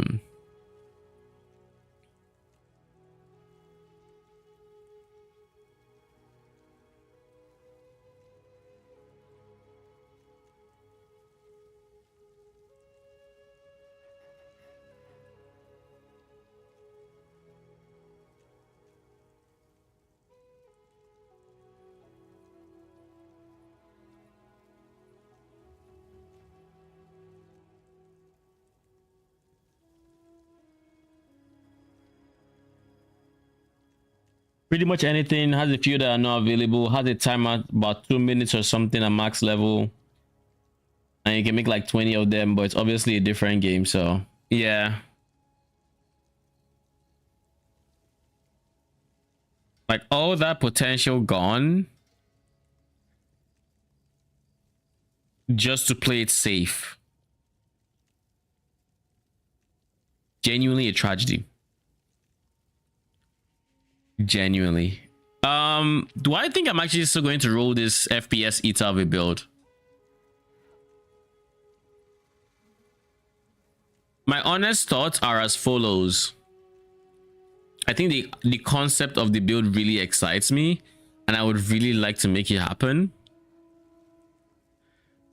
But there's a few things that really irk me about this minion and this build.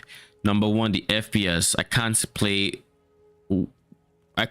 play skipping that many frames. Having that insane of a lag, it will drive me nuts. I will lose my shit playing it. I already know.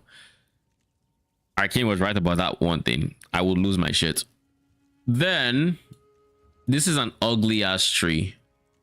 This tree gives me nightmares. What is this tree? What the fuck?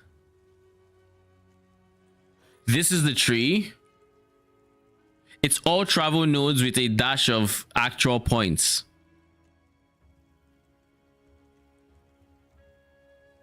It's genuinely all travel nodes. Nothing is happening.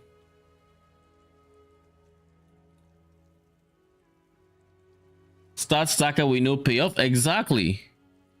Like, what the fuck? The best payoff we have is the auras, which we actually need. And cooldowns. And reduced. This is level 99. We never get to level 99 on builds. Have to drop stuff like this, but like the moment you start dropping shit, we can't even go like, we can't realistically go pick up anything related to defense because we spent so much of it traveling. Like, Jesus. We never pick up revive. It's that bad. It is so bad. That is strike number 2, and then we still have this, the very what's what I'm looking for here, the very valid concern of these fuckers are just not gonna live. You could anoint Lord of Horrors. I mean, I could, but have you seen how much that would cost?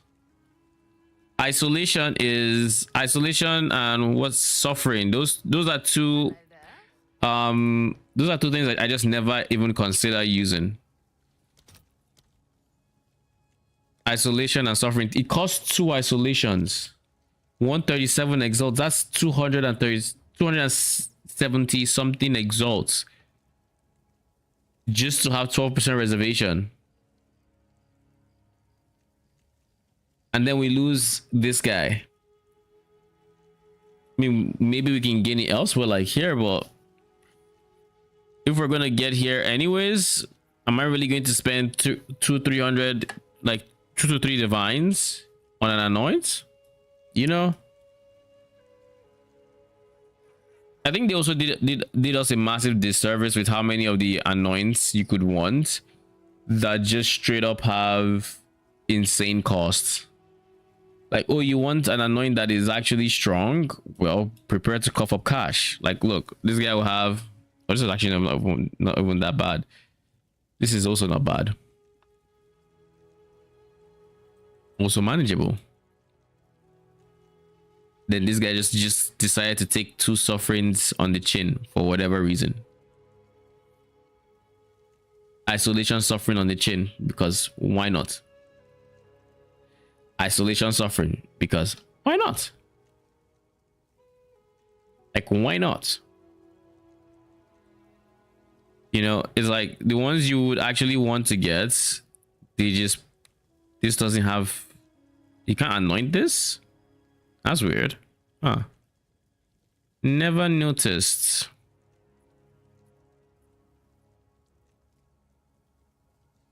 Can you actually not anoint it?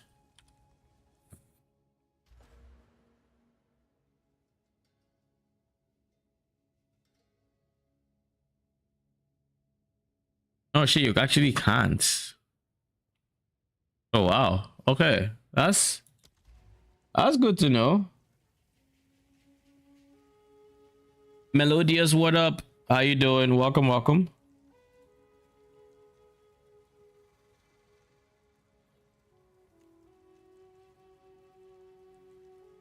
Yeah, it doesn't look like you can. So anything in this area cannot be anointed for any of them.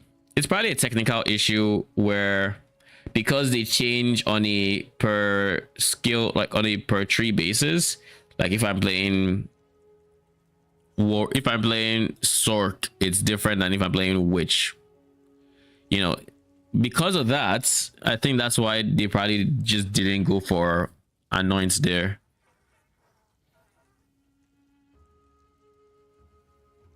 What's going on? We are going over the reasons why, the big downsides of the POB we made today for the Spectre Blood Thief Queen, because we made a POB that in theory could work with, by buffing all the wasps into doing like decent damage. So we're just going through the why not to run it. because I'm still deciding if I want to run it or not. And right now I'm leaning towards not, because well, the first and biggest reason is FPS. If you have like up to 80 minions on your screen, and keep in mind the lag I was getting was I had 60 wasps on my screen, and then an enemy throws a single ball lightning at it, and the rest is history, basically.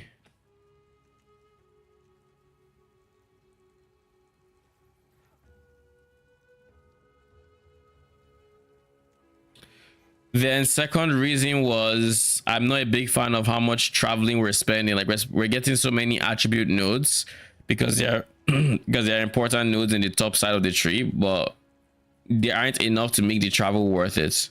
And we do have enough important nodes down here that it just feels very iffy traveling, that spending all these points on travel just for these, but these are also very important. And then number 3 was that the wasps have no real way to scale their defenses. I think with my testing, it looks like the wasps do not actually level up with the queen. So gem levels do not seem to affect them in any way, which is something. So the moment you decide, oh, I want to take this into endgame maps, you're gonna be in for something, because you're gonna be in for something. It's all I can say. Because the moment something throws a big AoE that actually does damage, problems are gonna arise. Now there are ways you can potentially scale defenses, not on this ascendancy, but there are ways you can scale defenses to the point where at least on non-slams and things that are just generally blockable, they should be on the more fine side. Even if the hit would have one shot them, we can give them block. I'm giving them like 75% block. But on this variant, because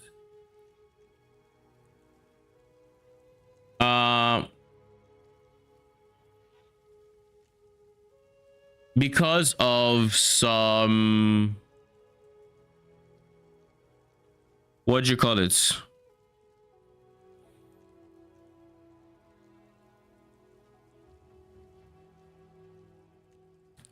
We're talking about defenses, right? Thank you for the follow. So yeah, because of the lack of ways to scale the defenses, it's just whatever. I don't see them surviving in the end game. Now they do get automatically resummoned every 20 seconds, so there is that, and we do not have to worry about getting a 6 link. So there is that. Like there's actually a universe where this is a good league starter if you can handle the FPS loss. That is the truth.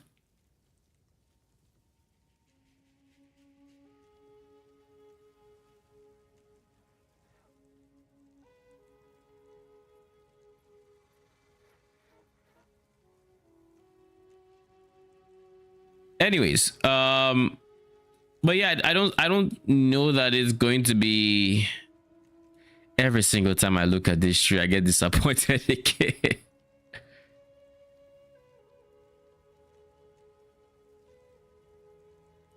It is, and the other sentences are not much better. They are not much better. So if I don't go for this guy, i.e. Spectres, the question then becomes, what would I go for? And I don't quite know the answer to that just yet. I do not know. Looking at other Spectres, I don't, there's nothing that really excites me, really. Ideally, we find, this is the ideal case scenario. In the ideal case scenario, we're going to find a Spectre that does a spell. The spell is going to be able to shotgun, and it's not going to cost. Okay, just to eat that ban real quick.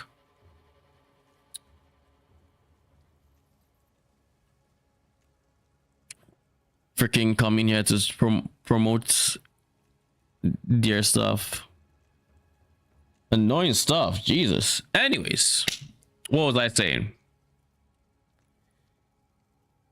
In the ideal case scenario, the Spectre is going to A, cast a spell, B, be shotgunnable, and C, not have a cooldown on this ability.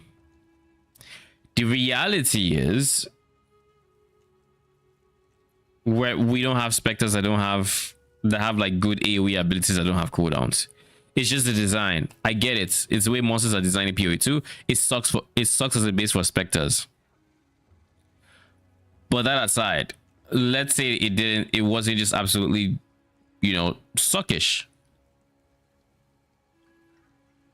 We would need the tools.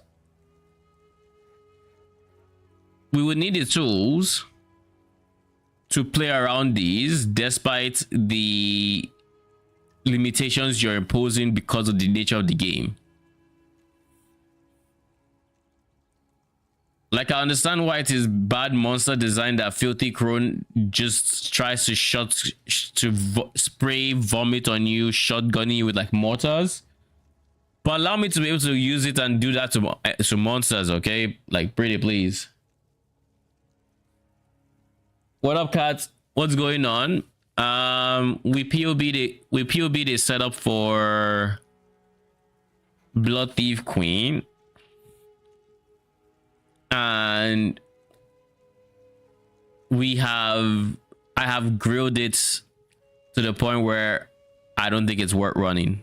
And the biggest reason is not because it would have been off meta as fuck, because that was the whole point.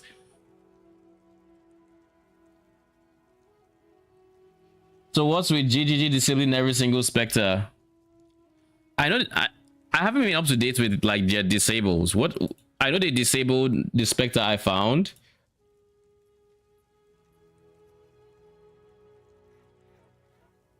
And I know they disabled the beetles. Do they have other have they disabled other stuff?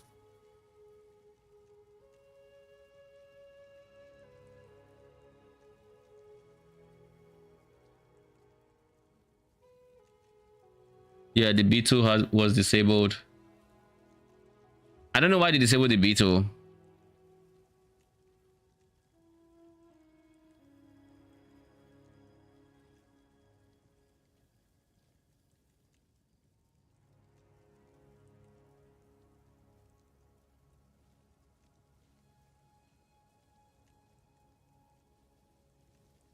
Every patch was something disabled. Yeah. I mean, I can kind of understand if it were to cause server issues, but I have no idea why they even disabled the beetles. Like, honestly, beetle is apparently hella laggy, so no good for servers. I mean, doesn't that mean Blood Thief Queen is like next on the chopping board? Because if you see, the moment I start using these three guys, and we just take a step into crew 3, where there are those ball lightning monsters, we are the lag. It becomes bad. It becomes very bad. So that means Blood Thief Queen is probably on their radar as well, if nobody uses it. So, but then again, Cataract made that build using them, and use them for Unearth. It's cool. I don't want to use Unearth. I don't like how Unearth feels. Not to mention, then I feel like I'm playing a non-minion build. I wanted to make a build with the wasps, and I think this would actually have decent damage. I just don't think you can keep them alive. That's the big thing. You saw the same video? Yeah, I saw it. Someone linked it on the PoE Summoner Discord, so I saw. How? Basically, we'd be going tactician. We'd use the watch how I do it to give them you making them allies? Yeah, they're allies. They are allies. It's not. Send Discord. Okay. Like they are allies. It's not up for debate. I've tested it. I saw some people in comment section of videos that had it. It isn't up for debate.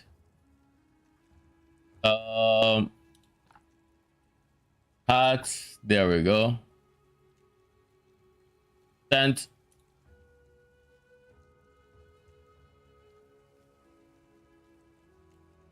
But yeah,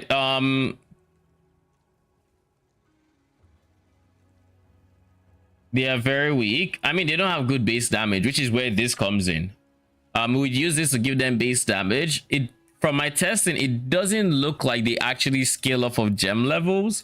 So even though you're getting a higher level queen, I don't know that you're getting a higher level wasp that is produced from the queen, which is weird, but I don't know. That's what the baseline testing seemed like. At least I could be wrong. It could be that the changes were not substantial enough to actually have like visible repercussions, but we tested with a gem level difference of 11, and that's a lot. No other minion would you add 11 levels and then you wouldn't be able to visibly tell DPS wise that there was an increase in just the base damage, even without like this was without support gems, of course. Anyways, we give them that, so now they have some base damage. They have base damage to rival. If you have a good weapon, a good one-handed mace, they now have base damage that rivals, say, snipers or reavers. Not so much brutes, but brutes also cost a lot more, but they rival snipers. But the difference is with them, each queen can produce up to 20. Each queen produces 20 wasps per cast, and each queen has an independent wasp limit. This means the more queens you have, the more wasps you will have. If you have 4, you have 8. You can get up to 80 wasps. And I counted this, by the way. I tested a lot of it today. You can have up to 80 wasps with 4 queens, and they all have the base damage of snipers. Then to give them to start messing around with the base with the base numbers you've just given them, you're going to be using a scepter. Scepters can get up to 100% increased damage. Really good scepter. You don't need levels, so it becomes much cheaper to get something like this. You're looking for as much, I mean, spirit as you can, so you can have more queens, but as much increased damage as you can, so you can actually have them have increased damage. Same thing with attack speed and flat phase if you can get them, yada yada yada. You'd also be pairing with a layer cast. Layer cast also gives them increased damage. So now we're looking at having anywhere from like 150 to like 170-ish increased damage. Now, I don't think Pain Offering works on them, but you can potentially use Pain Offering to give them Rage. Rage would be a source of more damage for like more AD, potentially, if they stay around the same target and yada yada yada. Rage is another source of more damage. Then we're using this chest piece, which gives us maximum valor. With maximum valor, we can always cast banners. With banners, we can have War Banner, and War Banner is another source of more damage, and the way we would also give them accuracy, because they'd be lacking in accuracy. This paired with this guy would hopefully alleviate most of their accuracy needs if they have any, which they probably will, and potentially using the socket on the scepter for accuracy, just in case they needed the accuracy. And then past that, we now have a decent amount of phase, but it's phase, so it's whatever. We're now pairing all of this with an ever grasping ring with quality, so 30% damage is extra chaos on both of them, and if you get to corrupt it, this is like GG, 37% on each one. Now you can go one step further and go ingenuity to also give them even more damage as extra chaos, and of course you just go like despair as your curse and try to get wither and all of those things. But with all of these different layers, they should have a decent amount of damage. They wouldn't have nearly as much as each individual minion because they don't have 6 support gems or anything like that. but you have the beauty of numbers. You cannot get like 80. You got to get back to work. All right, thanks for stopping by. Appreciate it. But yeah, that was the TLDR of the build and how we could get them to do damage. The only problem is they can't take damage. They can take fuck all damage basically. Like they just can't. We're going to use a shield, the merit of service, to give them block chance so they be more durable, and pair that with clerics because clerics do heal them. But if we're going this guy, we can't go shield. We'd have to then go weapon and scepter.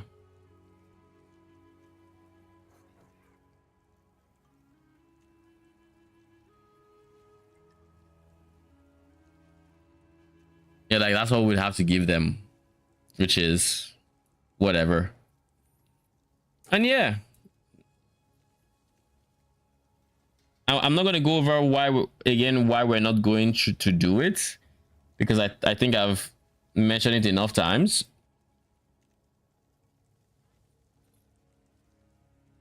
But yeah, like on paper it could be viable offensively, and defensively for your character, you're not going to get hit by a lot of projectiles. You're not going to get hit by, you're not even going to get chased down by enemies because they get body blocked to oblivion.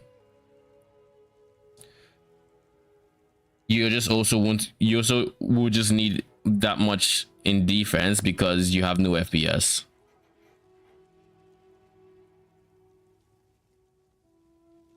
And that will not feel good.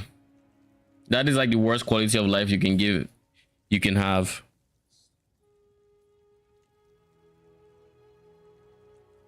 But yeah, I think we're gonna end stream today here.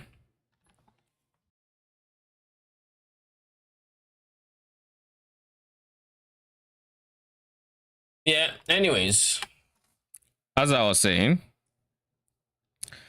I think we're gonna end stream here. I'm not quite sure what we're gonna do tomorrow. We'll probably end up playing Torchlight.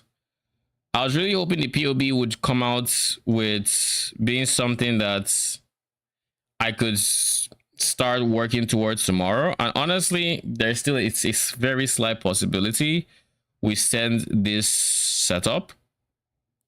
Very slight possibility, not the highest, but it's there. I just don't think my FPS can. I don't think I can stand it, but we'll see. If I feel like I'm in the mood for torture before No Rest for the Wicked, I'll do it. Or if not, yeah. But anyways, I'm gonna be back tomorrow. Tomorrow is Saturday, so we have an earlier stream as always. So I got a general question: if you use a Spectre that curses, will it overwrite your own curse like in PoE 1? I haven't tested them, but I believe it should. I believe it should overwrite your curse. Because if you duo play and the person curses, and the person you're duoing with curses, it overwrites your curse if you have a curse on them. Because both of you have curse limits of 1, right? I haven't tested it though.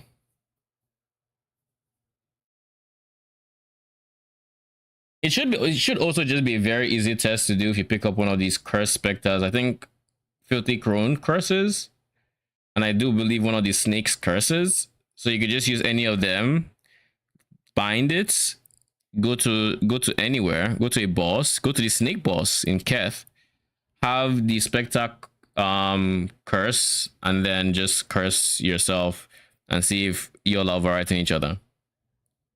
But yeah, I'll be back tomorrow with probably TLI. I've been making good progress on Iris. I do have some grinding to do today. But anyways, I will, till then, because I'm getting distracted and I don't want to digress anymore. So till tomorrow, have a good night.